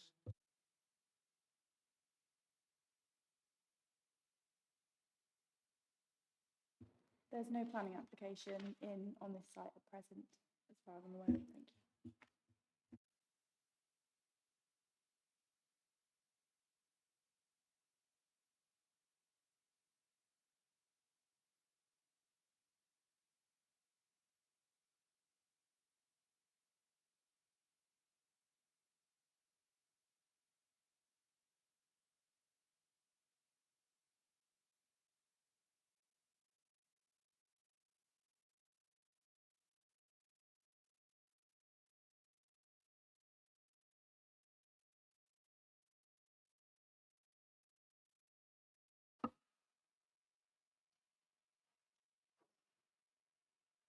I think the 5-year supply is showing some delivery in the next financial year, which is starting next Tuesday. So the developer questionnaire that we got back, they've said that they have got a number of site assessment works that have been undertaken, including desktop landscape ecology and highway analysis. They are looking to put in a planning application likely to be submitted in 2025, but they're obviously waiting currently to see the outcomes of the hearings. So I think it's a case that we've obviously, when we did this document, obviously the delay from the plan and the indication we had. The developer questionnaire was December 23. So some of these we need just to adjust forward to reflect the time it's taken us to get to this point of the hearings. And obviously allocations would be confirmed. But as you've heard, in terms of the response from the developer, there was a clear indication that the site would be moving forward quickly. Yeah, I think there are a number of sites, the sort of small to medium-sized sites that probably need to shift along the trajectory a bit. But the evidence is showing that many of them would still come forward within the 5 years. So they'll come forward at a different point in the 5-year supply. Absolutely. Yeah. So you know, the evidence suggests that they are deliverable. It's just a timing point in the 5 years which we need to adjust. So we'll reflect that in the updated paper to you. Yeah, thank you.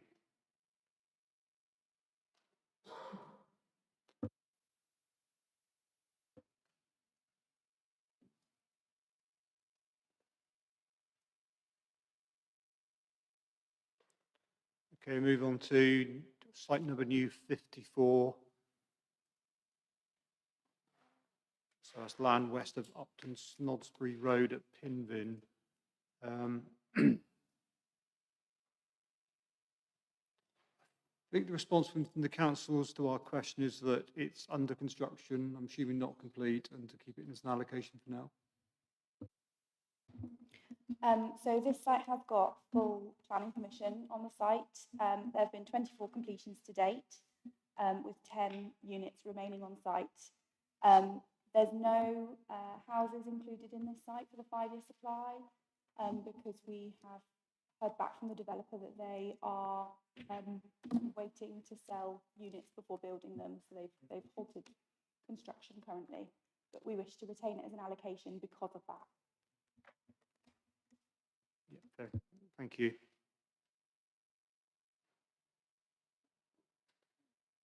Okay, let's move on to new 57. Proposed allocation at Speed to Plough Road at Tiverton. We note this isn't in the 5-year housing land supply at the moment. Interested to hear from the councils about the current planning status of that. And no doubt you can update us too, but there's some points that have come up, concerns from the Canals and Rivers Trust about bridge strike and construction traffic raised by Councillor Rowley. So we'll start with the councils first, please. If you can just explain the housing delivery side of it and maybe respond to those points raised by the representatives. So this site we have down as being allocated for 26 dwellings, with none of those dwellings coming forward in the 5-year supply, as we didn't get any response to the developer questionnaire. However, there is currently a pending planning application in for 40 dwellings on a slightly larger site than the proposed allocation.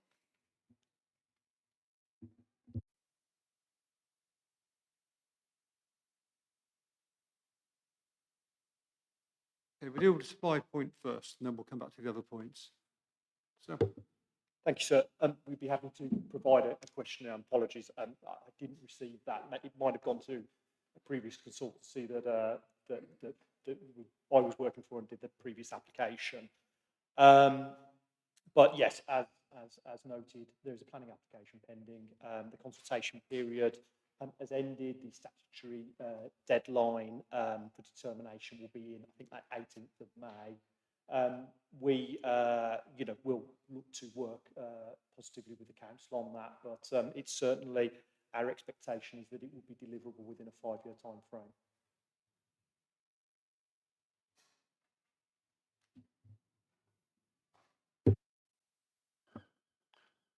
thank you. Parish Council? Yes, I mean, our concern about this, first of all, in relation to the bridge, is that I think it's worth just refreshing our minds about the history of this site. This was part of a larger site where for an application for 100 houses was submitted in 2023 and was refused on appeal by the planning inspector.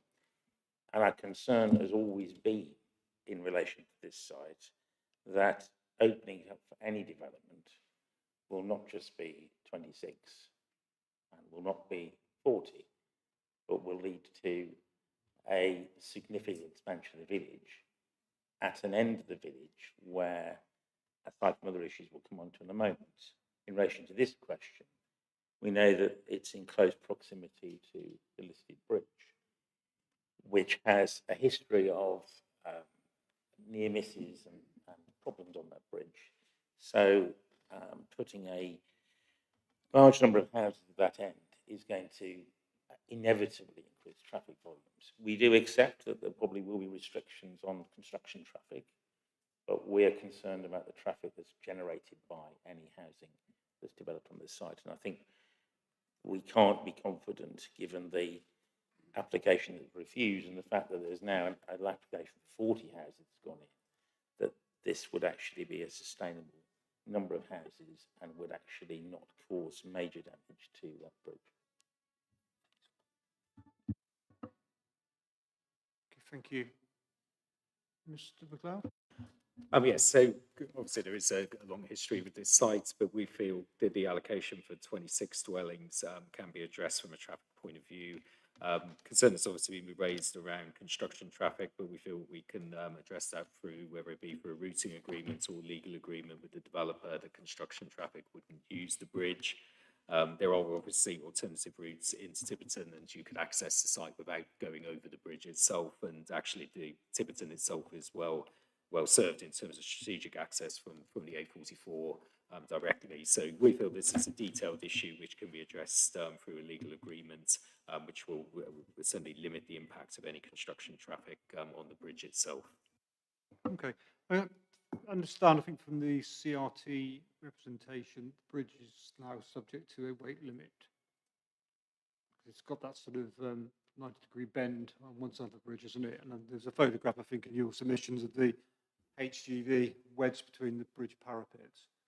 It's currently a weight limit of 3 tons. And but we requested that because of challenges that we've seen with the degradation of the bridge due to the traffic volume over the years. It may be a matter for the Highway Authority, actually, but beyond actually the scope of this examination. It's a 3.5-ton weight limit, as we understand, so which has been placed on the bridge. But obviously, from a construction point of view, we wouldn't be intending to put traffic of HGVs over it in any case. And this, I think the CRT, they were looking for some sort of monitoring scheme for that. I'm not sure if it's something that this development ought to stand. There are different ways of dealing with construction traffic, aren't there? But is that something the council has been giving consideration to or been talking to the Highway Authority about? Yeah. Okay, so I think these probably would be detailed coming out of a planning decision on this site, because the intention would be just to avoid putting any HGVs on it in the first place. So putting limitations there wouldn't really be seen as necessary, because we would obviously put the routing restrictions through legal measures to ensure they didn't access it in the first place. Thank you. Thank you, sir. Yes, this was discussed in quite some detail during the course of the previous planning application, obviously for a larger scale of development and quantum of development. We had discussions with the Highway Authority as well as with the CRT on these specific points. I mean, I won't reiterate what we've set out in our submissions about the traffic generation. Ultimately, it was agreed with the Highway Authority, and the inspector concurred with the assessment that there wouldn't be a material increase on the traffic going over the bridge. And of course, it's worth noting that it's a road bridge, and and so it is used for vehicles going over that at this present time. And so really the matter, as it relates to sort of development, is does that change that materially? And it was found during, that detailed assessment using industry standard trip generation and modelling that it wouldn't have a material effect. I think it's worth noting from the Parish Council's submission, they talk about several major incidences, but there have only documented 2 within a 10-year period. Both of those incidents involve lorries which would no longer be allowed to pass over that with the weight restriction that we've just mentioned. So, from our understanding, we think that weight restriction came probably after the March 2020 incident that's noted in the Parish Council's submission. We did speak to the CRT. They do have general concerns about bridge strikes with a lot of their bridges, because ultimately, if people do scrape along the bridge, they tend to drive off without telling anyone, basically. So one of the solutions we did discuss was some sort of CCTV that would enable them to track down people and go after them for some costs, basically. It wasn't found to be necessary in terms of that larger scale of development, and so it wasn't something that the inspector on that appeal felt was necessary had he allowed it to secure via a contribution. Thank you.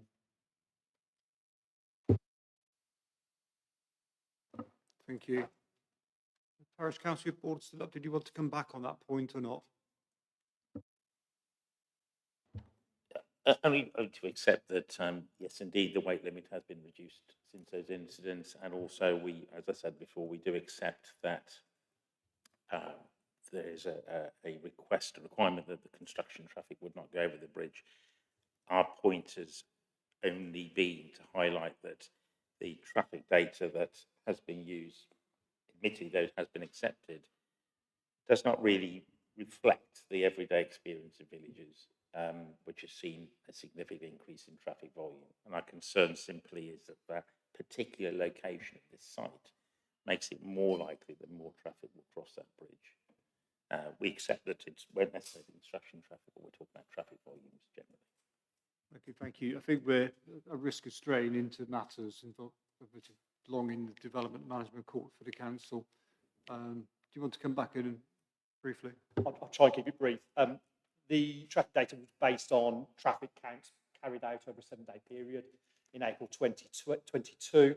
Those counts were verified leading up to the appeal in 2023. And they were also compared against the data that the Parish Council provided in their submissions to the appeal, and it was all found to be fairly comparable. It was all the use of the TRIX data and the assumptions that were the methodology in terms of relative availability of infrastructure and where those trips would be were all considered and agreed with the Highway Authority. What I would say is that at the end of the day, vehicle movements within the village, they're either going to go north or south. So it doesn't really matter whether you're at the top end of the village or the bottom end of the village. The same sort of distribution is going to sort of occur, basically. But as I say before, that data, which was robust and was based on evidence, on counts that were taken, satisfied the inspector and the Highway Authority for a larger scale. Okay, thank you. Okay, so we pose another question about this, I think in response to the Parish Council's representations concerning the scale of development proposed at the village. Does the Parish Council want to say anything about that? And I would invite Mr. McLeod to respond. Yeah, I mean, our primary concern is the location of this site and its suitability for housing development per se. As we previously mentioned, it was part of a site that was refused by the planning inspector in 2023, and many of the reasons the planning inspector cited in his refusal would apply to virtually any development on this site, highlighting the material harm that would be caused to the village in terms of its location next to open countryside, including the harm it would cause to the character of the village. Our concern is that this is just the wrong site for housing. It is a prized asset within the village. It is very well used green space, the most well used green space by some distance in the village. It is more or less the only large flat green space in the village. It has visual and physical open access to the country. It's very much part of the character of the village. Crisscrossed by various public rights of way and well used by visitors, ramblers, etc. As I mentioned previously, the primary concern as well is that any development on this site will open up further green space to a much more expansion of housing. And as we've seen, both from the previous application for 100 houses and a submission of a planning application for 40 houses rather than 26, that's a genuine risk. And that would cause, we think, material harm to the village. It's also worth noting that since the site was allocated, a number of other sites have come forward, some of which we consider to be more appropriate locations for the number of houses that are being sought within the South West Development Plan. And actually, since at this moment of time, aside from the application for 40 houses on this site, there's another application for 24 houses that's been submitted in another site in the village. A planning in principle approval has been given for 4 dwellings in another site, and we think it's likely that at least one other house will be approved shortly. So we actually think that because of the damage and harm it would have on the village and the community, we think there are better sites we could look at with Wychavon to meet the requirements for the South Rush Development Plan review and indeed beyond. So our specific objection is not to the fact that there should be more houses in Tiverton, it's where those houses are. We think this is the wrong site for development.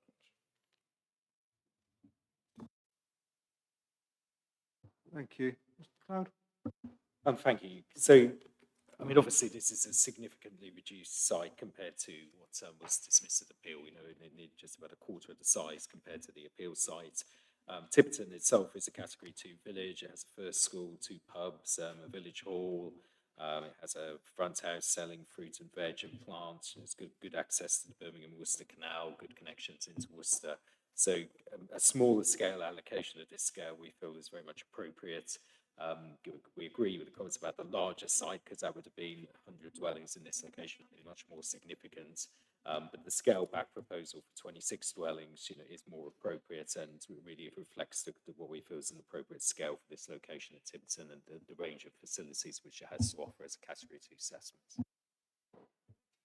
Thank you. Yeah, briefly.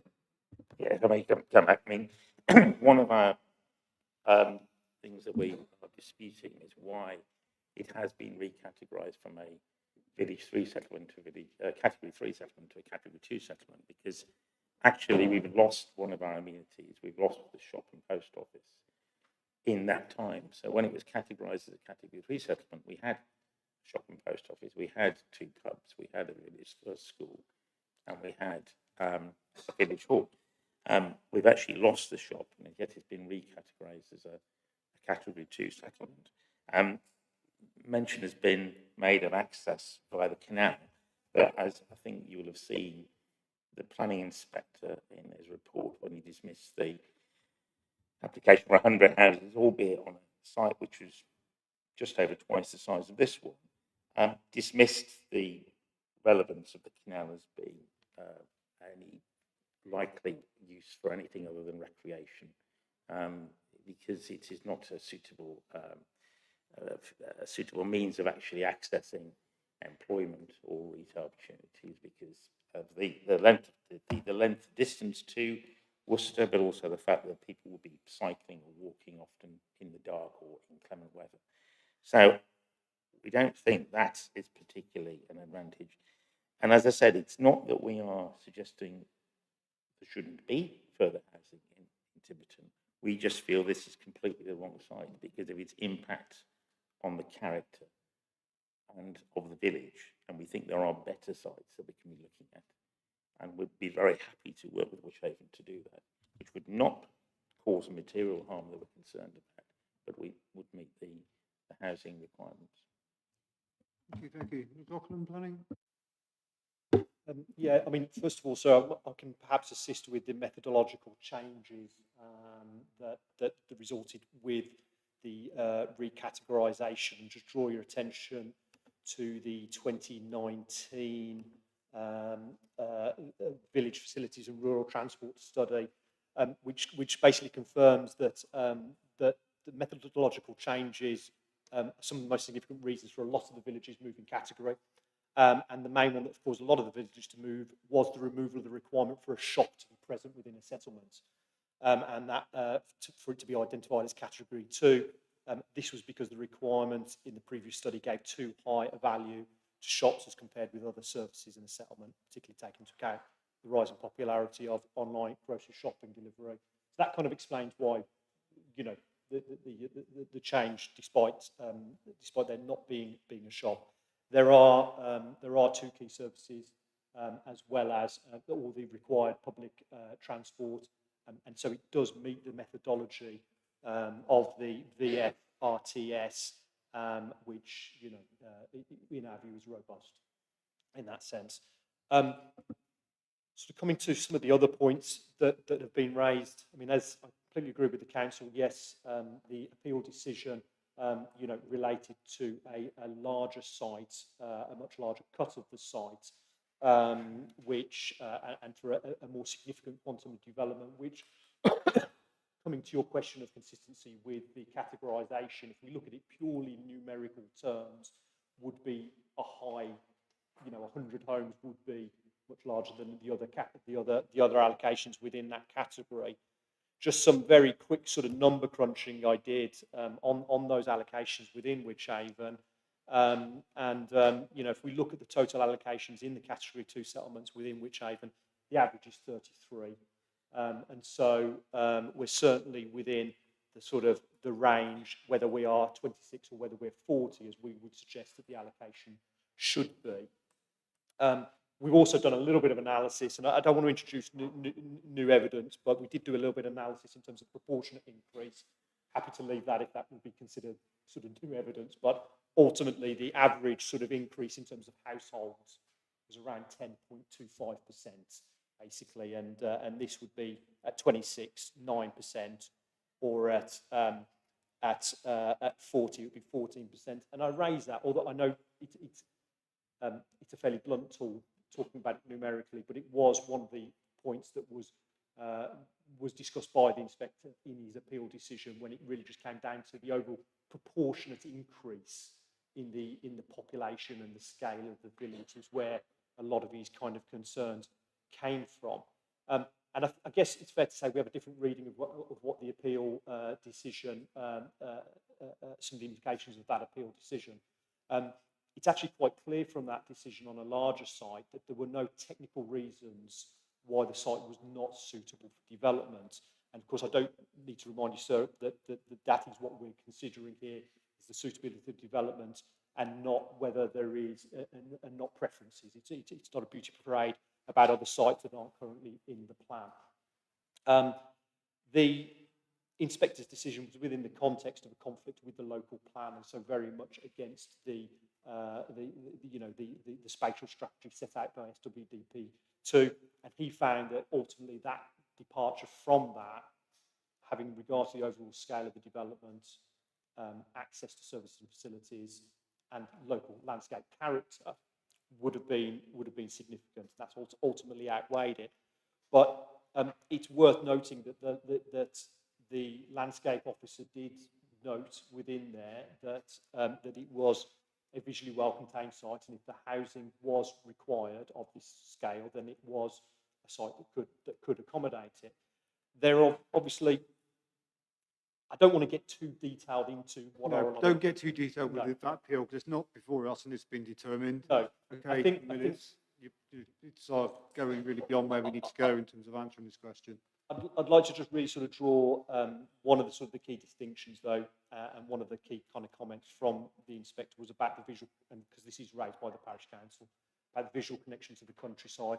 And so, yeah, we acknowledge that with that larger site, there is at the moment, there's a visual connection with the countryside as you go through as you look through the pub car park from the village.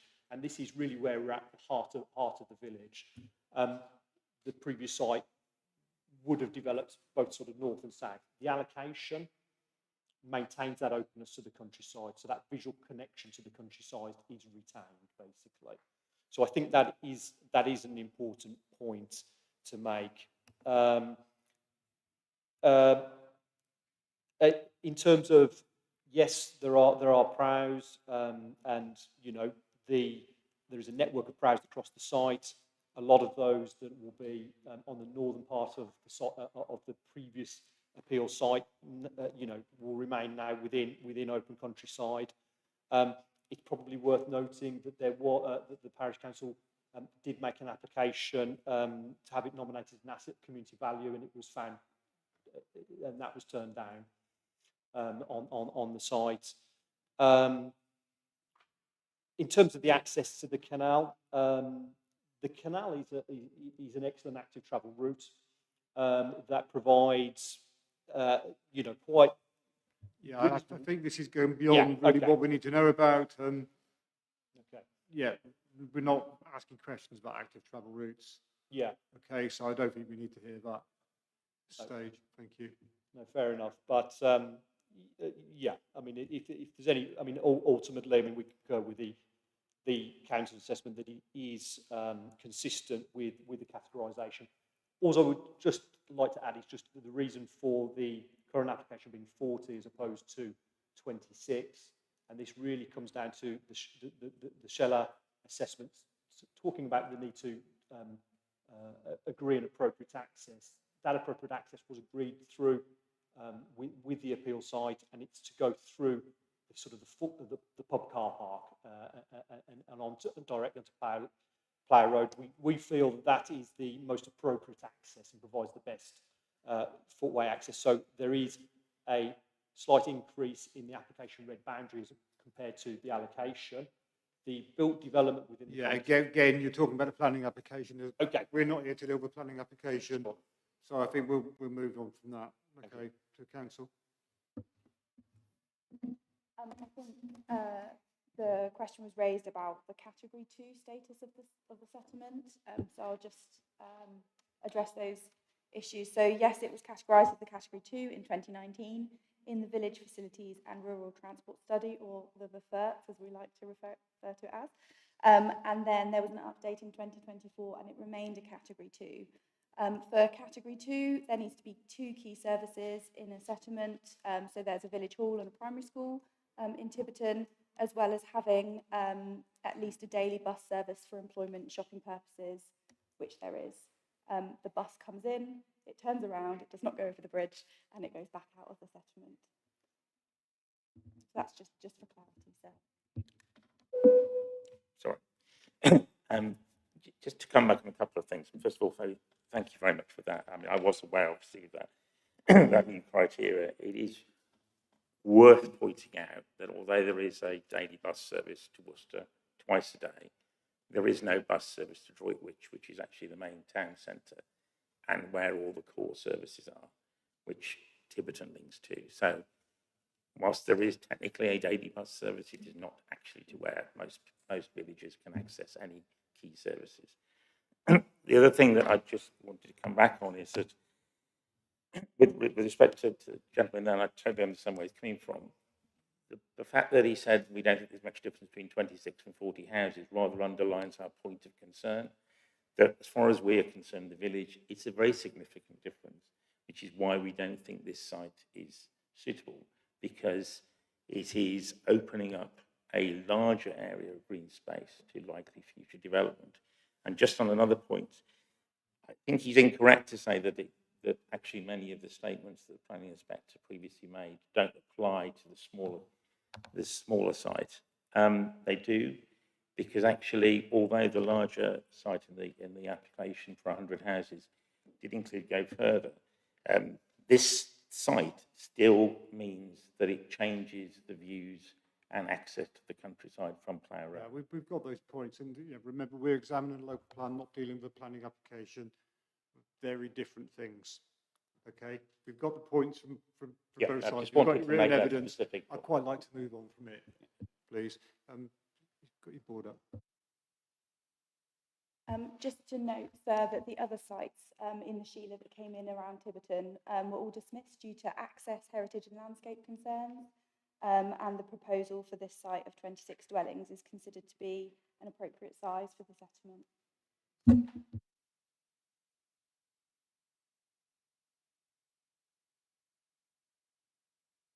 What I don't want to do is risk any discussion here bettering the council's decision-making on a live planning application, which is why I really don't want to get into that at this stage. It's not what we're here to do. We've been very resistant to that through the weeks we've been here. Yeah, for obvious reasons, I think.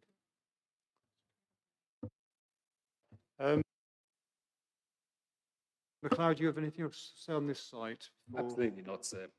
Miss Roberts covered off my point for me, so it was the Sheila site, so thank you. Thank you. Suggest we take a brief break now, maybe till 4:15, and then I think we'll move on then to the employment sites.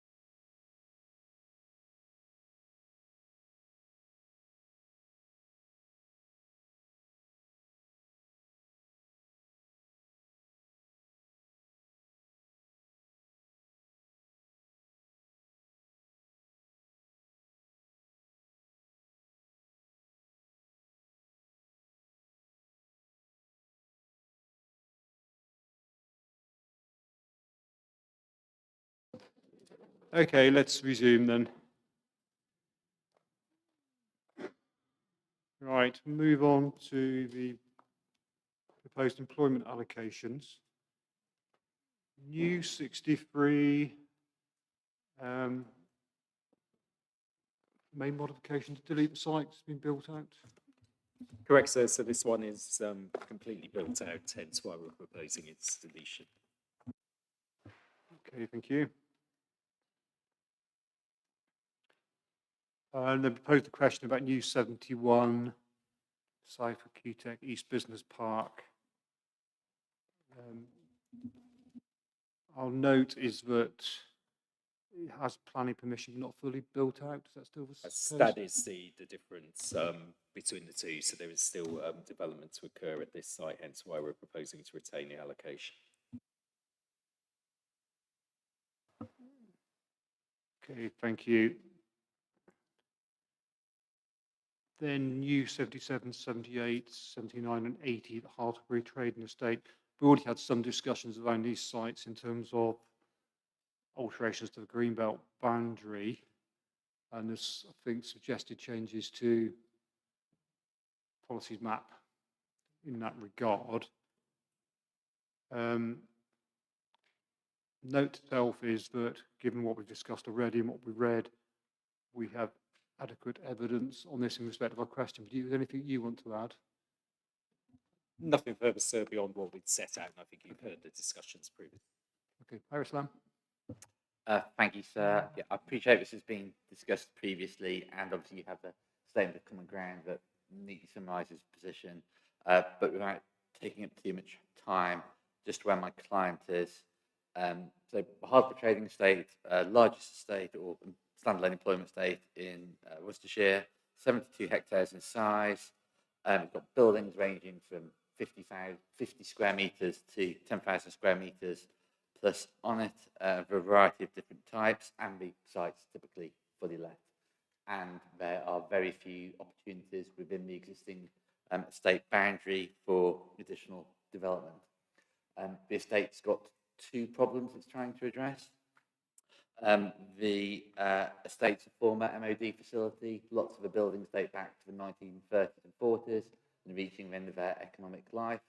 They do not meet the demands of a number of the tenants on the estate, but they have nowhere else to go because there are no new buildings. The estate also has a real problem emerging with EPC certificates. So under the current legislations, in order to let or sell a building, it needs to have a minimum EPC level of E. That's being raised to C by 2027 and B by 2030. About 16% of the buildings in site will then qualify. So we have been making improvements to buildings, but the easiest thing is to demolish a building and replace it, given their age, but we've got nowhere to move the tenants. The solution, or part of the solution, that is the 4 new employment allocations, which we welcome. But in terms of solving that problem, it'll increase the amount or the size of the estate by about 3.7%. But the largest of those allocations is 1.7 hectares from memory, which means if you assume you get about 40% site coverage, we can put a building on it of 5,600 square metres, where we have buildings of 10,000 square metres or more that need replacing. Hence our request to the local authority and our submissions to the plan that the expansion site we've identified and in my client's control is identified.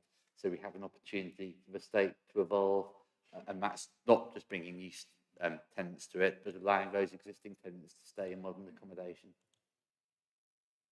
Thank you. Thank you, Mr. McLeod. Yes, thank you, sir. And I think there is broad agreement between ourselves and Hartlepool Trading Estate. You know, it's a very well-run estate, high levels of occupancy. It makes an important contribution to Witch Haven's employment land base. Obviously, we've released the sites within the Greenbelt, which are within the defined boundary. The only difference between us is the extension of the estate into the Greenbelt. Our view, and it is purely at this point in time, is that we couldn't demonstrate exceptional circumstances for an expansion of the site into more the open countryside. We're obviously meeting our employment land requirements, as you've seen elsewhere. So it is purely, we don't feel there is exceptional circumstances at this point in time to justify that expansion. Okay, thank you. We have two positions. Do you want to come back on that at all? Only quickly, so no, that's a neat summary. I think the difference between ourselves and the council is we believe those exceptional circumstances do exist, given the need for the state to continue to evolve and meet the requirements of existing and future tenants, and our expansion lands are the best way of doing that. Fully appreciate the council's position regarding the quantum of employment land across the plan area as a whole, but this is a localised issue for the estate that we're trying to address. So you will have seen our submissions and other sessions in terms of the quantum of employment land, but this is a Hartlebury specific issue. Thank you. Mr. McLeod, any final comments on that?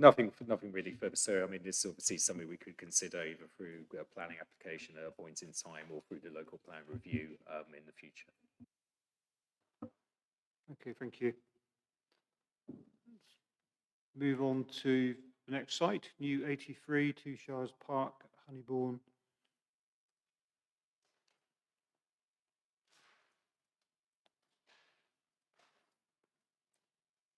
I think we probably have all the information we need on that. We've got the views of the councils and on behalf of the landowner, I think isn't here now. So if there's nothing for you to add at this point, we'll move on.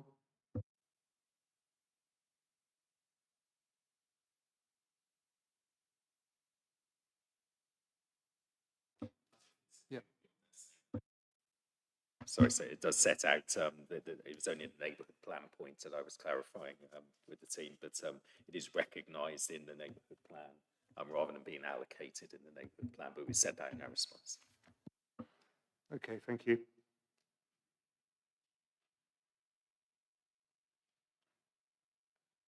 So New 85, Eaton's Farm, Church Lane, Tiverton.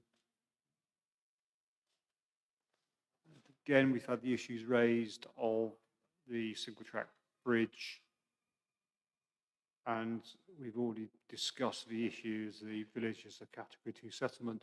But maybe if the councils could explain the justification for that allocation in that location, we'll just take it from there. We don't need to repeat what we've discussed previously on the other matters. No, absolutely. So obviously this site is opposite Junction 6 Business Park.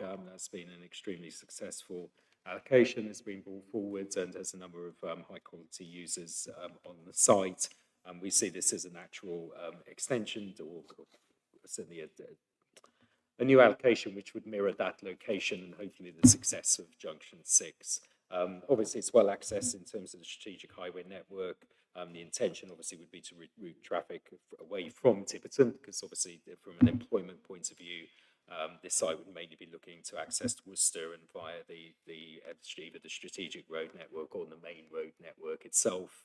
A good access can be provided to the site, so we believe the bridge issues, again, by restricting HGV access, can be dealt with in terms of this proposal. Thank you. Tiverton Parish Council. Yeah, I mean, I certainly won't go over the issue of the traffic again. Our concern about the location of the site is, whilst it certainly is located close to Worcester 6, and we recognise its success, it is actually on the opposite side of the road. It is a relatively small site and is detached from the main Worcester 6 site, which means that much of the infrastructure would have to be replicated for a much smaller site on the opposite side of the road, which doesn't seem to us to be a particularly cost-effective development, when there may be other land on that side of the road which would be easier to provide the more appropriate infrastructure.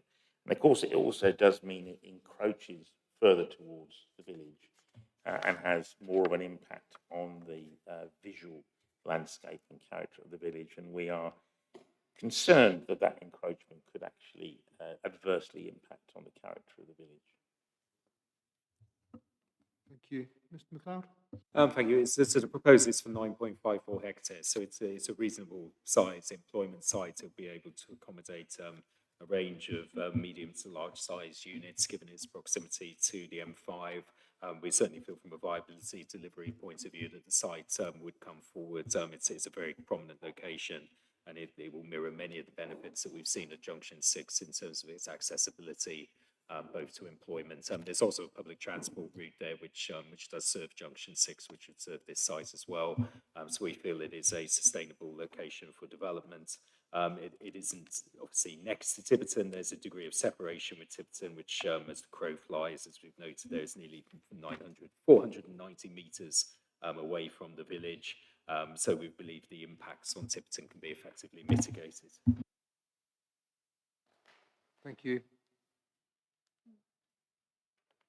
Have you got anything else you wish to add to the Parish Council? Is your board still up? Anything else you wish to add? Okay, thank you.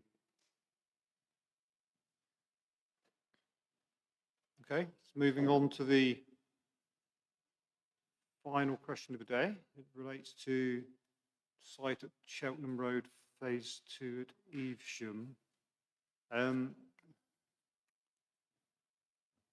So I've asked a question about current status of the site and is its deallocation justified? I think it's one of these allocations in the previous existing plan.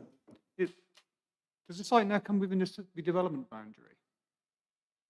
Sorry, just repeat that, so I didn't quite catch it. Yeah, does the site fall within the development boundary?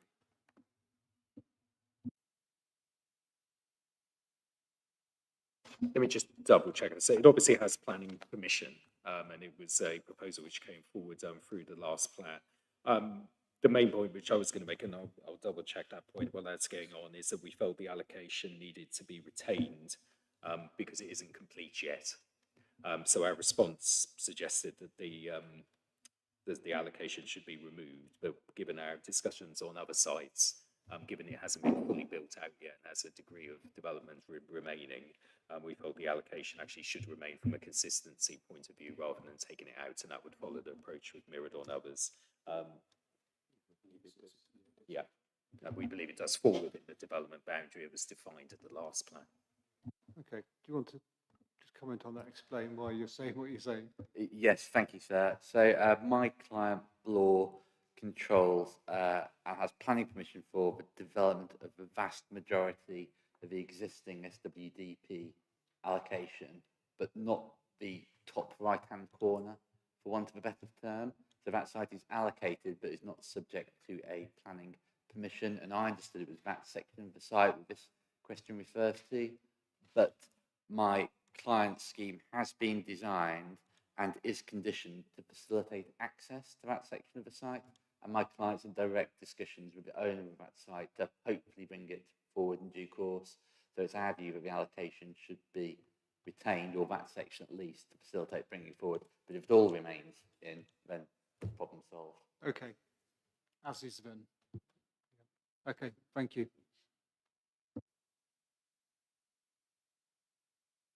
Okay, well, I think that's everything from us for the day.